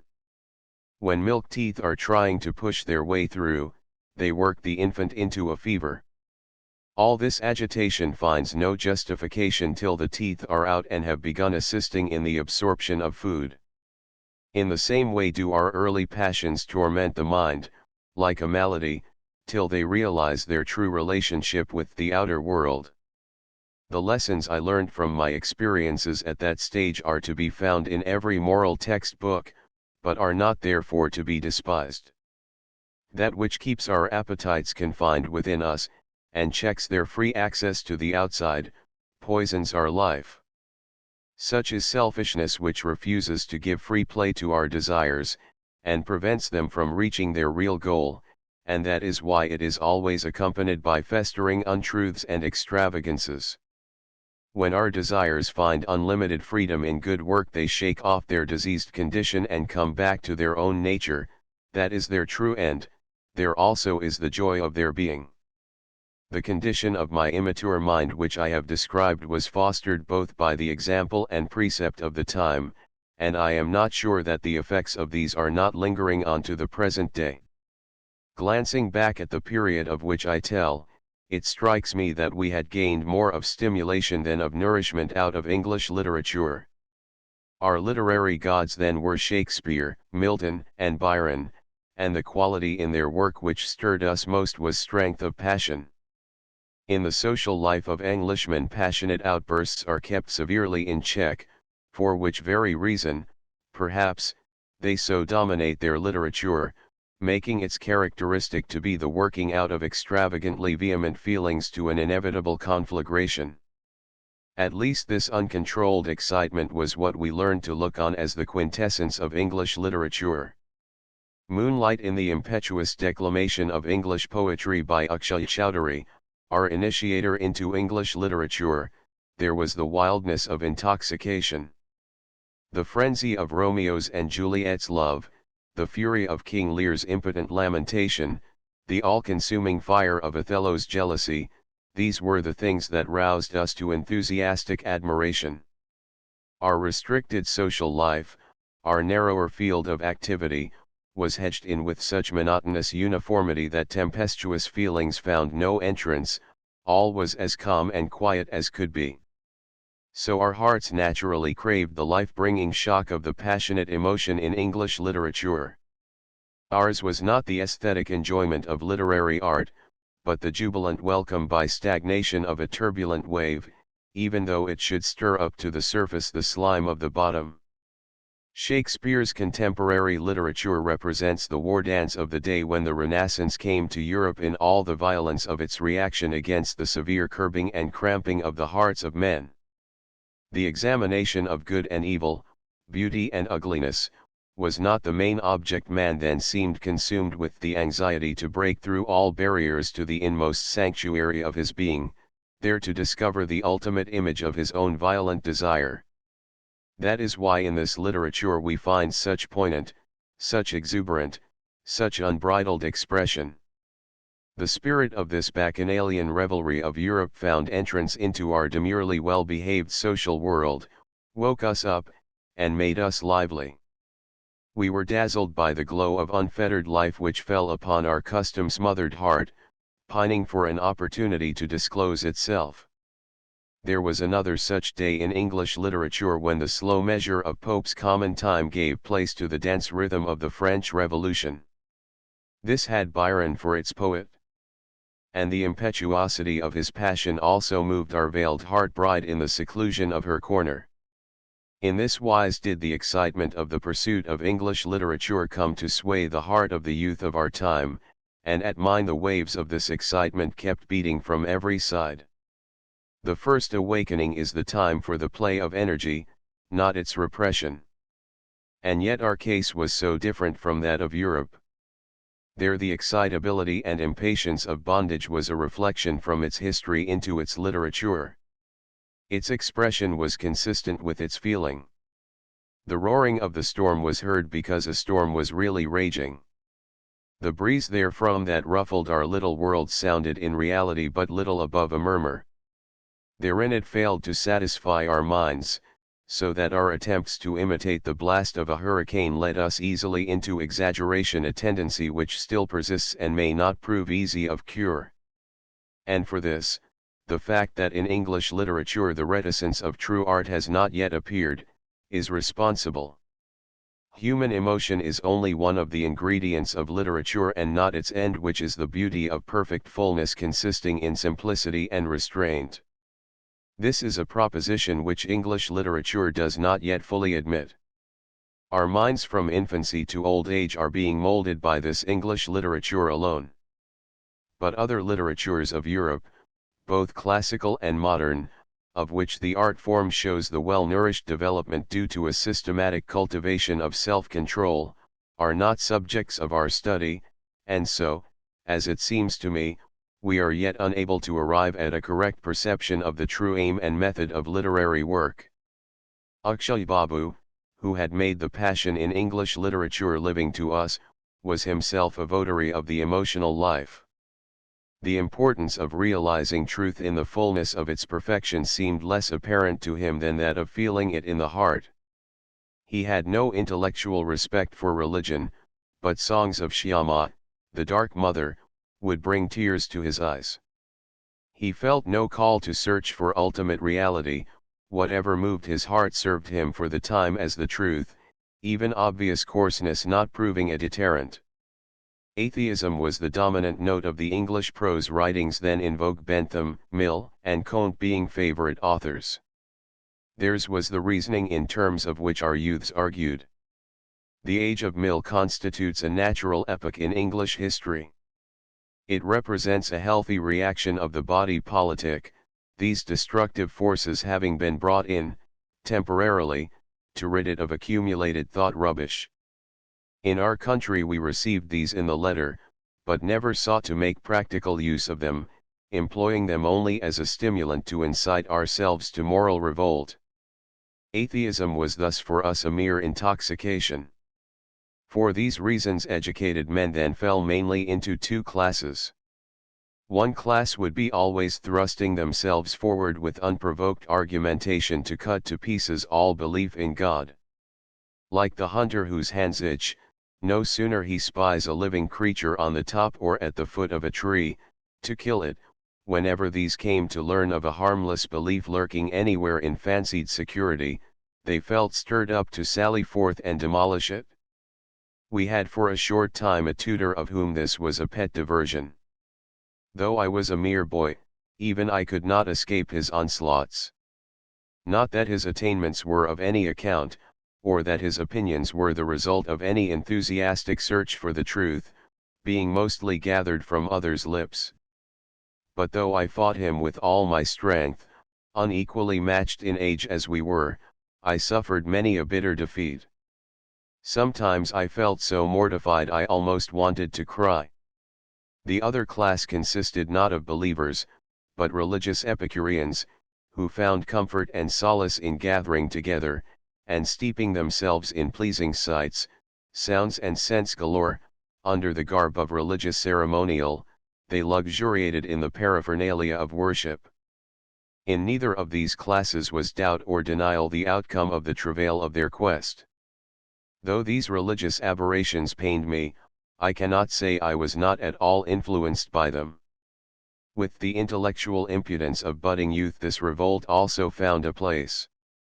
The religious services which were held in our family I would have nothing to do with, I had not accepted them for my own. I was busy blowing up a raging flame with the bellows of my emotions. It was only the worship of fire, the giving of oblations to increase its flame with no other aim. And because my endeavor had no end in view it was measureless, always reaching beyond any assigned limit. As with religion, so with my emotions, I felt no need for any underlying truth, my excitement being an end in itself. I call to mind some lines of a poet of that time: "My heart is mine, I have sold it to none, be it tattered and torn and worn away, my heart is mine." From the standpoint of truth the heart need not worry itself so, for nothing compels it to wear itself to tatters. In truth sorrow is not desirable, but taken apart its pungency may appear savory. This savor our poets often made much of, leaving out the God in whose worship they were indulging. This childishness our country has not yet succeeded in getting rid of. So even today, when we fail to see the truth of religion, we seek in its observance an artistic gratification. So, also, much of our patriotism is not service of the motherland, but the luxury of bringing ourselves into a desirable attitude of mind toward the country. Part 6, 28, European music. When I was in Brighton, I once went to hear some prima donna. I forget her name. It may have been Madame Nielsen or Madame Albany. Never before had I come across such an extraordinary command over the voice. Even our best singers cannot hide their sense of effort, nor are they ashamed to bring out, as best they can, top notes or bass notes beyond their proper register. In our country, the understanding portion of the audience think no harm in keeping the performance up to standard by dint of their own imagination. For the same reason, they do not mind any harshness of voice or uncouthness of gesture in the exponent of a perfectly formed melody. On the contrary, they seem sometimes to be of opinion that such minor external defects serve better to set off the internal perfection of the composition, as with the outward poverty of the great ascetic, Mahadeva, whose divinity shines forth naked. This feeling seems entirely wanting in Europe. There, outward embellishment must be perfect in every detail, and the least defect stands shamed and unable to face the public gaze. In our musical gatherings, nothing is thought of spending half an hour in tuning up the tanpuras, or hammering into tone the drums, little and big. In Europe such duties are performed beforehand, behind the scenes, for all that comes in front must be faultless. There is thus no room for any weak spot in the singer's voice. In our country, a correct and artistic exposition 44 of the melody is the main object, thereon is concentrated all the effort. In Europe the voice is the object of culture, and with it they perform impossibilities. In our country the virtuoso is satisfied if he has heard the song. In Europe, they go to hear the singer. That is what I saw that day in Brighton. To me it was as good as a circus.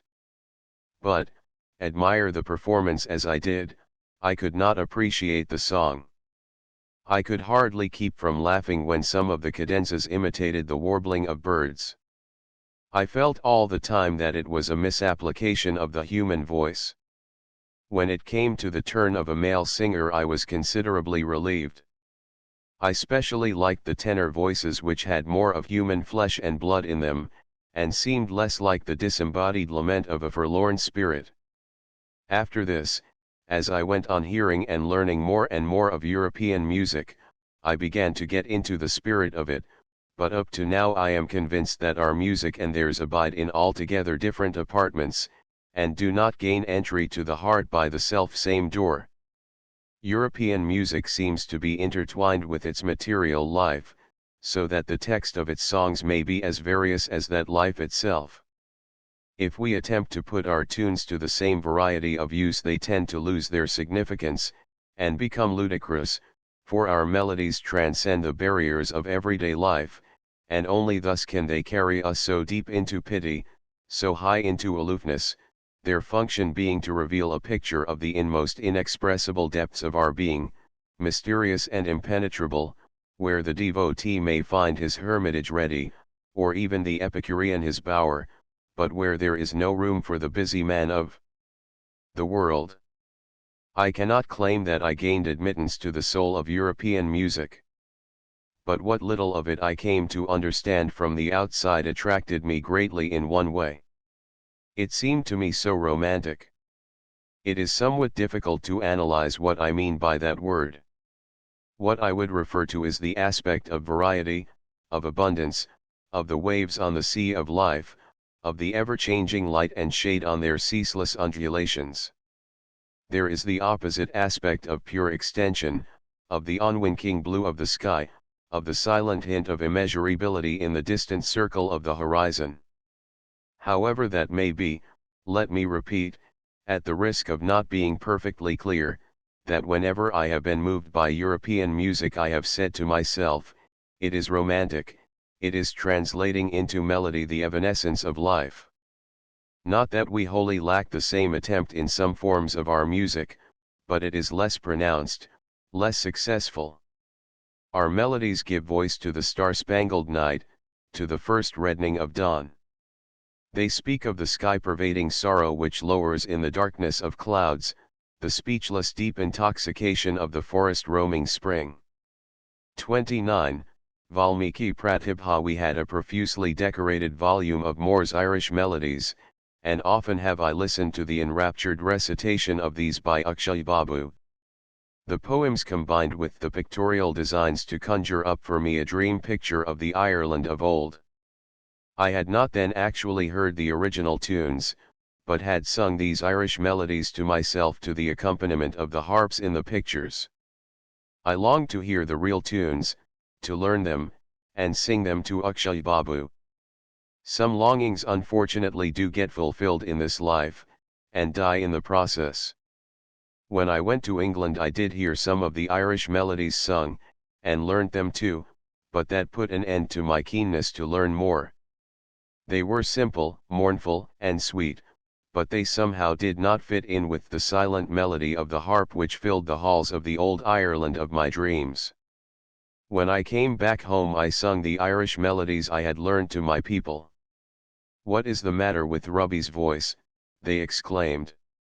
"How funny and foreign it sounds." They even felt my speaking voice had changed its tone. From this mixed cultivation of foreign and native melody was born the Valmiki Pratibha. 45. The tunes in this musical drama are mostly Indian, but they have been dragged out of their classic dignity. That which soared in the sky was taught to run on the earth. Those who have seen and heard it performed will, I trust, bear witness that the harnessing of Indian melodic modes to the service of the drama has proved neither derogatory nor futile. This conjunction is the only special feature of Valmiki Pratibha. The pleasing task of loosening the chains of melodic forms and making them adaptable to a variety of treatment completely engrossed me. Several of the songs of Valmiki Pratibha were set to tunes originally severely classic in mode. Some of the tunes were composed by my brother Jyotirindra, a few were adapted from European sources. The Telana 46 style of Indian modes specially lends itself to dramatic purposes and has been frequently utilized in this work. 2 English tunes served for the drinking songs of the robber band, and an Irish melody for the lament of the wood nymphs. Valmiki Pratibha is not a composition which will bear being read. Its significance is lost if it is not heard sung and seen acted. It is not what Europeans call an opera, but a little drama set to music. That is to say, it is not primarily a musical composition. Very few of the songs are important or attractive by themselves, they all serve merely as the musical text of the play. Before I went to England we occasionally used to have gatherings of literary men in our house, at which music, recitations and light refreshments were served up. After my return one more such gathering was held, which happened to be the last. It was for an entertainment in this connection that the Valmiki Pratibha was composed. I played Valmiki and my niece, Pratibha, took the part of Sarasvati, which bit of history remains recorded in the name. I had read in some work of Herbert Spencer's that speech takes on tuneful inflections whenever emotion comes into play. It is a fact that the tone or tune is as important to us as the spoken word for the expression of anger, sorrow, joy, and wonder. Spencer's idea that, through a development of these emotional modulations of voice, man found music, appealed to me. Why should it not do, I thought to myself, to act a drama in a kind of recitative based on this idea? The Kathakas 47 of our country attempt this to some extent, for they frequently break into a chant which, however, stops short of full melodic form. As blank verse is more elastic than rhymed, so such chanting, though not devoid of rhythm, can more freely adapt itself to the emotional interpretation of the text, because it does not attempt to conform to the more rigorous canons of tune and time required by a regular melodic composition. The expression of feeling being the object, these deficiencies in regard to form do not jar on the hearer. Encouraged by the success of this new line taken in the Valmiki Pratibha, I composed another musical play of the same class. It was called the Kal Mrigaya, The Fateful Hunt. The plot was based on the story of the accidental killing of the blind hermit's only son by King Dasaratha. It was played on a stage erected on our roof terrace, and the audience seemed profoundly moved by its pathos. Afterwards, much of it was, with slight changes, incorporated in the Valmiki Pratibha, and this play ceased to be separately published in my works. Long afterwards, I composed a third musical play, Mayarkila, the play of Maya, an operetta of a different type. In this the songs were important, not the drama. In the others a series of dramatic situations were strung on a thread of melody. This was a garland of songs with just a thread of dramatic plot running through. The play of feeling, and not action, was its special feature. In point of fact I was, while composing it, saturated with the mood of song. The enthusiasm which went to the making of Valmiki Pratibha and Kal Mrigaya I have never felt for any other work of mine. In these two the creative musical impulse of the time found expression. My brother, Jyotirindra, was engaged the livelong day at his piano, refashioning the classic melodic forms at his pleasure. And, at every turn of his instrument, the old modes took on unthought of shapes and expressed new shades of feeling. The melodic forms which had become habituated to their pristine stately gait, when thus compelled to march to more lively unconventional measures, displayed an unexpected agility and power, and moved us correspondingly. We could plainly hear the tunes speak to us while Akshay Babu and I sat on either side fitting words to them as they grew out of my brother's nimble fingers. I do not claim that our libretto was good poetry, but it served as a vehicle for the tunes. In the riotous joy of this revolutionary activity were these two musical plays composed, and so they danced merrily to every measure, whether or not technically correct, indifferent as to the tunes being homelike or foreign. On many an occasion has the Bengali reading public been grievously exercised over some opinion or literary form of mine, but it is curious to find that the daring with which I had played havoc with accepted musical notions did not rouse any resentment. On the contrary, those who came to hear departed pleased. A few of Akshay Babu's compositions find place in the Valmiki Pratibha and also adaptations from Vihari Chakravarti's Sarada Mangal series of songs. I used to take the leading part in the performance of these musical dramas. From my early years I had a taste for acting, and firmly believed that I had a special aptitude for it. I think I proved that my belief was not ill-founded. I had only once before done the part of Alayuk Babu in a farce written by my brother Jyotirindra. So these were really my first attempts at acting. I was then very young and nothing seemed to fatigue or trouble my voice. In our house, at the time, a cascade of musical emotion was gushing forth day after day, hour after hour, its scattered spray reflecting into our being a whole gamut of rainbow colors. Then, with the freshness of youth, our newborn energy, impelled by its virgin curiosity, struck out new paths in every direction. We felt we would try and test everything, and no achievement seemed impossible. We wrote, we sang, we acted, we poured ourselves out on every side. This was how I stepped into my 20th year.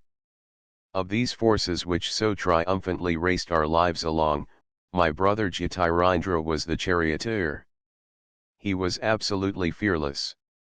Once, when I was a mere lad, and had never ridden a horse before, he made me mount one and gallop by his side, with no qualms about his unskilled companion.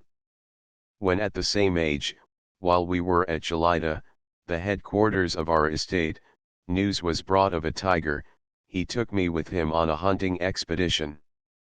I had no gun. It would have been more dangerous to me than to the tiger if I had. We left our shoes at the outskirts of the jungle and crept in with bare feet.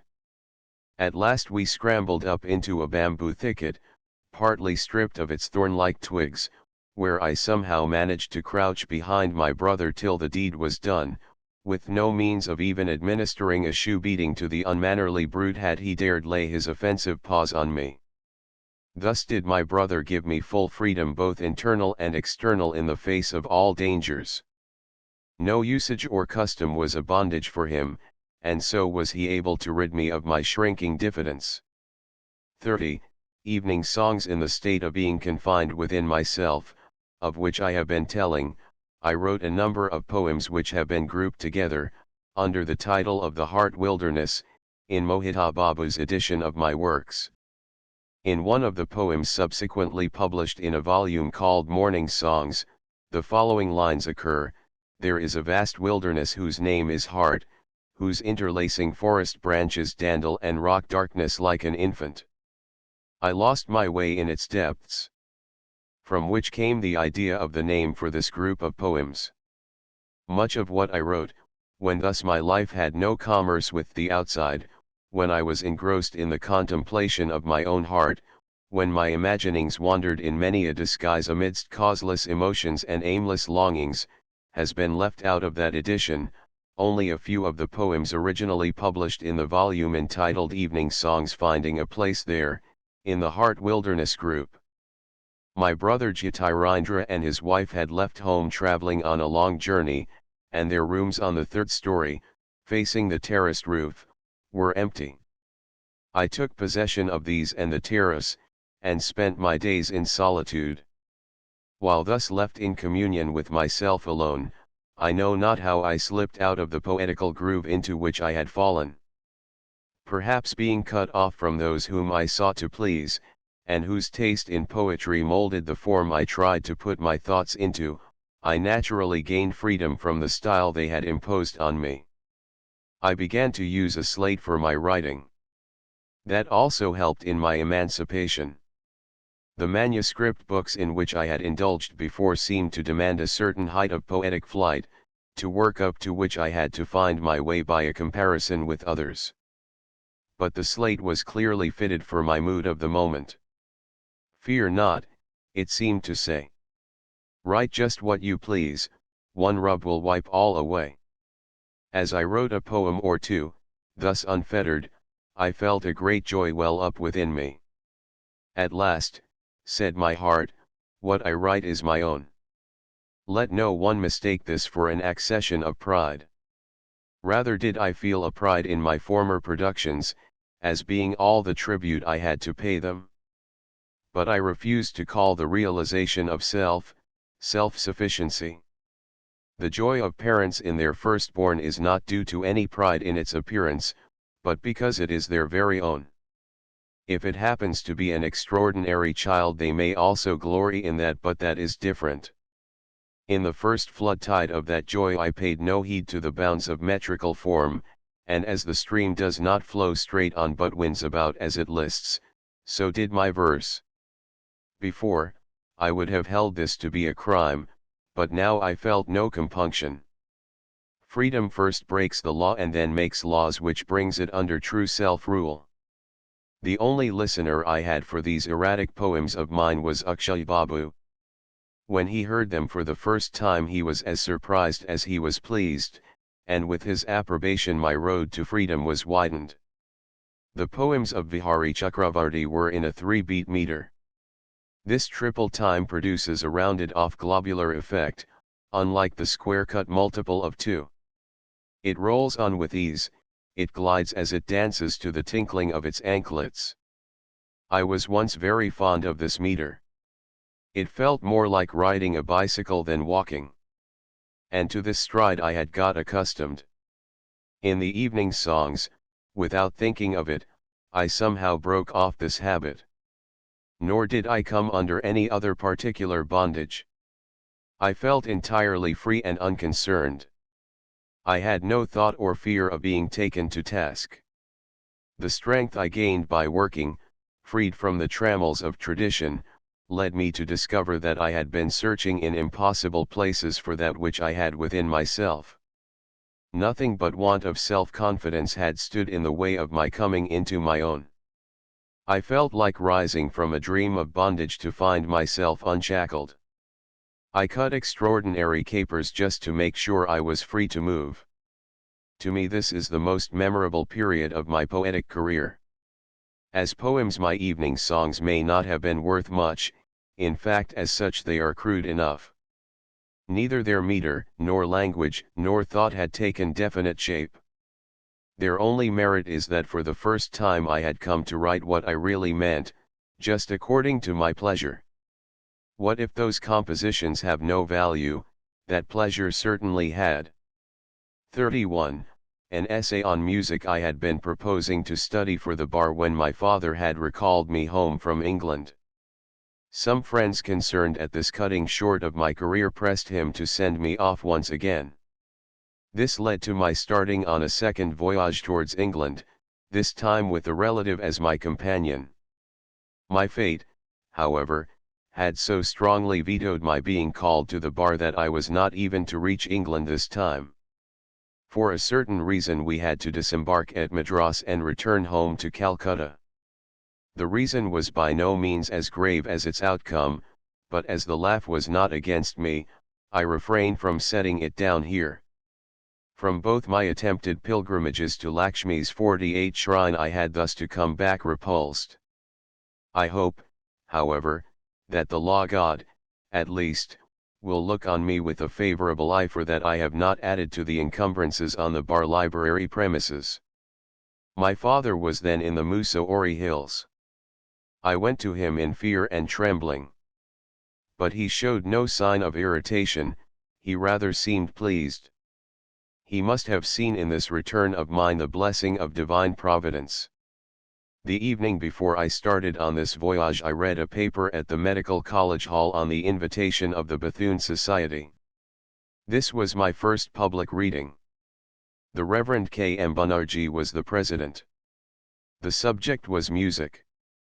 Leaving aside instrumental music, I tried to make out that to bring out better what the words sought to express was the chief end and aim of vocal music. The text of my paper was but meager. I sang and acted songs throughout illustrating my theme.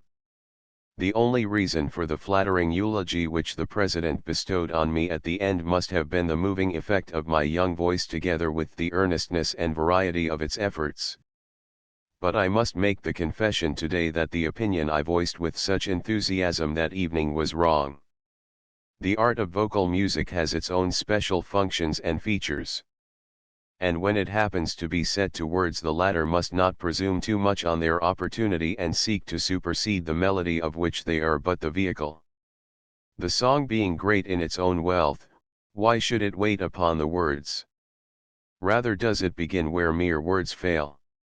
Its power lies in the region of the inexpressible, it tells us what the words cannot. So the less a song is burdened with words the better. In the classic style of Hindustan 49 the words are of no account and leave the melody to make its appeal in its own way. Vocal music reaches its perfection when the melodic form is allowed to develop freely, and carry our consciousness with it to its own wonderful plane. In Bengal, however, the words have always asserted themselves so, that our provincial song has failed to develop her full musical capabilities, and has remained content as the handmaiden of her sister art of poetry. From the old Vaishnava songs down to those of Nityababu she has displayed her charms from the background. But as in our country the wife rules her husband through acknowledging her dependence, so our music, though professedly in attendance only, ends by dominating the song. I have often felt this while composing my songs. As I hummed to myself and wrote the lines. Do not keep your secret to yourself, my love, but whisper it gently to me, only to me. I found that the words had no means of reaching by themselves the region into which they were borne away by the tune. The melody told me that the secret, which I was so importunate to hear, had mingled with the green mystery of the forest glades, was steeped in the silent whiteness of moonlight nights, peeped out of the veil of the illimitable blue behind the horizon and is the one intimate secret of earth, sky and waters.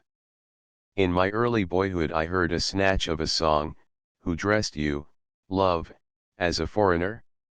This one line painted such wonderful pictures in my mind that it haunts me still. One day I sat down to set to words a composition of my own while full of this bit of song. Humming my tune I wrote to its accompaniment, I know you, O woman from the strange land. Your dwelling is across the sea. Had the tune not been there I know not what shape the rest of the poem might have taken, but the magic of the melody revealed to me the stranger in all her loveliness. It is she, said my soul, who comes and goes, a messenger to this world from the other shore of the ocean of mystery. It is she, of whom we now and again catch glimpses in the dewy autumn mornings, in the scented nights of spring, in the inmost recesses of our hearts, and sometimes we strain skywards to hear her song. To the door of this world charming stranger the melody, as I say, wafted me, and so to her were the rest of the words addressed. Long after this, in a street in Bolpur, a mendicant Bal was singing as he walked along, how does the unknown bird flit in and out of the cage? Ah, could I but catch it, I'd wring its feet with my love. I found this Bal to be saying the very same thing. The unknown bird sometimes surrenders itself within the bars of the cage to whisper tidings of the bondless unknown beyond.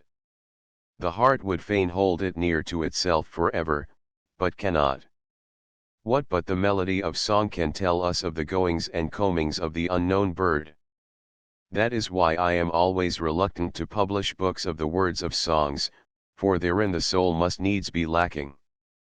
32.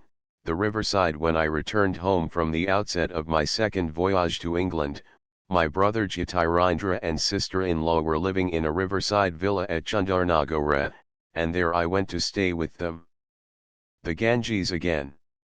Again those ineffable days and nights, languid with joy, sad with longing, attuned to the plaintive babbling of the river along the cool shade of its wooded banks. This Bengal sky full of light, this south breeze, this flow of the river, this right royal laziness, this broad leisure stretching from horizon to horizon and from green earth to blue sky, all these were to me as food and drink to the hungry and thirsty. Here it felt indeed like home, and in these I recognized the ministrations of a mother. That was not so very long ago, and yet time has wrought many changes. Our little riverside nests, clustering under their surrounding greenery, have been replaced by mills which now, dragon-like, everywhere rear their hissing heads, belching forth black smoke. In the midday glare of modern life even our hours of mental siesta have been narrowed down to the lowest limit, and hydra-headed unrest has invaded every department of life. Maybe, this is for the better, but I, for one, cannot account it wholly to the good. The Ganges again. These lovely days of mine at the riverside passed by like so many dedicated lotus blossoms floating down the sacred stream. Some rainy afternoons I spent in a veritable frenzy, singing away old Vaishnava songs to my own tunes, accompanying myself on a harmonium. On other afternoons, we would drift along in a boat, my brother Jyotirindra accompanying my singing with his violin. And as, beginning with the Puravi 50 we went on varying the mode of our music with the declining day, we saw, on reaching the Bihagha 50 the western sky close the doors of its factory of golden toys, and the moon on the east rise over the fringe of trees. Then we would row back to the landing steps of the villa and seat ourselves on a quilt spread on the terrace facing the river. By then a silvery peace rested on both land and water, hardly any boats were about, the fringe of trees on the bank was reduced to a deep shadow, and the moonlight glimmered over the smooth flowing stream. The villa we were living in was known as Moran's Garden. A flight of stone-flagged steps led up from the water to a long, broad veranda which formed part of the house. The rooms were not regularly arranged, nor all on the same level, and some had to be reached by short flights of stairs. The big sitting room overlooking the landing steps had stained glass windows with colored pictures.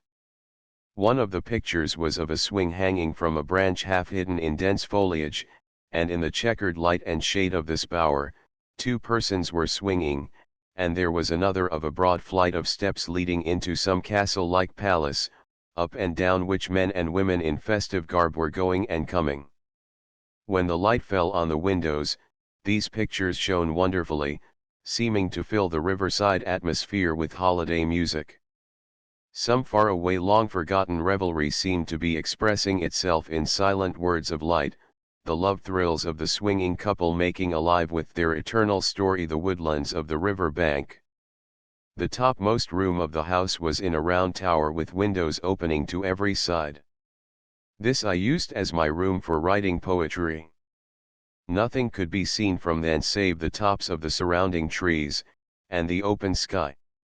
I was then busy with the evening songs, and of this room I wrote, there, where in the breast of limitless space clouds are laid to sleep, I have built my house for thee, O Poesy. 33. More about the evening songs. At this time my reputation amongst literary critics was that of being a poet of broken cadence and lisping utterance. Everything about my work was dubbed misty, shadowy. However little I might have relished this at the time, the charge was not wholly baseless. My poetry did in fact lack the backbone of worldly reality. How, amidst the ringed-in seclusion of my early years, was I to get the necessary material? But one thing I refuse to admit. Behind this charge of vagueness was the sting of the insinuation of its being a deliberate affectation for the sake of effect. The fortunate possessor of good eyesight is apt to sneer at the youth with glasses, as if he wears them for ornament. While a reflection on the poor fellow's infirmity may be permissible, it is too bad to charge him with pretending not to see. The nebula is not an outside creation, it merely represents a phase, and to leave out all poetry which has not attained definiteness would not bring us to the truth of literature. If any phase of man's nature has found true expression, it is worth preserving. It may be cast aside only if not expressed truly. There is a period in man's life when his feelings are the pathos of the inexpressible, the anguish of vagueness. The poetry which attempts its expression cannot be called baseless. At worst it may be worthless, but it is not necessarily even that. The sin is not in the thing expressed, but in the failure to express it. There is a duality in man. Of the inner person, behind the outward current of thoughts, feelings, and events, but little is known or recked, but for all that, he cannot be got rid of as a factor in life's progress. When the outward life fails to harmonize with the inner, the dweller within is hurt, and his pain manifests itself in the outer consciousness in a manner to which it is difficult to give a name, or even to describe, and of which the cry is more akin to an inarticulate wail than words with more precise meaning. The sadness and pain which sought expression in the evening songs had their roots in the depths of my being. As one sleep-smothered consciousness wrestles with a nightmare in its efforts to awake, so the submerged inner self struggles to free itself from its complexities and come out into the open.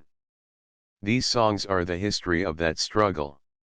As in all creation, so in poetry, there is the opposition of forces.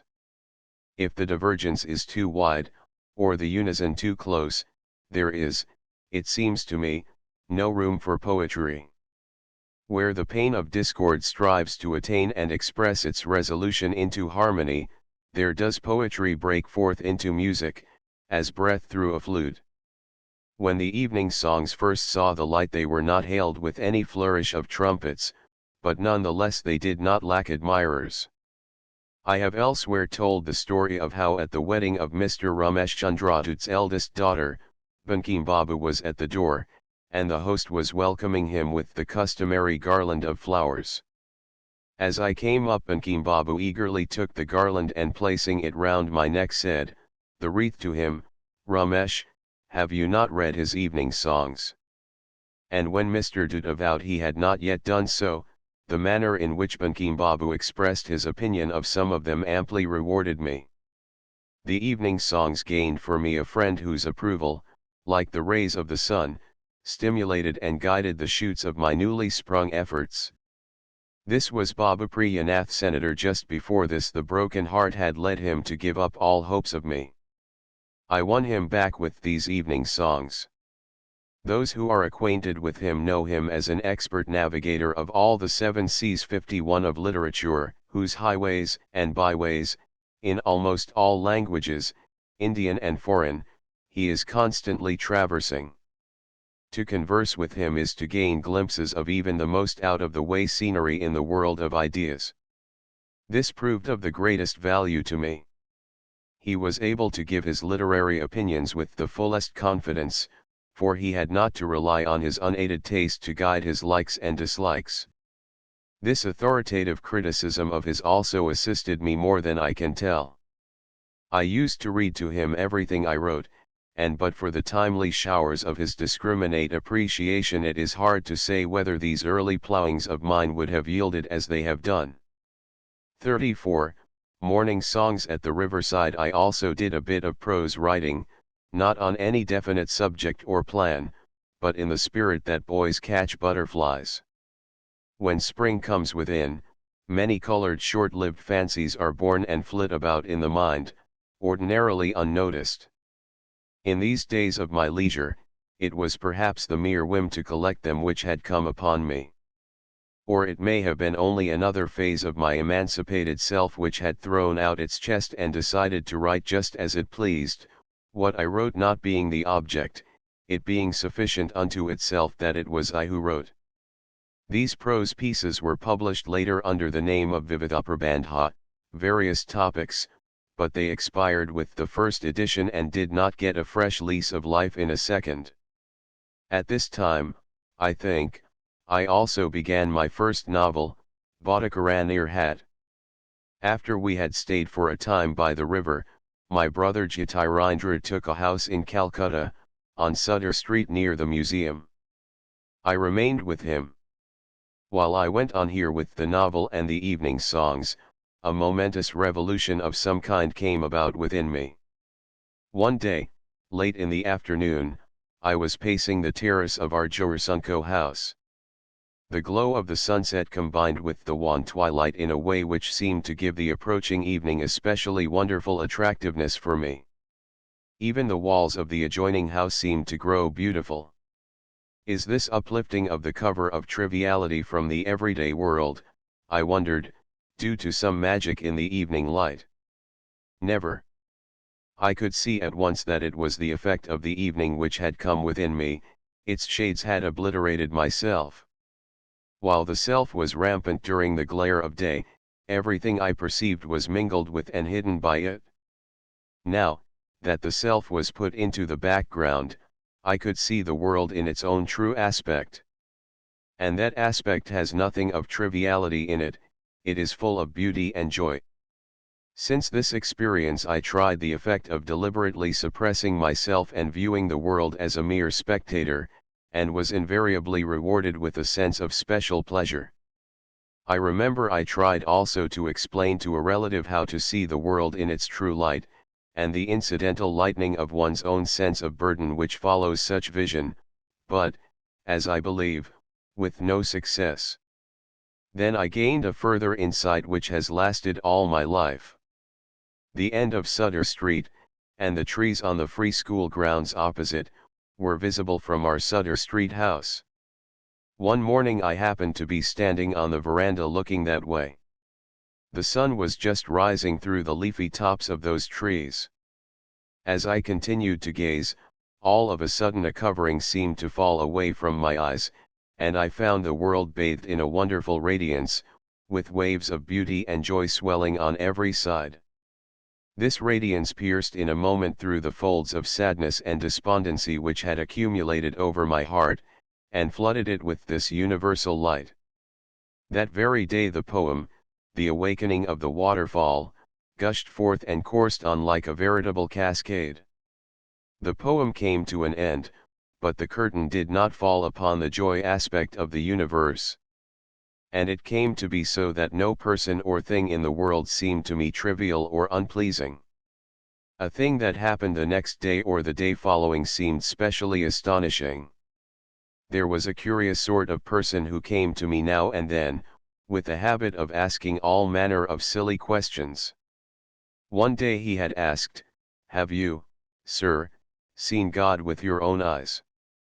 And on my having to admit that I had not, he averred that he had. "What was it you saw?" I asked. "He seethed and throbbed before my eyes," was the reply. It can well be imagined that one would not ordinarily relish being drawn into abstruse discussions with such a person.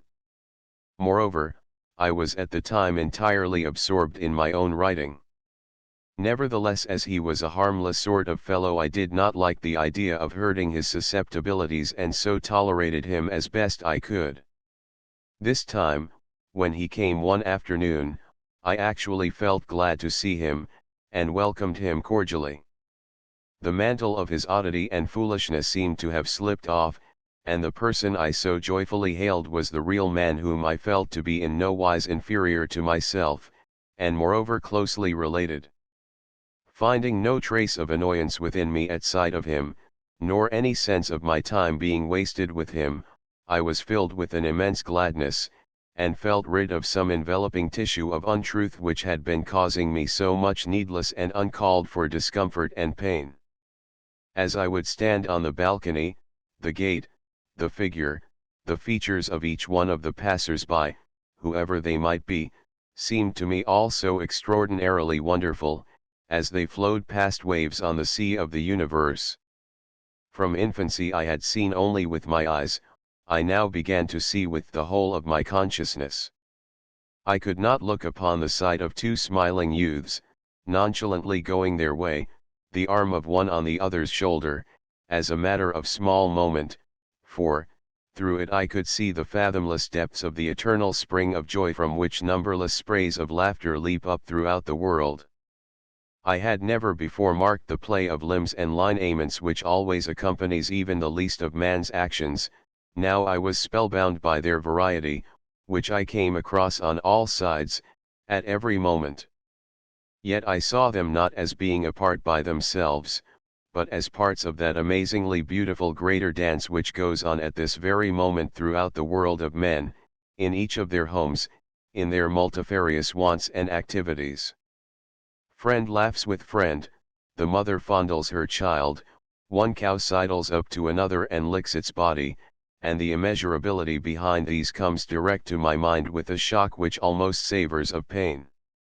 When of this period I wrote, I know not how of a sudden my heart flung open its doors, and let the crowd of worlds rush in, greeting each other. It was no poetic exaggeration. Rather, I had not the power to express all I felt. For some time together I remained in this self-forgetful state of bliss. Then my brother thought of going to the Darjeeling hills. So much the better, thought I. On the vast Himalayan tops I shall be able to see more deeply into what has been revealed to me in Sutter Street. At any rate I shall see how the Himalayas display themselves to my new gift of vision. But the victory was with that little house in Sutter Street. When, after ascending the mountains, I looked around, I was at once aware I had lost my new vision. My sin must have been in imagining that I could get still more of truth from the outside. However sky-piercing the king of mountains may be, he can have nothing in his gift for me, while he who is the giver can vouchsafe a vision of the eternal universe in the dingiest of lanes, and in a moment of time. I wandered about amongst the firs, I sat near the falls and bathed in their waters, I gazed at the grandeur of Kinchinjunga through a cloudless sky, but in what had seemed to me these likeliest of places, I found it not. I had come to know it, but could see it no longer. While I was admiring the gem, the lid had suddenly closed, leaving me staring at the enclosing casket. But, for all the attractiveness of its workmanship, there was no longer any danger of my mistaking it for merely an empty box. My morning songs came to an end, their last echo dying out with the echo which I wrote at Darjeeling. This apparently proved such an abstruse affair that two friends laid a wager as to its real meaning. My only consolation was that, as I was equally unable to explain the enigma to them when they came to me for a solution, neither of them had to lose any money over it. Alas! The days when I wrote excessively plain poems about the lotus and a lake had gone forever. But does one write poetry to explain any matter? What is felt within the heart tries to find outside shape as a poem. So when after listening to a poem anyone says he has not understood, I feel nonplussed. If someone smells a flower and says he does not understand, the reply to him is, there is nothing to understand, it is only a scent. If he persists, saying, that I know, but what does it all mean? Then one has either to change the subject, or make it more abstruse by saying that the scent is the shape which the universal joy takes in the flower. That words have meanings is just the difficulty. That is why the poet has to turn and twist them in meter and verse, so that the meaning may be held somewhat in check, and the feeling allowed a chance to express itself. This utterance of feeling is not the statement of a fundamental truth, or a scientific fact, or a useful moral precept. Like a tear or a smile, it is but a picture of what is taking place within. If science or philosophy may gain anything from it, they are welcome, but that is not the reason of its being. If while crossing a ferry you can catch a fish, you are a lucky man, but that does not make the ferry boat a fishing boat, nor should you abuse the ferryman if he does not make fishing his business. The Echo was written so long ago that it has escaped attention, and I am now no longer called upon to render an account of its meaning. Nevertheless, whatever its other merits or defects may be, I can assure my readers that it was not my intention to propound a riddle, or insidiously convey any erudite teaching. The fact of the matter was that a longing had been born within my heart, and, unable to find any other name, I had called the thing I desired an echo. When from the original fount in the depths of the universe streams of melody are sent forth abroad, their echo is reflected into our heart from the faces of our beloved and the other beauteous things around us. It must be, as I suggested, this echo which we love, and not the things themselves from which it happens to be reflected, for that which one day we scarce deign to glance at, may be, on another, the very thing which claims our whole devotion. I had so long viewed the world with external vision only, and so had been unable to see its universal aspect of joy. When of a sudden, from some innermost depth of my being, a ray of light found its way out, it spread over and illuminated for me the whole universe, which then no longer appeared like heaps of things and happenings, but was disclosed to my sight as one whole. This experience seemed to tell me of the stream of melody issuing from the very heart of the universe and spreading over space and time, re-echoing thence as waves of joy which flow right back to the source. When the artist sends his song forth from the depths of a full heart, that is joy indeed. And the joy is redoubled when this same song is wafted back to him as hearer. If, when the creation of the arch-poet is thus returning back to him in a flood of joy, we allow it to flow over our consciousness, we at once, immediately, become aware, in an inexpressible manner, of the end to which this flood is streaming. And as we become aware, our love goes forth, and ourselves are moved from their moorings and would fain float down the stream of joy to its infinite goal. This is the meaning of the longing which stirs within us at the sight of beauty. The stream which comes from the infinite and flows toward the finite, that is the true, the good, it is subject to laws, definite in form. Its echo which returns towards the infinite is beauty and joy, which are difficult to touch or grasp, and so make us beside ourselves. This is what I tried to say by way of a parable or a song in the echo. That the result was not clear is not to be wondered at, for neither was the attempt then clear unto itself. Let me set down here part of what I wrote in a letter, at a more advanced age, about the morning songs. There is none in the world, all are in my heart is a state of mind belonging to a particular age. When the heart is first awakened, it puts forth its arms and would grasp the whole world, like the teething infant which thinks everything meant for its mouth. gradually it comes to understand what it really wants and what it does not.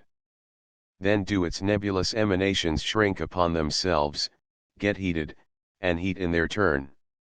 To begin by wanting the whole world is to get nothing. When desire is concentrated, with the whole strength of one's being upon any one object whatsoever it might be, then does the gateway to the infinite become visible. The morning songs were the first throwing forth of my inner self outwards, and consequently they lack any signs of such concentration. This all-pervading joy of a first outflow, however, has the effect of leading us to an acquaintance with the particular. The lake in its fullness seeks an outlet as a river. In this sense the permanent later love is narrower than first love. It is more definite in the direction of its activities, desires to realize the whole in each of its parts, and is thus impelled on towards the infinite. What it finally reaches is no longer the former indefinite extension of the heart's own inner joy, but a merging in the infinite reality which was outside itself, and thereby the attainment of the complete truth of its own longings. In Mohita Babu's edition these morning songs have been placed in the group of poems entitled Nishkraman, the Emergence.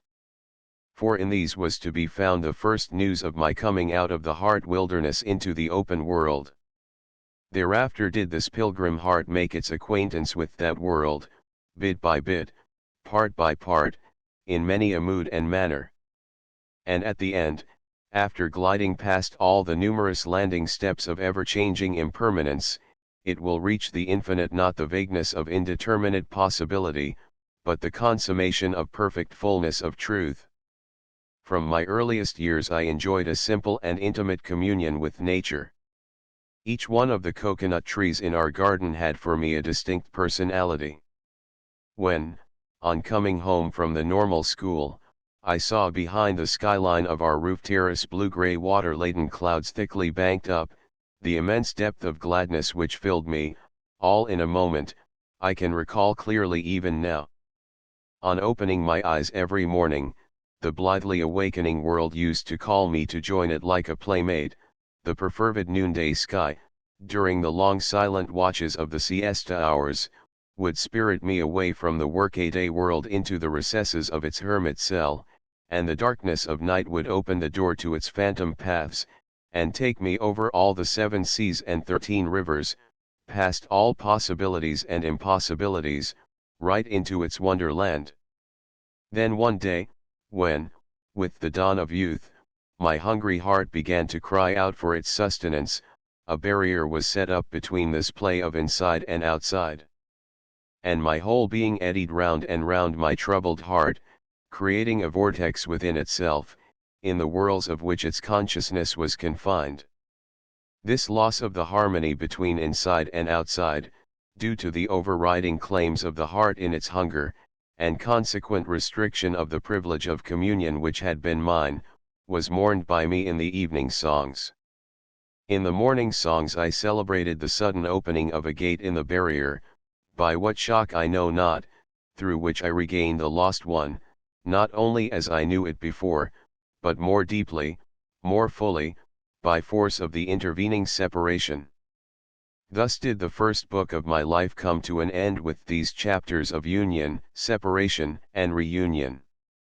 Or, rather, it is not true to say it has come to an end. The same subject has still to be continued through more elaborate solutions of worse complexities, to a greater conclusion.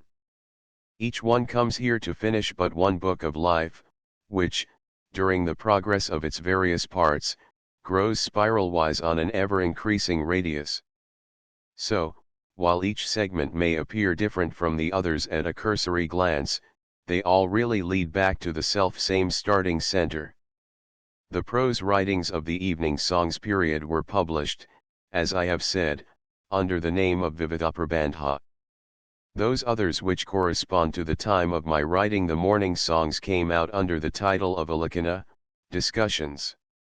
The difference between the characteristics of these two would be a good index of the nature of the change that had in the meantime taken place within me. Part 7, 35, Rajendrahal Mitra. It was about this time that my brother Jyotirindra had the idea of founding a literary academy by bringing together all the men of letters of repute, to compile authoritative technical terms for the Bengali language and in other ways to assist in its growth was to be its object, therein differing but little from the lines on which the modern Sahitya Parishad, Academy of Literature, has taken shape. Dr. Rajendrahal Mitra took up the idea of this academy with enthusiasm, and he was eventually its president for the short time it lasted. When I went to invite Pandit Vidyasagar to join it, he gave a hearing to my explanation of its objects and the names of the proposed members, then said, "My advice to you is to leave us out. You will never accomplish anything with bigwigs, they can never be got to agree with one another." With which he refused to come in. Bankim Baba became a member, but I cannot say that he took much interest in the work. To be plain, so long as this academy lived, Rajendrahal Mitra did everything single-handed. He began with geographical terms. The draft list was made out by Dr. Rajendrahal himself and was printed and circulated for the suggestions of the members. We had also an idea of transliterating in Bengali the name of each foreign country as pronounced by itself. Pandit Vidyasagar's prophecy was fulfilled. It did not prove possible to get the bigwigs to do anything. And the academy withered away shortly after sprouting. But Rajendrahal Mitra was an all-round expert and was an academy in himself. My labors in this cause were more than repaid by the privilege of his acquaintance. I have met many Bengali men of letters in my time, but none who left the impression of such brilliance. I used to go and see him in the office of the Court of Wards in Maniktala. I would go in the mornings and always find him busy with his studies, and with the inconsiderateness of youth, I felt no hesitation in disturbing him. But I have never seen him the least bit put out on that account. As soon as he saw me he would put aside his work and begin to talk to me. It is a matter of common knowledge that he was somewhat hard of hearing, so he hardly ever gave me occasion to put him any question. He would take up some broad subject and talk away upon it, and it was the attraction of these discourses which drew me there. Converse with no other person ever gave me such a wealth of suggestive ideas on so many different subjects. I would listen enraptured. I think he was a member of the textbook committee, and every book he received for approval, he read through and annotated in pencil. On some occasions he would select one of these books for the text of discourses on the construction of the Bengali language in particular or philology in general, which were of the greatest benefit to me. There were few subjects which he had not studied, and anything he had studied he could clearly expound. If we had not relied on the other members of the academy we had tried to found, but left everything to Dr. Rajendrahal, the present Sahitya Parishad would have doubtless found the matters it is now occupied with left in a much more advanced state by that one man alone. Dr. Rajendrahal Mitra was not only a profound scholar, but he had likewise a striking personality which shone through his features. Full of fire as he was in his public life, he could also unbend graciously so as to talk on the most difficult subjects to a stripling like myself without any trace of a patronizing tone. I even took advantage of his condescension to the extent of getting a contribution, Yama's dog, from him for the Burrabi. There were other great contemporaries of his with whom I would not have ventured to take such liberties, nor would I have met with the like response if I had. And yet when he was on the war-path his opponents on the municipal corporation or the senate of the university were mortally afraid of him. In those days Christo Das Pal was the tactful politician, and Rajendrahal Mitra the valiant fighter. For the purposes of the Asiatic Society's publications and researches, he had to employ a number of Sanskrit pundits to do the mechanical work for him. I remember how this gave certain envious and mean-minded detractors the opportunity of saying that everything was really done by these pundits, while Rajendrahal fraudulently appropriated all the credit. Even today we very often find the tools arrogating to themselves the lion's share of the achievement, imagining the wielder to be a mere ornamental figurehead. If the poor pen had a mind, it would as certainly have bemoaned the unfairness of its getting all the stain and the writer all the glory. It is curious that this extraordinary man should have got no recognition from his countrymen even after his death. One of the reasons may be that the national mourning for Vidyasagar, whose death followed shortly after, left no room for a recognition of the other bereavement. Another reason may be that his main contributions being outside the pale of Bengali literature, he had been unable to reach the heart of the people. 36. Karwar Sudder Street Party next transferred itself to Karwar on the West Sea coast. Karwar is the headquarters of the Kanara district in the southern portion of the Bombay Presidency. It is the tract of the Malaya hills of Sanskrit literature where grow the cardamom creeper and the sandal tree. My second brother was then judge there. The little harbour, ringed round with hills, is so secluded that it has nothing of the aspect of a port about it. Its crescent-shaped beach throws out its arms to the shoreless open sea like the very image of an eager striving to embrace the infinite. The edge of the broad sandy beach is fringed with a forest of casuarinas, broken at one end by the Kalanadi River, which here flows into the sea after passing through a gorge flanked by rows of hills on either side. I remember how one moonlit evening we went up this river in a little boat. We stopped at one of Shivaji's old hill forts, and stepping ashore found our way into the clean-swept little yard of a peasant's home. We sat on a spot where the moonbeams fell glancing off the top of the outer enclosure, and there dined off the eatables we had brought with us.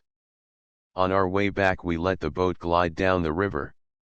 The night brooded over the motionless hills and forests, and on the silent flowing stream of this little Kalanadi, throwing over all its moonlight spell. It took us a good long time to reach the mouth of the river, so, instead of returning by sea, we got off the boat there and walked back home over the sands of the beach. It was then far into the night, the sea was without a ripple, even the ever-troubled murmur of the casuarinas was at rest. The shadow of the fringe of trees along the vast expanse of sand hung motionless along its border, and the ring of blue-grey hills around the horizon slept calmly beneath the sky. Karwar Beach. Through the deep silence of this illimitable whiteness we few human creatures walked along with our shadows, without a word. When we reached home my sleep had lost itself in something still deeper. The poem which I then wrote is inextricably mingled with that night on the distant seashore. I do not know how it will appeal to the reader apart from the memories with which it is entwined. This doubt led to its being left out of Mohita Babu's edition of my works. I trust that a place given to it among my reminiscences may not be deemed unfitting. Let me sink down, losing myself in the depths of midnight. Let the earth leave her hold of me, let her free me from her obstacle of dust. Keep your watch from afar, O stars, drunk though you be with moonlight, and let the horizon hold its wings still around me. Let there be no song, no word, no sound, no touch, nor sleep, nor awakening, but only the moonlight like a swoon of ecstasy over the sky and my being. The world seems to me like a ship with its countless pilgrims, vanishing in the faraway blue of the sky, its sailor's song becoming fainter and fainter in the air, while I sink in the bosom of the endless night, fading away from myself, dwindling into a point. It is necessary to remark here that merely because something has been written when feelings are brimming over, it is not therefore necessarily good. Such is rather a time when the utterance is thick with emotion. Just as it does not do to have the writer entirely removed from the feeling to which he is giving expression, so also it does not conduce to the truest poetry to have him too close to it. Memory is the brush which can best lay on the true poetic color. Nearness has too much of the compelling about it, and the imagination is not sufficiently free unless it can get away from its influence. Not only in poetry, but in all art, the mind of the artist must attain a certain degree of aloofness. The creator within man must be allowed the sole control. If the subject matter gets the better of the creation, the result is a mere replica of the event, not a reflection of it through the artist's mind. 37. Nature's Revenge. Here in Karvar I wrote the Prakritir Pratishodha, Nature's Revenge, a dramatic poem. The hero was a sannyasi, hermit, who had been striving to gain a victory over nature by cutting away the bonds of all desires and affections and thus to arrive at a true and profound knowledge of self. A little girl, however, brought him back from his communion with the infinite to the world and into the bondage of human affection. On so coming back, the sannyasi realized that the great is to be found in the small, the infinite within the bounds of form, and the eternal freedom of the soul in love. It is only in the light of love that all limits are merged in the limitless. The sea beach of Karvar is certainly a fit place in which to realize that the beauty of nature is not a mirage of the imagination, but reflects the joy of the infinite and thus draws us to lose ourselves in it. Where the universe is expressing itself in the magic of its laws, it may not be strange if we miss its infinitude, but where the heart gets into immediate touch with immensity in the beauty of the meanest of things, is any room left for argument? Nature took the sannyasi to the presence of the infinite, enthroned on the finite, by the pathway of the heart.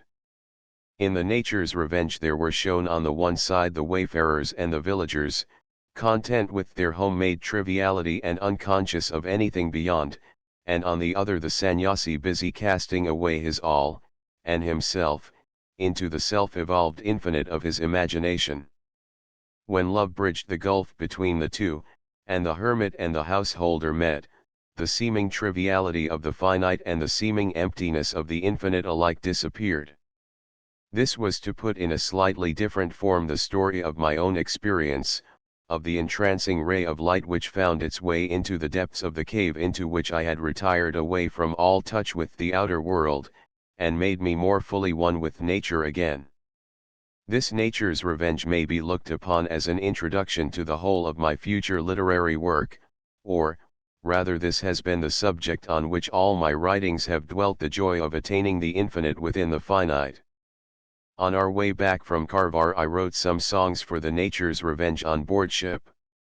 The first one filled me with a great gladness as I sang, and wrote it sitting on the deck: "Mother, leave your darling boy to us, and let us take him to the field where we graze our cattle. 52 The sun has risen, the buds have opened, the cowherd boys are going to the pasture, and they would not have the sunlight, the flowers, and their play in the grazing grounds empty. They want their Shyam, Krishna, to be with them there, in the midst of all these. They want to see the infinite in all its carefully adorned loveliness.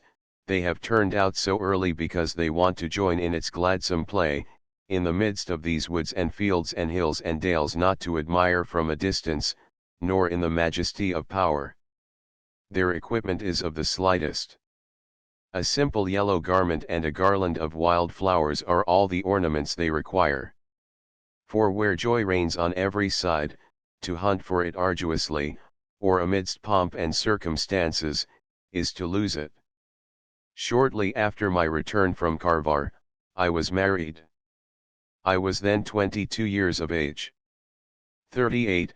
Pictures and Songs. Chabi Ogan, Picture and Songs, was the title of a book of poems, most of which were written at this time.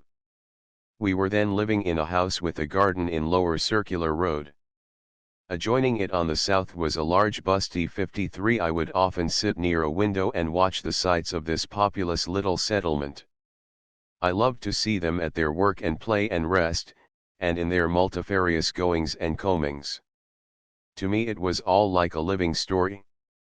A faculty of many-sidedness possessed me at this time. Each little separate picture I ringed round with the light of my imagination and the joy of my heart, every one of them, moreover, being variously colored by a pathos of its own. The pleasure of thus separately marking off each picture was much the same as that of painting it, both being the outcome of the desire to see with the mind what the eye sees, and with the eye what the mind imagines. Had I been a painter with the brush, I would doubtless have tried to keep a permanent record of the visions and creations of that period when my mind was so alertly responsive. But that instrument was not available to me. What I had was only words and rhythms, and even with these I had not yet learned to draw firm strokes, and the colors went beyond their margins. Still, like young folk with their first paint box, I spent the livelong day painting away with the many-colored fancies of my newborn youth. If these pictures are now viewed in the light of that 22nd year of my life, some features may be discerned even through their crude drawing and blurred coloring. I have said that the first book of my literary life came to an end with the morning songs. The same subject was then continued under a different rendering. Many a page at the outset of this book, I am sure, is of no value. In the process of making a new beginning, much in the way of superfluous preliminary has to be gone through. Had these been leaves of trees, they would have duly dropped off. Unfortunately, leaves of books continue to stick fast even when they are no longer wanted. The feature of these poems was the closeness of attention devoted even to trifling things. Pictures and songs seized every opportunity of giving value to these by coloring them with feelings straight from the heart. Or, rather, that was not it. When the string of the mind is properly attuned to the universe, then at each point the universal song can awaken its sympathetic vibrations. It was because of this music roused within that nothing then felt trivial to the writer. Whatever my eyes fell upon found a response within me. Like children who can play with sand or stones or shells or whatever they can get, for the spirit of play is within them, so also we, when filled with the song of youth, become aware that the harp of the universe has its variously tuned strings everywhere stretched, and the nearest may serve as well as any other for our accompaniment. There is no need to seek afar. 39. An intervening period between the pictures and songs and the sharps and flats, a child's magazine called the Balaka sprang up and ended its brief days like an annual plant. My second sister-in-law felt the want of an illustrated magazine for children. Her idea was that the young people of the family would contribute to it, but as she felt that that alone would not be enough, she took up the editorship herself and asked me to help with contributions. After 1 or 2 numbers of the Balaka had come out, I happened to go on a visit to Rajnarayan Babu at Diagur. On the return journey the train was crowded, and as there was an unshaded light just over the only berth I could get, I could not sleep. I thought I might as well take this opportunity of thinking out a story for the Balaka. In spite of my efforts to get hold of the story, it eluded me, but sleep came to the rescue instead. I saw in a dream the stone steps of a temple stained with the blood of victims of the sacrifice, a little girl standing there with her father asking him in piteous accents, "Father, what is this, why all this blood?" and the father, inwardly moved, trying with a show of gruffness to quiet her questioning. As I awoke I felt I had got my story. I have many more such dream-given stories and other writings as well. This dream episode one worked into the annals of King Govindamanakya of Tipura and made out of it a little serial story, Rajarshi, for the Balaka. Those were days of utter freedom from care. Nothing in particular seemed to be anxious to express itself through my life or writings. I had not yet joined the throng of travelers on the path of life, but was a mere spectator from my roadside window. Many a person hied by on many an errand as I gazed on, and every now and then spring or autumn, or the rains would enter unasked and stay with me for a while. But I had not only to do with the seasons. There were men of all kinds of curious types who, floating about like boats adrift from their anchorage, occasionally invaded my little room. Some of them sought to further their own ends, at the cost of my inexperience, with many an extraordinary device. But they need not have taken any extraordinary pains to get the better of me. I was then entirely unsophisticated, my own wants were few, and I was not at all clever in distinguishing between good and bad faith. I have often gone on imagining that I was assisting with their school fees students to whom fees were as superfluous as their unread books. Once a long-haired youth brought me a letter from an imaginary sister in which she asked me to take under my protection this brother of hers who was suffering from the tyranny of a stepmother as imaginary as herself.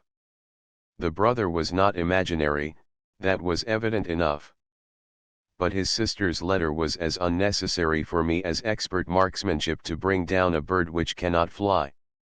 Another young fellow came and informed me that he was studying for the B.A., but could not go up for his examination as he was afflicted with some brain trouble.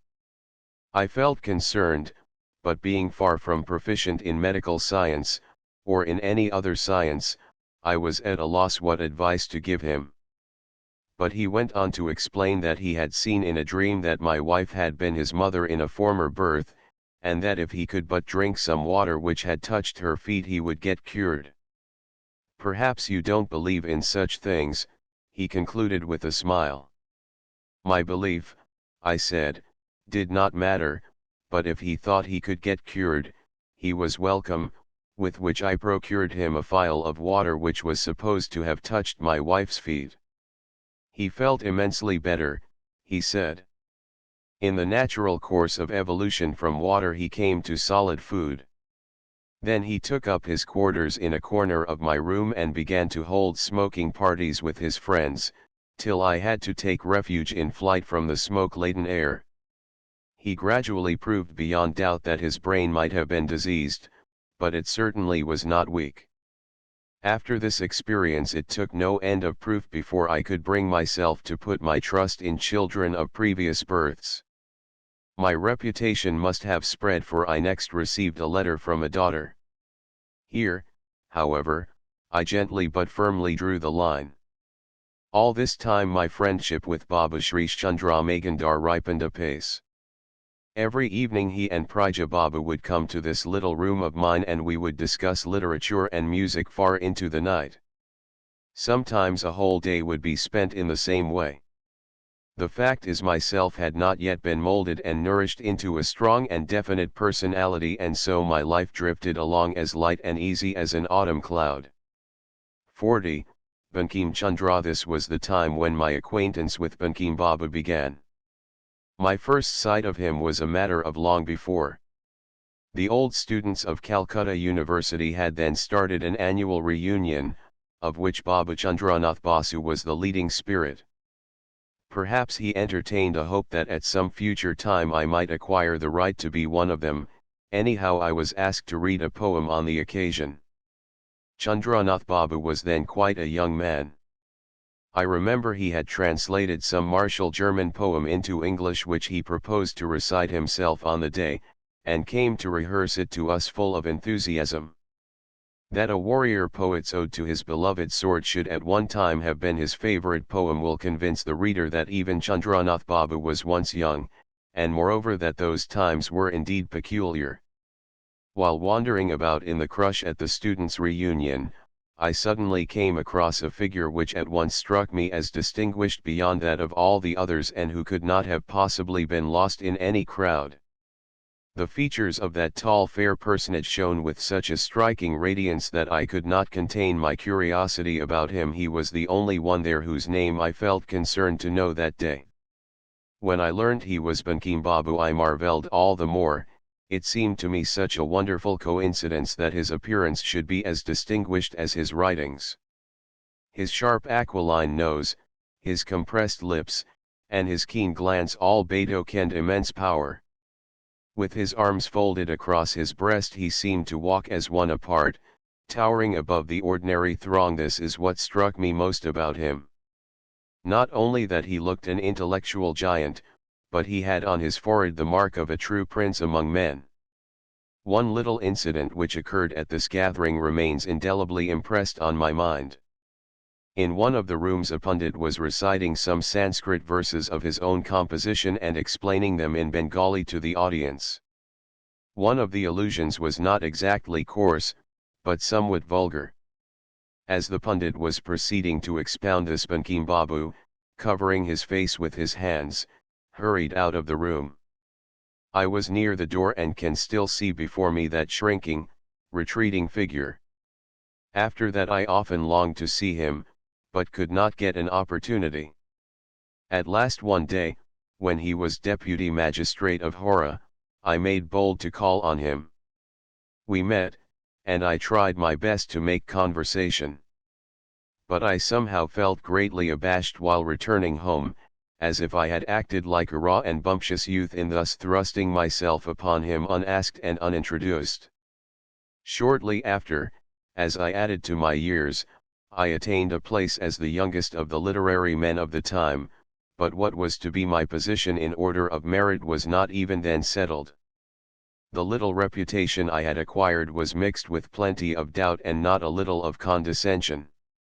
It was then the fashion in Bengal to assign each man of letters a place in comparison with a supposed compeer in the West.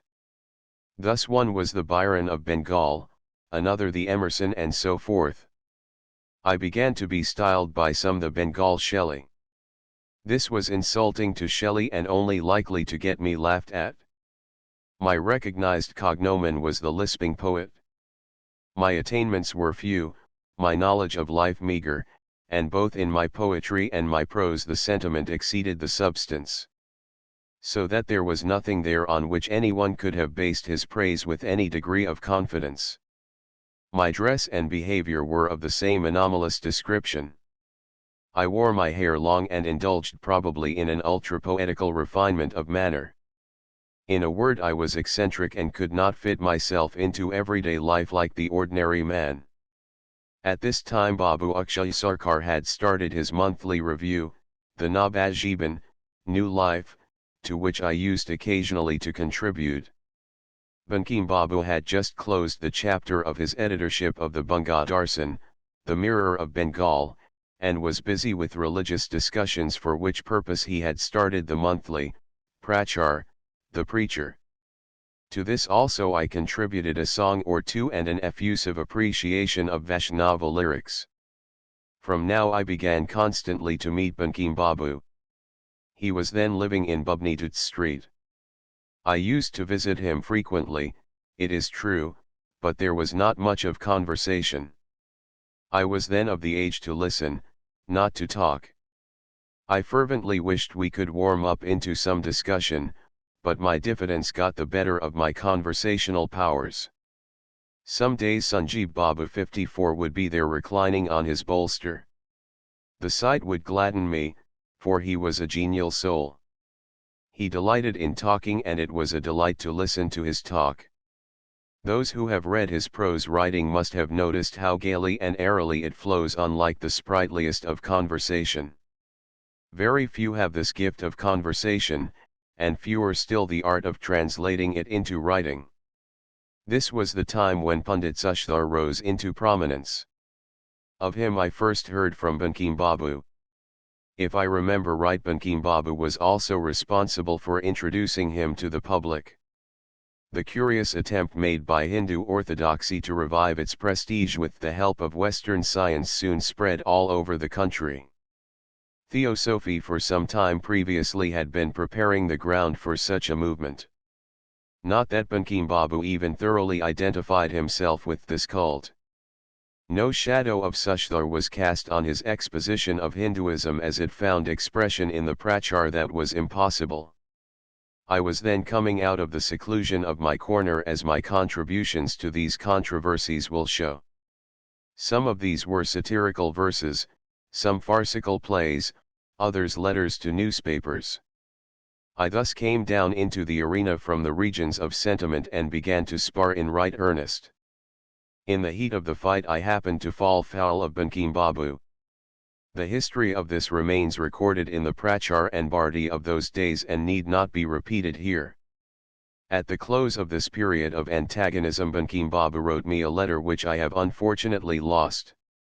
Had it been here, the reader could have seen with what consummate generosity Bankim Babu had taken the sting out of that unfortunate episode.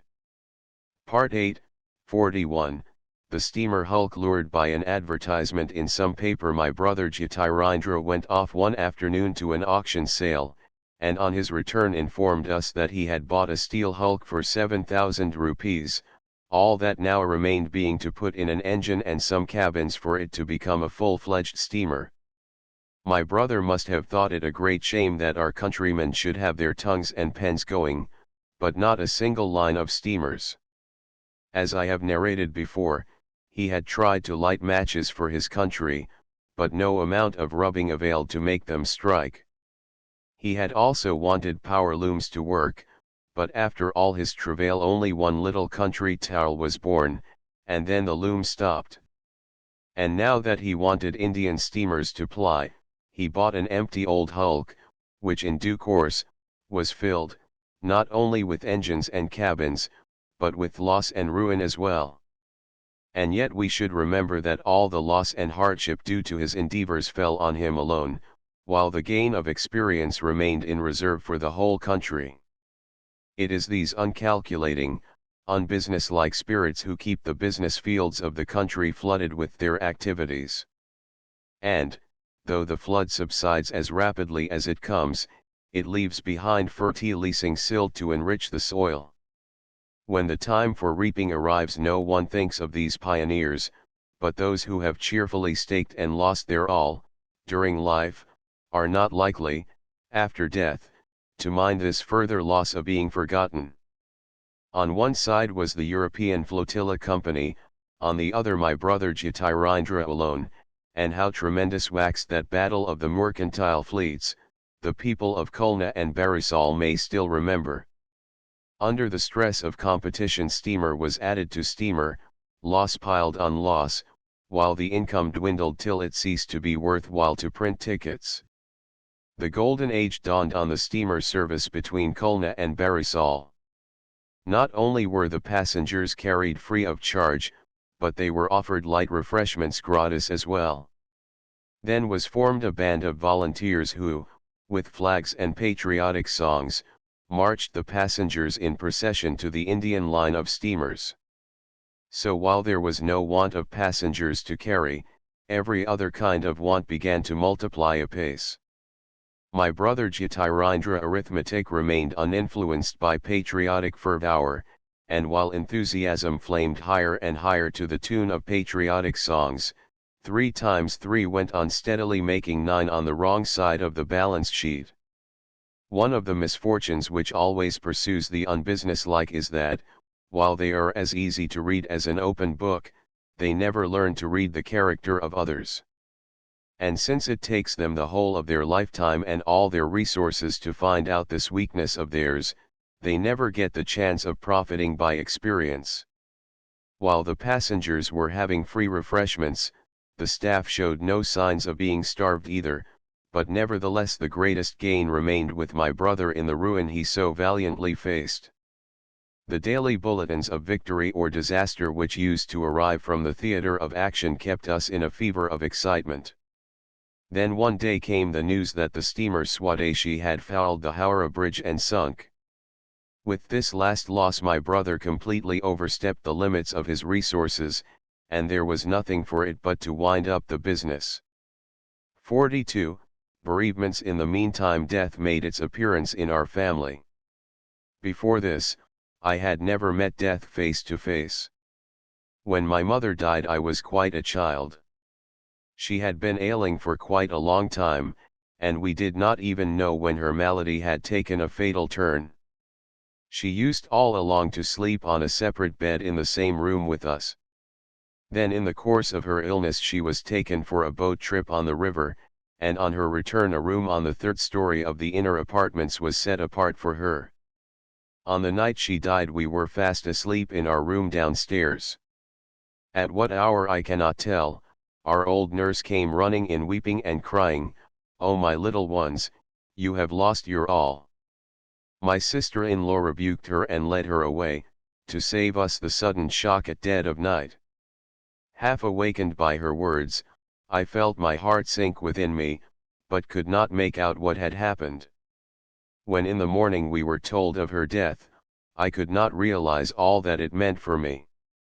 As we came out into the veranda we saw my mother laid on a bedstead in the courtyard. There was nothing in her appearance which showed death to be terrible. The aspect which death wore in that morning light was as lovely as a calm and peaceful sleep, and the gulf between life and its absence was not brought home to us. Only when her body was taken out by the main gateway, and we followed the procession to the cremation ground, did a storm of grief pass through me at the thought that mother would never return by this door and take again her accustomed place in the affairs of her household. The day wore on, we returned from the cremation, and as we turned into our lane I looked up at the house towards my father's rooms on the third story. He was still in the front veranda sitting motionless in prayer. She who was the youngest daughter-in-law of the house took charge of the motherless little ones. She herself saw to our food and clothing and all other wants, and kept us constantly near, so that we might not feel our loss too keenly.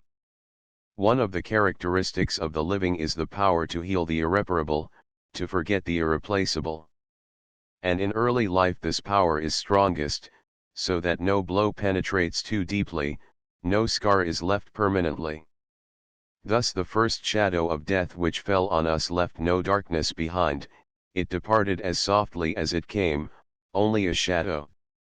When, in later life, I wandered about like a madcap, at the first coming of spring, with a handful of half-blown jessamines tied in a corner of my muslin scarf, and as I stroked my forehead with the soft, rounded, tapering buds, the touch of my mother's fingers would come back to me, and I clearly realized that the tenderness which dwelt in the tips of those lovely fingers was the very same as that which blossoms every day in the purity of these jessamine buds, and that whether we know it or not, this tenderness is on the earth in boundless measure.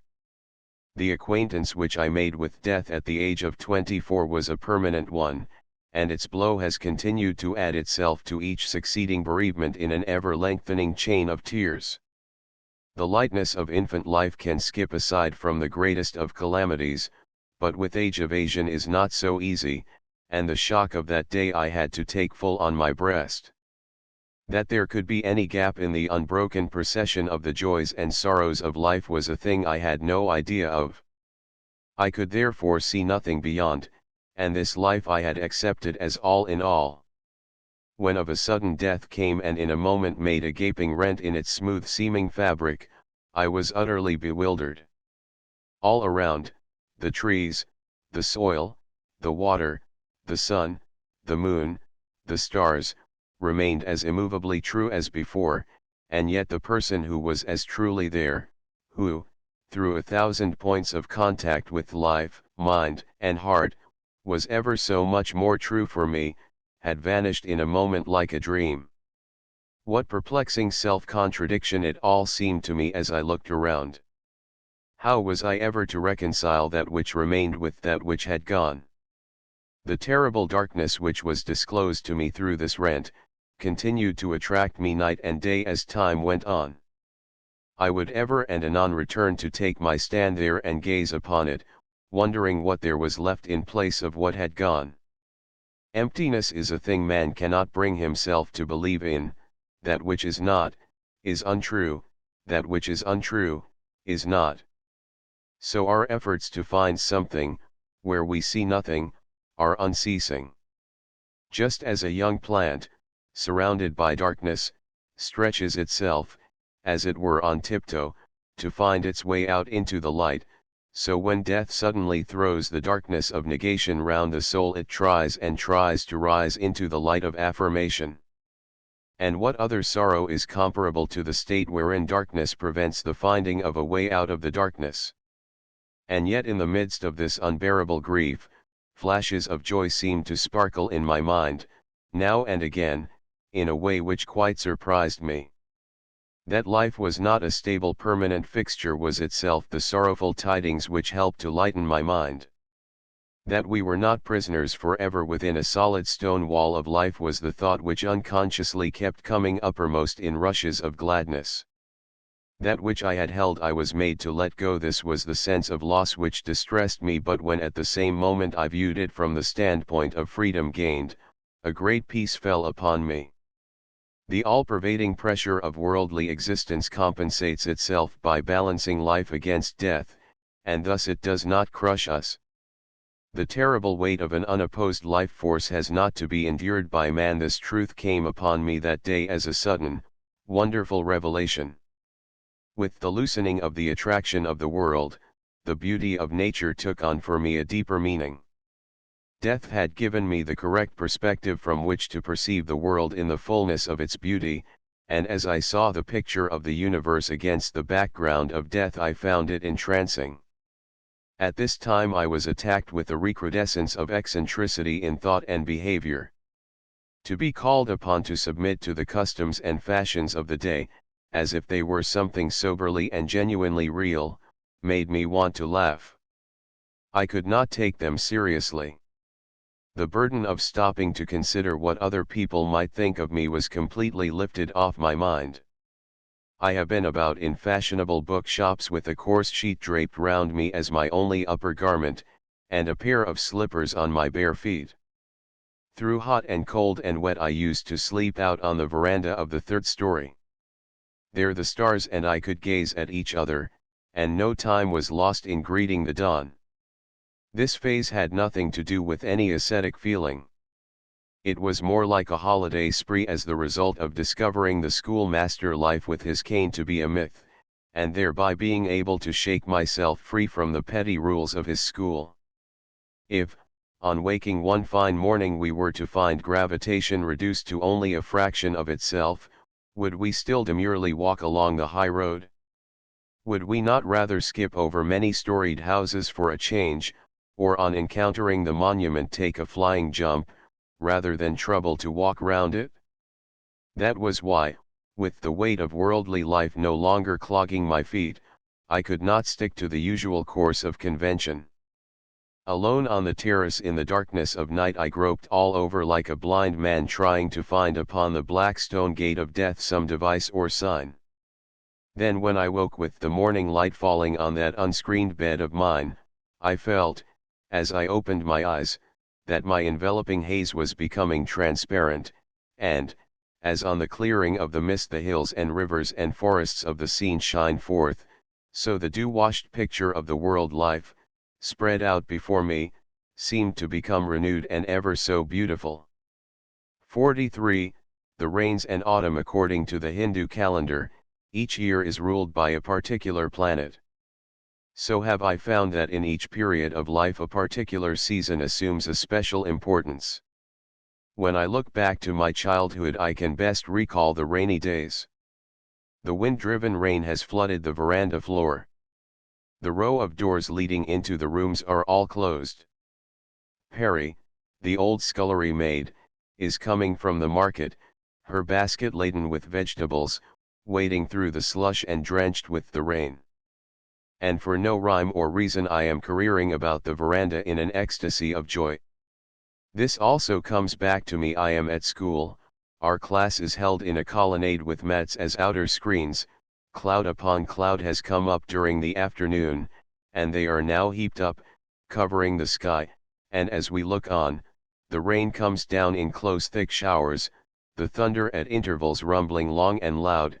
Some mad woman with nails of lightning seems to be rending the sky from end to end, the mat walls tremble under the blasts of wind as if they would be blown in, we can hardly see to read, for the darkness. The pundit gives us leave to close our books. Then leaving the storm to do the romping and roaring for us, we keep swinging our dangling legs, and my mind goes right away across the far-off unending moor through which the prince of the fairy tale passes. I remember, moreover, the depth of the Sarvan 55 nights. The pattering of the rain finding its way through the gaps of my slumber, creates within a gladsome restfulness deeper than the deepest sleep. And in the wakeful intervals I pray that the morning may see the rain continue, our lane under water, and the bathing platform of the tank submerged to the last step. But at the age of which I have just been telling, autumn is on the throne beyond all doubt. Its life is to be seen spread under the clear transparent leisure of Aswin 56, and in the molten gold of this autumn sunshine, softly reflected from the fresh dewy green outside, I am pacing the veranda and composing, in the mode Jagi Ya, the song, in this morning light I do not know what it is that my heart desires. The autumn day wears on, the house gong sounds 12 noon, the mode changes, though my mind is still filled with music, leaving no room for call of work or duty, and I sing, what idle play is this with yourself, my heart, through the listless hours? Then in the afternoon I am lying on the white floor cloth of my little room, with a drawing book trying to draw pictures, by no means an arduous pursuit of the pictorial muse, but just a toying with the desire to make pictures. The most important part is that which remains in the mind, and of which not a line gets drawn on the paper. And in the meantime the serene autumn afternoon is filtering through the walls of this little Calcutta room, filling it, as a cup, with golden intoxication. I know not why, but all my days of that period I see as if through this autumn sky, this autumn light, the autumn which ripened for me my songs as it ripens the corn for the tillers, the autumn which filled my granary of leisure with radiance, the autumn which flooded my unburdened mind with an unreasoning joy in fashioning song and story. The great difference which I see between the rainy season of my childhood and the autumn of my youth is that in the former it is outer nature which closely hemmed me in keeping me entertained with its numerous troupe, its variegated make-up, its medley of music, while the festivity which goes on in the shining light of autumn is in man himself. The play of cloud and sunshine is left in the background, while the murmurs of joy and sorrow occupy the mind. It is our gaze which gives to the blue of the autumn sky its wistful tinge, and human yearning which gives poignancy to the breath of its breezes. My poems have now come to the doors of men. Here informal goings and combings are not allowed. There is door after door, chamber within chamber. How many times have we to return with only a glimpse of the light in the window, only the sound of the pipes from within the palace gates lingering in our ears? Mind has to treat with mind, will to come to terms with will, through many tortuous obstructions, before giving and taking can come about. The foundation of life, as it dashes into these obstacles, splashes and foams over in laughter and tears, and dances and whirls through eddies from which one cannot get a definite idea of its course. 44. Sharps and Flats is a serenade from the streets in front of the dwelling of man, a plea to be allowed an entry and a place within that house of mystery. This world is sweet, I do not want to die. I wish to dwell in the ever-living life of man. This is the prayer of the individual to the universal life. When I started for my second voyage to England, I made the acquaintance on board ship of Ashutosh Chaudhuri. He had just taken the MA degree of the Calcutta University and was on his way to England to join the bar. We were together only during the few days the steamer took from Calcutta to Madras, but it became quite evident that depth of friendship does not depend upon length of acquaintance. Within this short time he so drew me to him by his simple natural qualities of heart, that the previous lifelong gap in our acquaintance seemed always to have been filled with our friendship. When Ashu came back from England he became one of us 57. He had not as yet had time or opportunity to pierce through all the barriers with which his profession is hedged in, and so become completely immersed in it. The money bags of his clients had not yet sufficiently loosened the strings which held their gold, and Ashu was still an enthusiast in gathering honey from various gardens of literature. The spirit of literature which then saturated his being had nothing of the mustiness of library Morocco about it, but was fragrant with the scent of unknown exotics from over the seas. At his invitation I enjoyed many a picnic amidst the springtime of those distant woodlands. He had a special taste for the flavor of French literature. I was then writing the poems which came to be published in the volume entitled Kudi o Komal, Sharps and Flats. Ashu could discern resemblances between many of my poems and old French poems he knew. According to him the common element in all these poems was the attraction which the play of world life had for the poet, and this had found varied expression in each and every one of them. The unfulfilled desire to enter into this larger life was the fundamental motive throughout. I will arrange and publish these poems for you, said Ashu, and accordingly that task was entrusted to him. The poem beginning "This world is sweet" was the one he considered to be the keynote of the whole series, and so he placed it at the beginning of the volume. Ashu was very possibly right. When in childhood I was confined to the house, I offered my heart in my wistful gaze to outside nature in all its variety through the openings in the parapet of our inner roof terrace. In my youth the world of men in the same way exerted a powerful attraction on me. To that also I was then an outsider and looked out upon it from the roadside. My mind standing on the brink called out, as it were, with an eager waving of hands to the ferryman sailing away across the waves to the other side. For life longed to start on life's journey. It is not true that my peculiarly isolated social condition was the bar to my plunging into the midst of the world life. I see no sign that those of my countrymen who have been all their lives in the thick of society feel, any more than I did, the touch of its living intimacy. The life of our country has its high banks, and its flight of steps, and, on its dark waters falls the cool shade of the ancient trees, while from within the leafy branches overhead the koel coos forth its ravishing old-time song. But for all that it is stagnant water. Where is its current, where are the waves, when does the high tide rush in from the sea? Did I then get from the neighborhood on the other side of our lane an echo of the victorious paean with which the river, falling and rising, wave after wave, cuts its way through walls of stone to the sea? No. My life in its solitude was simply fretting for want of an invitation to the place where the festival of world life was being held.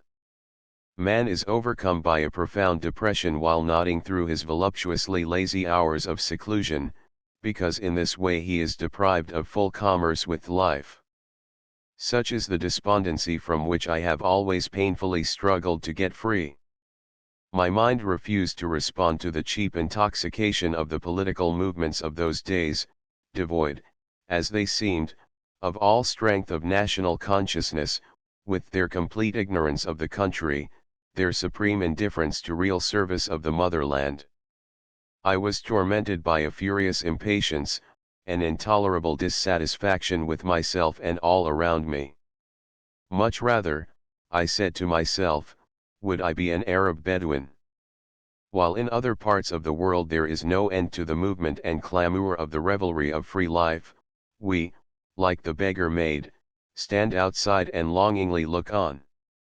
When have we had the wherewithal to deck ourselves for the occasion and go and join in it? Only in a country where the spirit of separation reigns supreme, and innumerable petty barriers divide one from another, need this longing to realize the larger life of the world in one's own remain unsatisfied. I strained with the same yearning towards the world of men in my youth, as I did in my childhood towards outside nature from within the chalk ring drawn round me by the servants. How rare, how unattainable, how far away it seemed. And yet if we cannot get into touch with it, if from it no breeze can blow, no current come, if no road be there for the free goings and combings of travelers, then the dead things that accumulate around us never get removed, but continue to be heaped up till they smother all life. During the rains there are only dark clouds and showers. And in the autumn there is the play of light and shade in the sky, but that is not all absorbing, for there is also the promise of corn in the fields. So in my poetical career, when the rainy season was in the ascendant there were only my vaporous fancies which stormed and showered, my utterance was misty, my verses were wild. And with the sharps and flats of my autumn, not only was there the play of cloud effects in the sky, but out of the ground crops were to be seen rising. Then, in the commerce with the world of reality, both language and meter attempted definiteness and variety of form. Thus ends another book. The days of coming together of inside and outside, kin and stranger, are closing in upon my life. My life's journey has now to be completed through the dwelling places of men. And the good and evil, joy and sorrow, which it thus encountered, are not to be lightly viewed as pictures. What makings and breakings, victories and defeats, clashings and minglings, are here going on. I have not the power to disclose and display the supreme art with which the guide of my life is joyfully leading me through all its obstacles, antagonisms, and crookednesses towards the fulfillment of its innermost meaning. And if I cannot make clear all the mystery of this design, whatever else I may try to show is sure to prove misleading at every step. To analyze the image is only to get at its dust, not at the joy of the artist. So having escorted them to the door of the inner sanctuary, I take leave of my readers. Printed in the United States of America. Footnotes: 1. A jingling sentence in the Bengali Child's Primer. 2. Exercises in 2 syllables. 3. Roofed colonnade or balcony. The writer's family house is an irregular 3-storied mass of buildings, which had grown with the joint family it sheltered, built round several courtyards or quadrangles, with long colonnades along the outer faces, and narrower galleries running round each quadrangle, giving access to the single rows of rooms. For the men's portion of the house is the outer, and the women's the inner. 5. These busties or settlements, consisting of tumble-down hovels, existing side by side with palatial buildings, are still one of the anomalies of Calcutta. Tr. 6. Corresponding to Wonderland. 7. There are innumerable renderings of the Ramayana in the Indian languages. 8. A kind of crisp unsweetened pancake taken like bread along with the other courses. 9. Food while being eaten, and utensils or anything else touched by the hand engaged in conveying food to the mouth, are considered ceremonially unclean. 10. The writer is the youngest of 7 brothers. The 6th brother is here meant. 11. Obsolete word meaning B. 12. The lane, a blind one, leads, at right angles to the front veranda, from the public main road to the grounds round the house. 13. God of death. 14. Goddess of learning. 15. The Jupiter Pluvius of Hindu mythology. 16. The king of the Yakshas is the Pluto of Hindu mythology. 17. Corresponding to Lethe. 18. Krishna's playground. 19. Correspondence clerk. 20. Spices wrapped in betel leaf. 21. It is considered sinful for non-Brahmins to cast glances on neophytes during the process of their sacred thread investiture, before the ceremony is complete. 22. 2 novices in the hermitage of the sage Kanva, mentioned in the Sanskrit drama, Sakuntala. 23. The text for self-realization. 24. Bards or reciters. 25. The cow and the Brahmin are watchwords of modern Hindu orthodoxy. 26. An instrument on which the keynote is strummed to accompany singing. 27. A large proportion of words in the literary Bengali are derived unchanged from the Sanskrit. 28. Servants call the master and mistress father and mother, and the children brothers and sisters. 29. Name of Vishnu in his aspect of slayer of the proud demon, Madhu. 30. Narada is a Sanskrit word meaning cloud, being a compound of nira equals water and da equals giver. In Bengali it is pronounced narod. 31. Betel leaf and spices. 32. Father of the well-known artists Gaganendra and Abhinendra. Ed. 33. In Bengali this word has come to mean an informal uninvited gathering. 34. Systems of notation were not then in use. One of the most popular of the present-day systems was subsequently devised by the writer's brother here mentioned. Tr. 35. The new bride of the house, wife of the writer's 4th brother, above mentioned. Tr. 36. It may be helpful to the foreign reader to explain that the expert singer of Indian music improvises more or less on the tune outline made over to him by the original composer, so that the latter need not necessarily do more than give a correct idea of such outline. Tr. 37. This would mean the genius of Bhuban Mohini if that be taken as the author's name. 38. Gifts of cloth for use as wearing apparel are customary by way of ceremonial offerings of affection, respect, or seasonable greeting. 39 The old Vaishnava poets used to bring their name into the last stanza of the poem, this serving as their signature. Banu and Ruby both mean the Sunday. Tr 40 The dried and stripped center vein of a coconut leaf gives a long tapering stick of the average thickness of a matchstick, and a bundle of these goes to make the common Bengal household broom, which in the hands of the housewife is popularly supposed to be useful in keeping the whole household in order from husband downwards. Its effect on a bare back is here alluded to. Tr 41 There was a craze for phrenology at the time.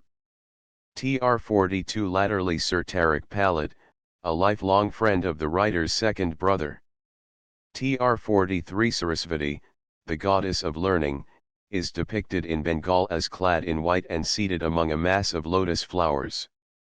Tr 44 With Indian music it is not a mere question of correctly rendering a melody exactly as composed, but the theme of the original composition is the subject of an improvised interpretative elaboration by the expounding artist.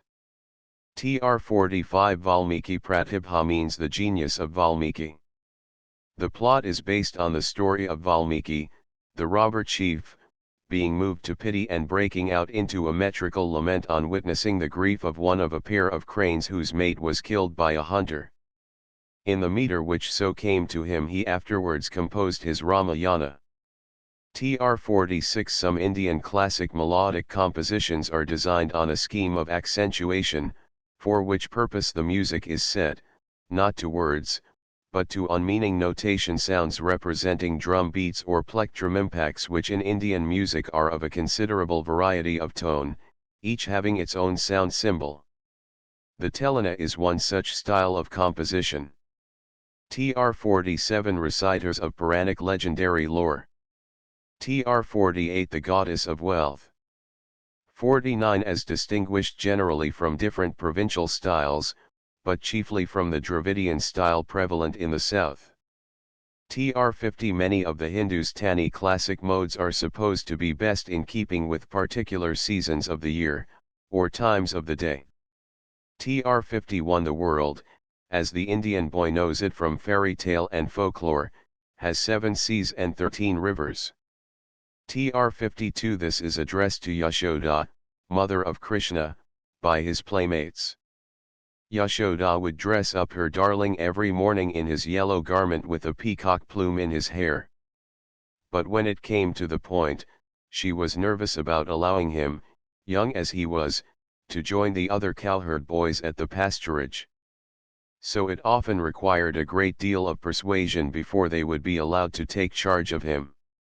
This is part of the Vaishnava parable of the child aspect of Krishna's play with the world. Tr 53 A basti is an area thickly packed with shabby tiled huts, with narrow pathways running through, and connecting it with the main street. These are inhabited by domestic servants, the poorer class of artisans and the like. Such settlements were formerly scattered throughout the town even in the best localities, but are now gradually disappearing from the latter. Tr 54 One of Bankim Babu's brothers. 55 The month corresponding to July-August, the height of the rainy season. 56 The month of Aswin corresponds to September-October, the long vacation time for Bengal. 57 Referring to his marriage with the writer's niece, Pratibha. Tr. The following pages contain advertisements of Macmillan books by the same author. By the same author Personality Cloth, 12mo. Herein are brought together some of the lectures which Sir Rabindranath Tagore delivered while in this country. Among those included are found, What is Art? The World of Personality, The Second Birth, My School, and Meditation. Many of the thousands of people who heard Sir Rabindranath speak on these different subjects will doubtless be glad of the opportunity here presented for further study of his thoughts and philosophy. Songs of Kabir Cloth, 12mo, $1.25. Leather, $1.75. Tagore has given his songs their melodic English translation, and Miss Evelyn Underhill has prepared an excellent preface for the volume which outlines the life and philosophy of Kabir. Review of Reviews. No one in the least sympathetic to spiritual aspiration can read these outpourings without catching fire at their flame and getting a sense of supernal things. Tagore, a kindred spirit, has done a service in making this old mystic, whose soul experiences did not make him abstract, whose high song was that of the ascetic, but of a weaver who trod the common ways of man, known to English readers. Bellman, Minneapolis, Minnesota. Upon the reality of life he erects his faith, and buttresses it with whatever of devotional good he may find in any religion. No ascetic, Kabir pictures the mystic world of his belief with a beautiful richness of symbolism. Philadelphia Public Ledger. Not only students of Indian literature or of comparative religions will welcome this striking translation of a 15th-century Indian mystic. Everyone who is capable of responding to an appeal to cast off the swathings of formalism and come out into spiritual freedom, everyone who is sensitive to poetry that, while highly symbolical, is yet clear and simple and full of beauty, will read it with interest and with heart quickening. New York Times.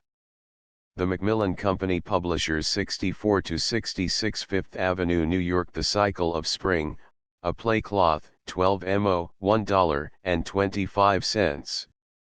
Leather, $1.75. This, the latest and richest of the author's plays, was recently performed in the courtyard of his Calcutta home by the masters and boys of Shantiniketan. The success was immense, and naturally, for the spirit of the play is the spirit of universal youth, filled with laughter and lyric fervour, jest and pathos and resurgence, immortal youth whose every death is a rebirth, every winter an enfolded spring. All the joy, the buoyancy, the resilience, the indomitable and irrepressible hopefulness of youth are compacted in the lines of the play. The keynote is sounded, with subtle symbolism, in the prelude, in which the king ranks above all matters of state or of humanity the circumstances that two grey hairs had made their appearance behind the ear that morning. Dramatic power, philosophy, and lyric charm are brilliantly blended in a work of art that has the freshness and the promise of its theme. New York Tribune. A more beautiful play than The Cycle of Spring by Sir Rabindranath Tagore it would be hard to find in all literature. It embodies the spirit of youth, and one can almost hear in it the laughter of the eternally young. Not only the glamour of the Orient but the breath of undying youth is in this work of Tagore, a genius so peculiar to India, so utterly inartificial, so completely of imagination all compact that his colossal power begotten of fairyland and the world of visions makes us poor Occidentals look very small indeed. Rochester Post Express. The Macmillan Company Publishers, 64 to 66 Fifth Avenue, New York. The Hungry Stones and Other Stories cloth, 12 mo, $1.35. Leather, $1.75. These short stories furnish a double guarantee of the Hindu Nobel Prize winner's rightful place among the notable literary figures of our times. New York Globe. Imagination, charm of style, poetry, and depth of feeling without gloominess, characterize this volume of stories of the Eastern poet. This new volume of his work, which introduces him to English readers as a short story writer, is as significant of his power as are the verses that have preceded it. Boston Transcript. A book of strange, beautiful, widely varying tales. Through them all, the thread on which the beautiful beads are strung is the poet's mystic philosophy. New York Times. The unutterable fascination of the Orient will be found in all these beautiful tales. Exquisite art unlike that of any other living writer. Rabindranath Tagore is one of the magicians of modern literature, a transcendently great genius who brings to mammon-worshipping Western minds the fantasy, the enchantment, and the wonder of the Orient. Rochester Post Express. The Macmillan Company Publishers, 64 to 66 Fifth Avenue, New York. Stray Birds Frontispiece and Decorations by Willie Pogany, 12 mo, $1.50. Written during his present visit to America, This book may be said to contain the essence of all Tagore's poetry and philosophy, revealed by many aphorisms, epigrams, and sayings. Here is the kernel of the wisdom and insight of the great Hindu seer in the form of short extracts. These sayings are the essence of his Eastern message to the Western world. The frontispiece and decorations by Willie Pogany are beautiful in themselves, and enhance the spiritual significance of this extraordinary book. Each reflects some aspect of beauty, in thought, or in nature, or some of the many-sided philosophical reflections of the author. In one sense these stray birds are tiny prose poems, a fact which makes the dedication of the volume to T. Hara, of Yokohama, peculiarly appropriate, for they all suggest the delicacy and minuteness of Japanese poetry as it is known to us in translation. Philadelphia Public Ledger. Pleasing and inspiring. Boston Daily Advertiser. His utterances have something of the elusive delicacy of memories of moral experiences out of a remote past. Nation. The Macmillan Company Publishers, 64-66 Fifth Avenue, New York. Nobel Prizeman in Literature, 1913. Author of Gitanjali, The Gardener, The Crescent Moon, Sadhana. Chitra, a play in one-act. Cloth, 12 mo, $1. Leather, $1.75. The play is told with the simplicity and wonder of imagery always characteristic of Rabindranath Tagore. Cleveland Plain Dealer. All the poetry of Tagore is here. Poetry Journal. Beautiful and marked by skillful rhythm. Newark Evening News. A clear portrayal of the dual nature of womankind. Graphic. The play is finely idyllic. Chicago Daily Tribune. A pretty situation, prettily worked out. And there is something piquant in the combination of the old Hindu metaphorical style, half mystical in allusion, with what is really a plea for the emancipation of women. The Nation. The Macmillan Company Publishers, 64-66 Fifth Avenue, New York. Fruit Gathering. Cloth, 12 mo, $1.25. Leather, $1.75. A shining pathway up which we can confidently travel to those regions of wisdom and experience which consciously or unconsciously we strive to reach. Boston Transcript. Quaintly lovely fragments. Chicago Herald. Exquisitely conceived and with all the distinctive grace which marks song offerings. San Francisco Chronicle. Exotic fragrance. Chicago Daily News. The songs have the quality of universality, the greatest quality which poetry can possess. Chicago Tribune. As perfect in form as they are beautiful and poignant in content. The Athenaeum, London. Nothing richer nor sweeter. Something of Omar Khayyam and something of Rabbi Ben Ezra, expressed more at length and more mystically. In smoothly flowing rhythms, with vivid little pictures of life's activities, the poet sings of old age, the fruit-gathering time, its sadness and its glory, its advantages and its sorrows. The Boston Globe. The Macmillan Company Publishers, 64-66 Fifth Avenue, New York. The Post Office. Cloth, 12 mo, $1. Leather, $1.75.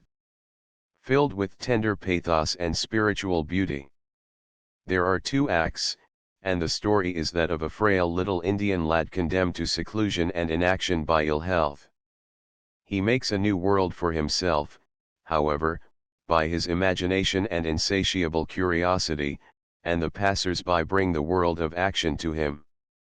The play has been presented in England by the Irish Players, and fully adapts itself to the charming simplicity and charm which are their principal characteristics.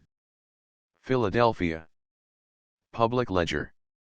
A beautiful and appealing piece of dramatic work. Boston Transcript. Once more Tagore demonstrates the universality of his genius, once more he shows how art and true feeling know no racial and no religious lines.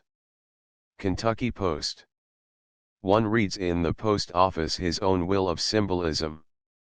Simplicity and a pervading, appealing pathos are the qualities transmitted to its lines by the poet.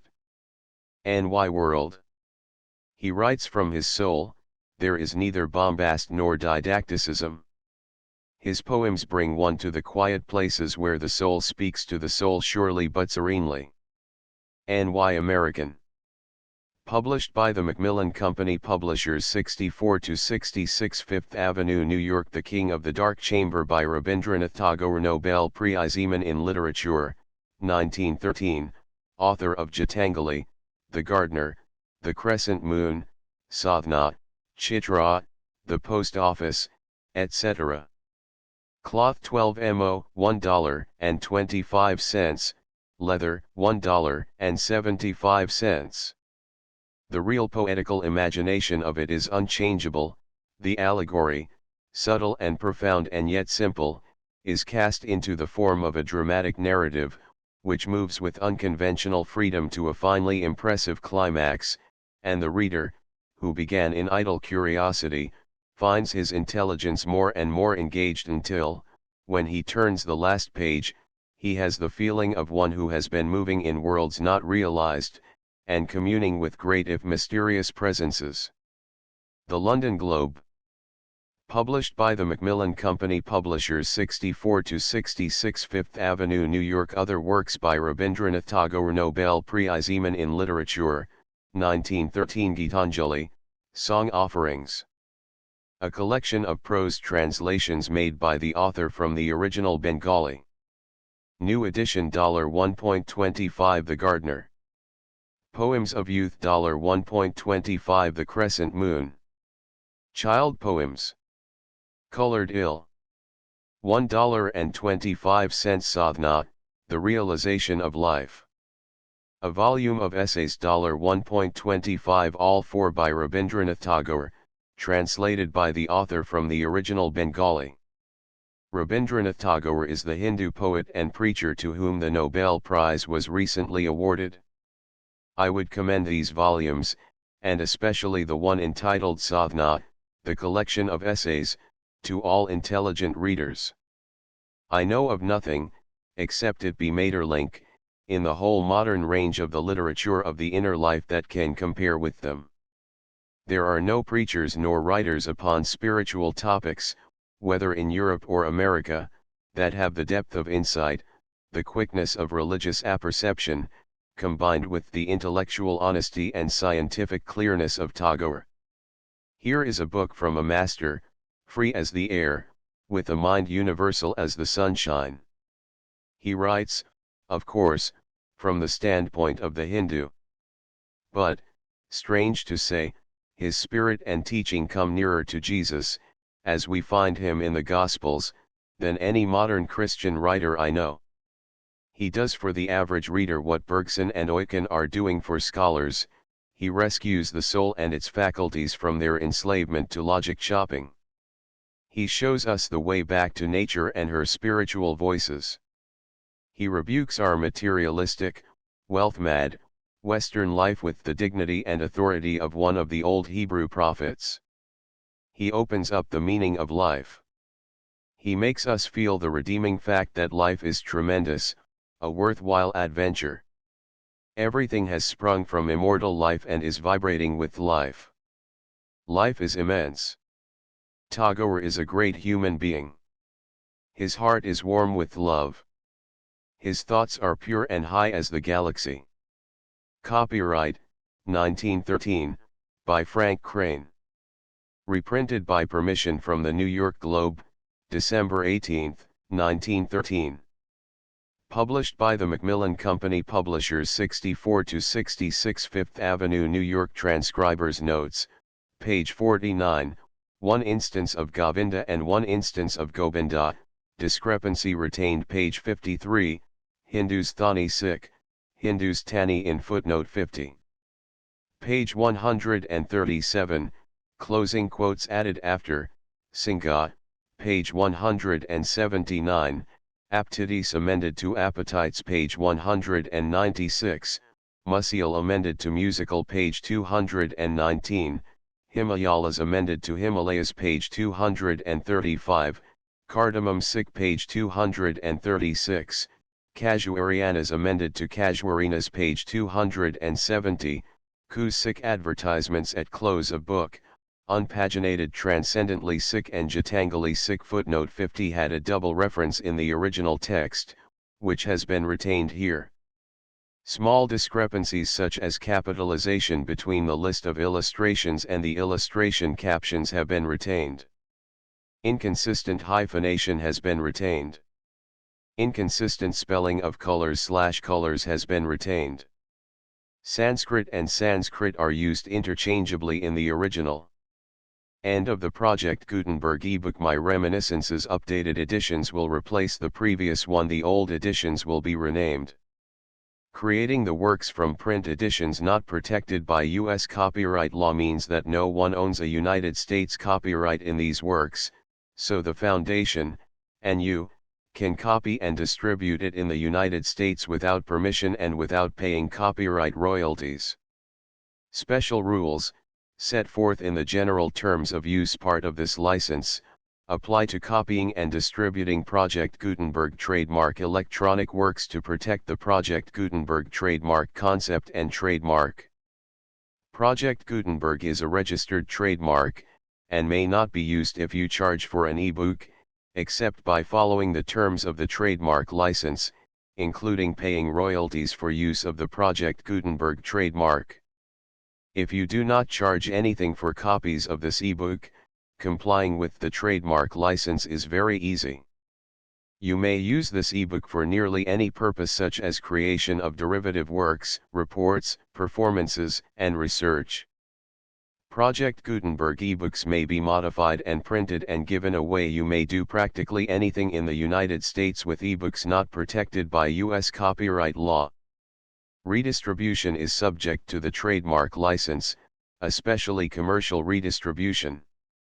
Start, full license. The full Project Gutenberg license. Please read this before you distribute or use this work to protect the Project Gutenberg trademark mission of promoting the free distribution of electronic works, by using or distributing this work, or any other work associated in any way with the phrase Project Gutenberg. You agree to comply with all the terms of the full Project Gutenberg trademark license available with this file or online at www.gutenberg.org/license. Section 1. General Terms of Use and Redistributing Project Gutenberg Trademark Electronic Works 1.a. By reading or using any part of this Project Gutenberg trademark electronic work, you indicate that you have read, understand, agree to and accept all the terms of this license and intellectual property, trademark/copyright, agreement. If you do not agree to abide by all the terms of this agreement, you must cease using and return or destroy all copies of Project Gutenberg trademark electronic works in your possession. If you paid a fee for obtaining a copy of or access to a Project Gutenberg trademark electronic work and you do not agree to be bound by the terms of this agreement, you may obtain a refund from the person or entity to whom you paid the fee as set forth in paragraph 1.e.8. 1.b. Project Gutenberg is a registered trademark. It may only be used on or associated in any way with an electronic work by people who agree to be bound by the terms of this agreement. There are a few things that you can do with most Project Gutenberg trademark electronic works even without complying with the full terms of this agreement. See paragraph 1.c below. There are a lot of things you can do with Project Gutenberg trademark electronic works if you follow the terms of this agreement and help preserve free future access to Project Gutenberg trademark electronic works. See paragraph 1.e below. 1.c. The Project Gutenberg Literary Archive Foundation, the Foundation or PGLOF, owns a compilation copyright in the collection of Project Gutenberg trademark electronic works. Nearly all the individual works in the collection are in the public domain in the United States. If an individual work is unprotected by copyright law in the United States and you are located in the United States, We do not claim a right to prevent you from copying, distributing, performing, displaying, or creating derivative works based on the work as long as all references to Project Gutenberg are removed. Of course, we hope that you will support the Project Gutenberg trademark mission of promoting free access to electronic works by freely sharing Project Gutenberg trademark works in compliance with the terms of this agreement for keeping the Project Gutenberg trademark name associated with the work. You can easily comply with the terms of this agreement by keeping this work in the same format with its attached full Project Gutenberg trademark license when you share it without charge with others. 1.d.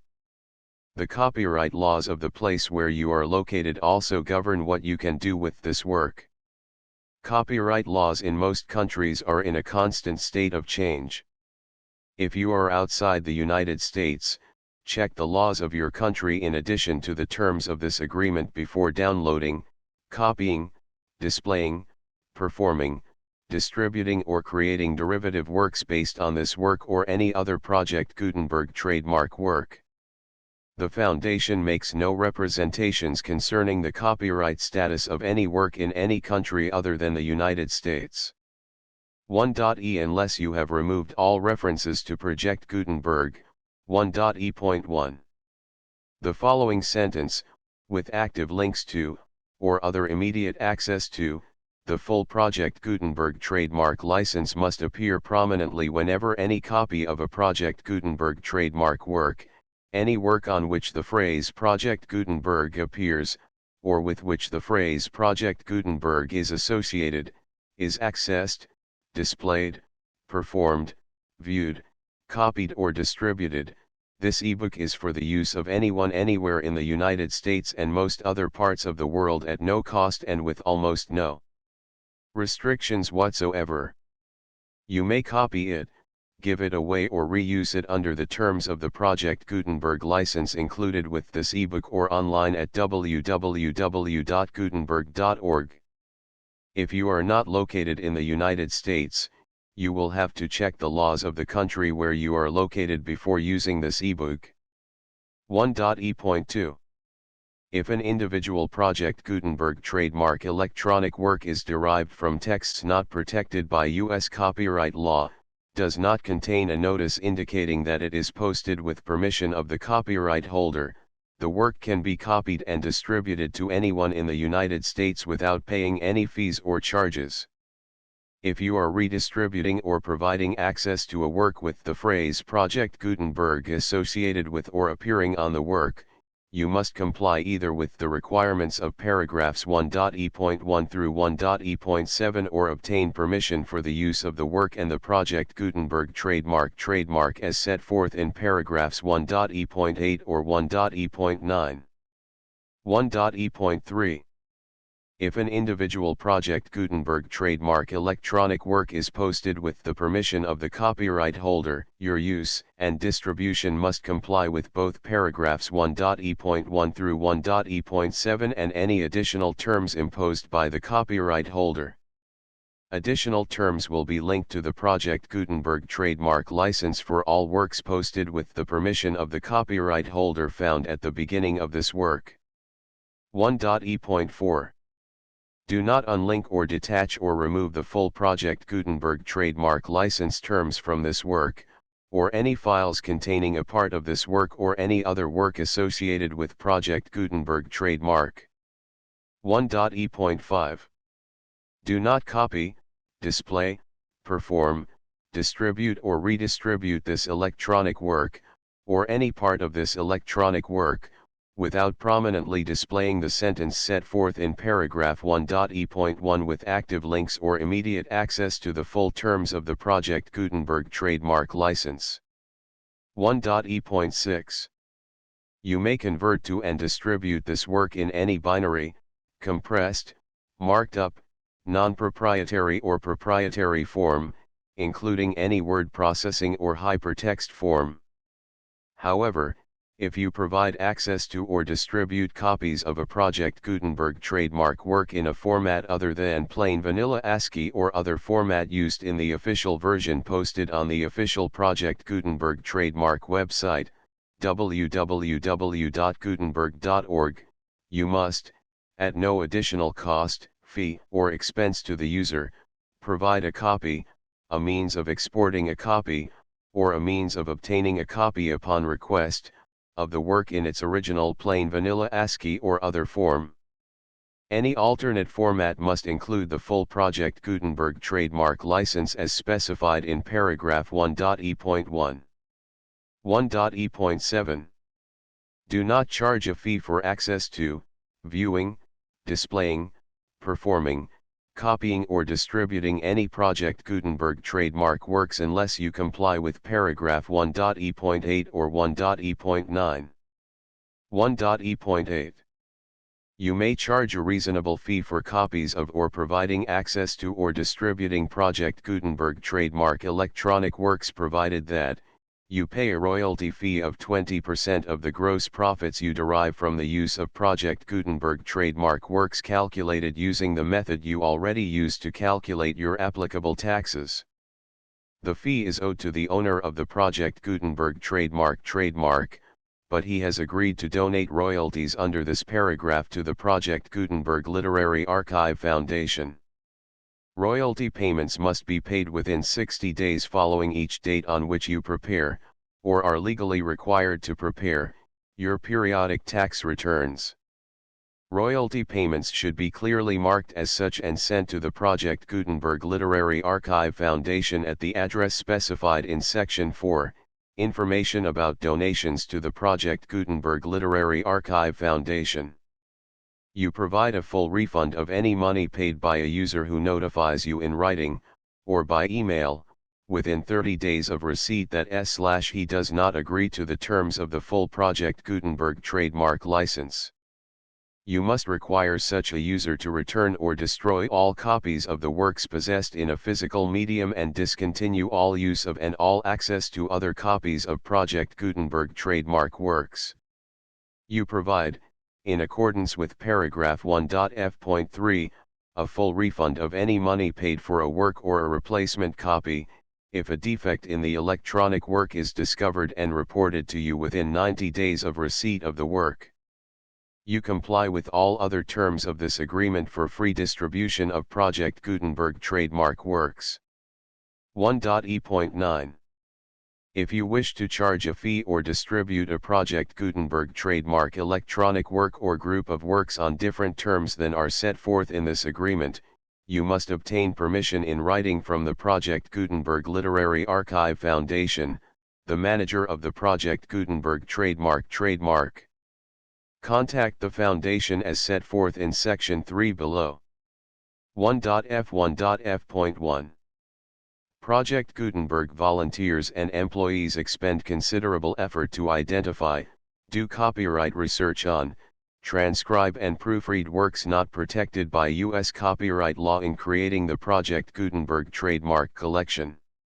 Despite these efforts, Project Gutenberg trademark electronic works, and the medium on which they may be stored, may contain defects, such as, but not limited to, incomplete, inaccurate or corrupt data, transcription errors, a copyright or other intellectual property infringement, a defective or damaged disk or other medium, a computer virus, or computer codes that damage or cannot be read by your equipment.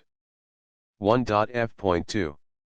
Limited warranty, disclaimer of damages, except for the right of replacement or refund described in paragraph 1.f.3, the Project Gutenberg Literary Archive Foundation, the owner of the Project Gutenberg trademark, and any other party distributing a Project Gutenberg trademark electronic work under this agreement, disclaim all liability to you for damages, costs, and expenses, including legal fees.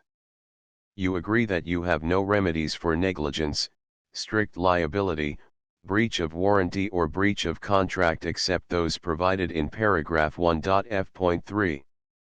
You agree that the Foundation, the trademark owner, and any distributor under this agreement will not be liable to you for actual, direct, indirect, consequential, punitive, or incidental damages even if you give notice of the possibility of such damage. 1.f.3 Limited right of replacement or refund. If you discover a defect in this electronic work within 90 days of receiving it, you can receive a refund of the money, if any, you paid for it by sending a written explanation to the person you received the work from. If you received the work on a physical medium, you must return the medium with your written explanation. The person or entity that provided you with the defective work may elect to provide a replacement copy in lieu of a refund.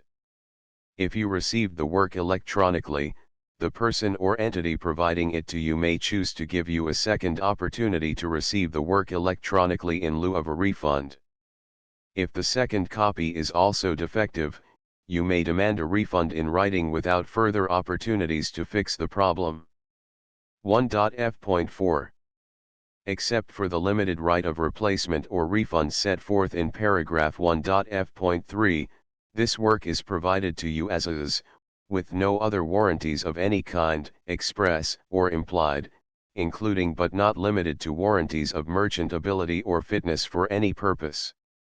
1.f.5 Some states do not allow disclaimers of certain implied warranties or the exclusion or limitation of certain types of damages. If any disclaimer or limitation set forth in this agreement violates the law of the state applicable to this agreement, the agreement shall be interpreted to make the maximum disclaimer or limitation permitted by the applicable state law. The invalidity or unenforceability of any provision of this agreement shall not void the remaining provisions. 1.f.6 Indemnity. You agree to indemnify and hold the foundation, the trademark owner, any agent or employee of the foundation, anyone providing copies of Project Gutenberg trademark electronic works in accordance with this agreement, and any volunteers associated with the production, promotion, and distribution of Project Gutenberg trademark electronic works, harmless from all liability, costs, and expenses, including legal fees, that arise directly or indirectly from any of the following which you do or cause to occur. A. Distribution of this or any Project Gutenberg trademark work. B. Alteration, modification, or additions or deletions to any Project Gutenberg trademark work, and C. Any defect you cause. Section 2. Information about the mission of Project Gutenberg trademark. Project Gutenberg trademark is synonymous with the free distribution of electronic works in formats readable by the widest variety of computers, including obsolete, old, middle-aged, and new computers. It exists because of the efforts of hundreds of volunteers and donations from people in all walks of life. Volunteers and financial support to provide volunteers with the assistance they need are critical to reaching Project Gutenberg trademark's goals and ensuring that the Project Gutenberg trademark collection will remain freely available for generations to come. In 2001, the Project Gutenberg Literary Archive Foundation was created to provide a secure and permanent future for Project Gutenberg trademark and future generations. To learn more about the Project Gutenberg Literary Archive Foundation and how your efforts and donations can help, see sections 3 and 4 and the Foundation information page at www.gutenberg.org. Section 3. Information about the Project Gutenberg Literary Archive Foundation. The Project Gutenberg Literary Archive Foundation is a non-profit 501(c)(3) educational corporation organized under the laws of the state of Mississippi and granted tax-exempt status by the Internal Revenue Service. The Foundation's IN or Federal Tax Identification Number is 64-6221541.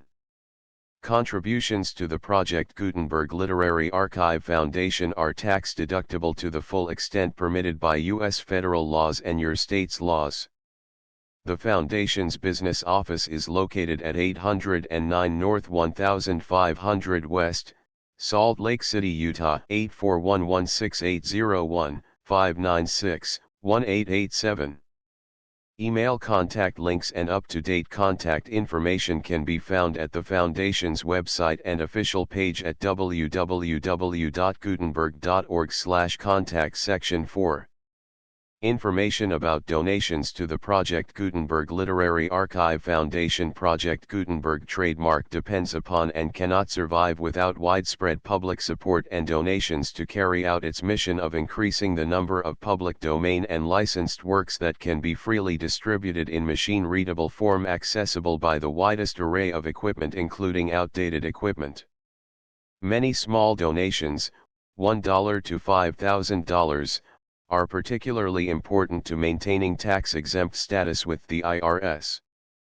The Foundation is committed to complying with the laws regulating charities and charitable donations in all 50 states of the United States. Compliance requirements are not uniform and it takes a considerable effort, much paperwork, and many fees to meet and keep up with these requirements. We do not solicit donations in locations where we have not received written confirmation of compliance. To send donations or determine the status of compliance for any particular state, visit www.gutenberg.org/donate. While we cannot and do not solicit contributions from states where we have not met the solicitation requirements, we know of no prohibition against accepting unsolicited donations from donors in such states who approach us with offers to donate. International donations are gratefully accepted, but we cannot make any statements concerning tax treatment of donations received from outside the United States. U.S. laws alone swamp our small staff. Please check the Project Gutenberg web pages for current donation methods and addresses. Donations are accepted in a number of other ways including checks, online payments, and credit card donations. To donate, please visit www.gutenberg.org/donate. Section 5. General information about Project Gutenberg trademark electronic works. Professor Michael S. Hart was the originator of the Project Gutenberg trademark concept of a library of electronic works that could be freely shared with anyone. For 40 years, he produced and distributed Project Gutenberg trademark ebooks with only a loose network of volunteer support.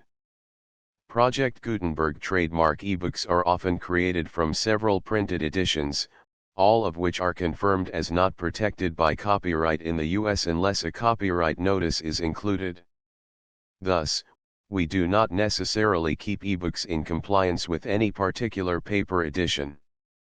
Most people start at our website, which has the main PG search facility, www.gutenberg.org. This website includes information about Project Gutenberg trademark, including how to make donations to the Project Gutenberg Literary Archive Foundation, how to help produce our new ebooks, and how to subscribe to our email newsletter to hear about new ebooks. Back. Back. Back. Back. Back. Back. Back. Back. Back. Back. Back. Back. Back. Transcriber's note: My Reminiscences, Sir Rabindranath Tagore, with frontispiece from the Portrait in Colours by Susi Kumar HESH. Translator's preface. Contents: List of illustrations. Part I. My Reminiscences. 1, 2, Teaching begins. 3, Within and without. Part 2, 4, Servocracy. 5, The Normal School. 6, Versification. 7, Various Learning. 8, My First Outing. 9, Practicing Poetry. Part 3, 10, Srikantha Babu. 11, Our Bengali Course Ends. 12, The Professor. 13, My Father. 14, A Journey with My Father. 15, At the Himalayas. Part 4, 16, My Return. 17, Home Studies. 18, My Home Environment. 19, Literary Companions. 20, Publishing. 21, Bhanusingha. 22, Patriotism. 23, The Bardi. Part V. 24, Ahmedabad. 25, England. 26, Loken Palette. 27, The Broken Heart. Part 6. 28, European Music. 29, Valmiki Pratibha, 30, Evening Songs, 31, An Essay on Music, 32, The Riverside, 33, More About the Evening Songs, 34, Morning Songs Part 7, 35, Rajendrahal Mitra, 36, Karvar, 37, Nature's Revenge, 38, Pictures and Songs, 39, An Intervening Period, 40, Bankim Chandra Part 8, 41, The Steamer Hulk, 42, Bereavements, 43, The Rains and Autumn, 44, Sharps and Flats Footnotes, Frontispiece and Decorations by Willy Pogany. A play in one act, The King of the Dark Chamber, Rabindranath Tagore. Other works by Rabindranath Tagore. Transcribers' notes, the full Project Gutenberg license.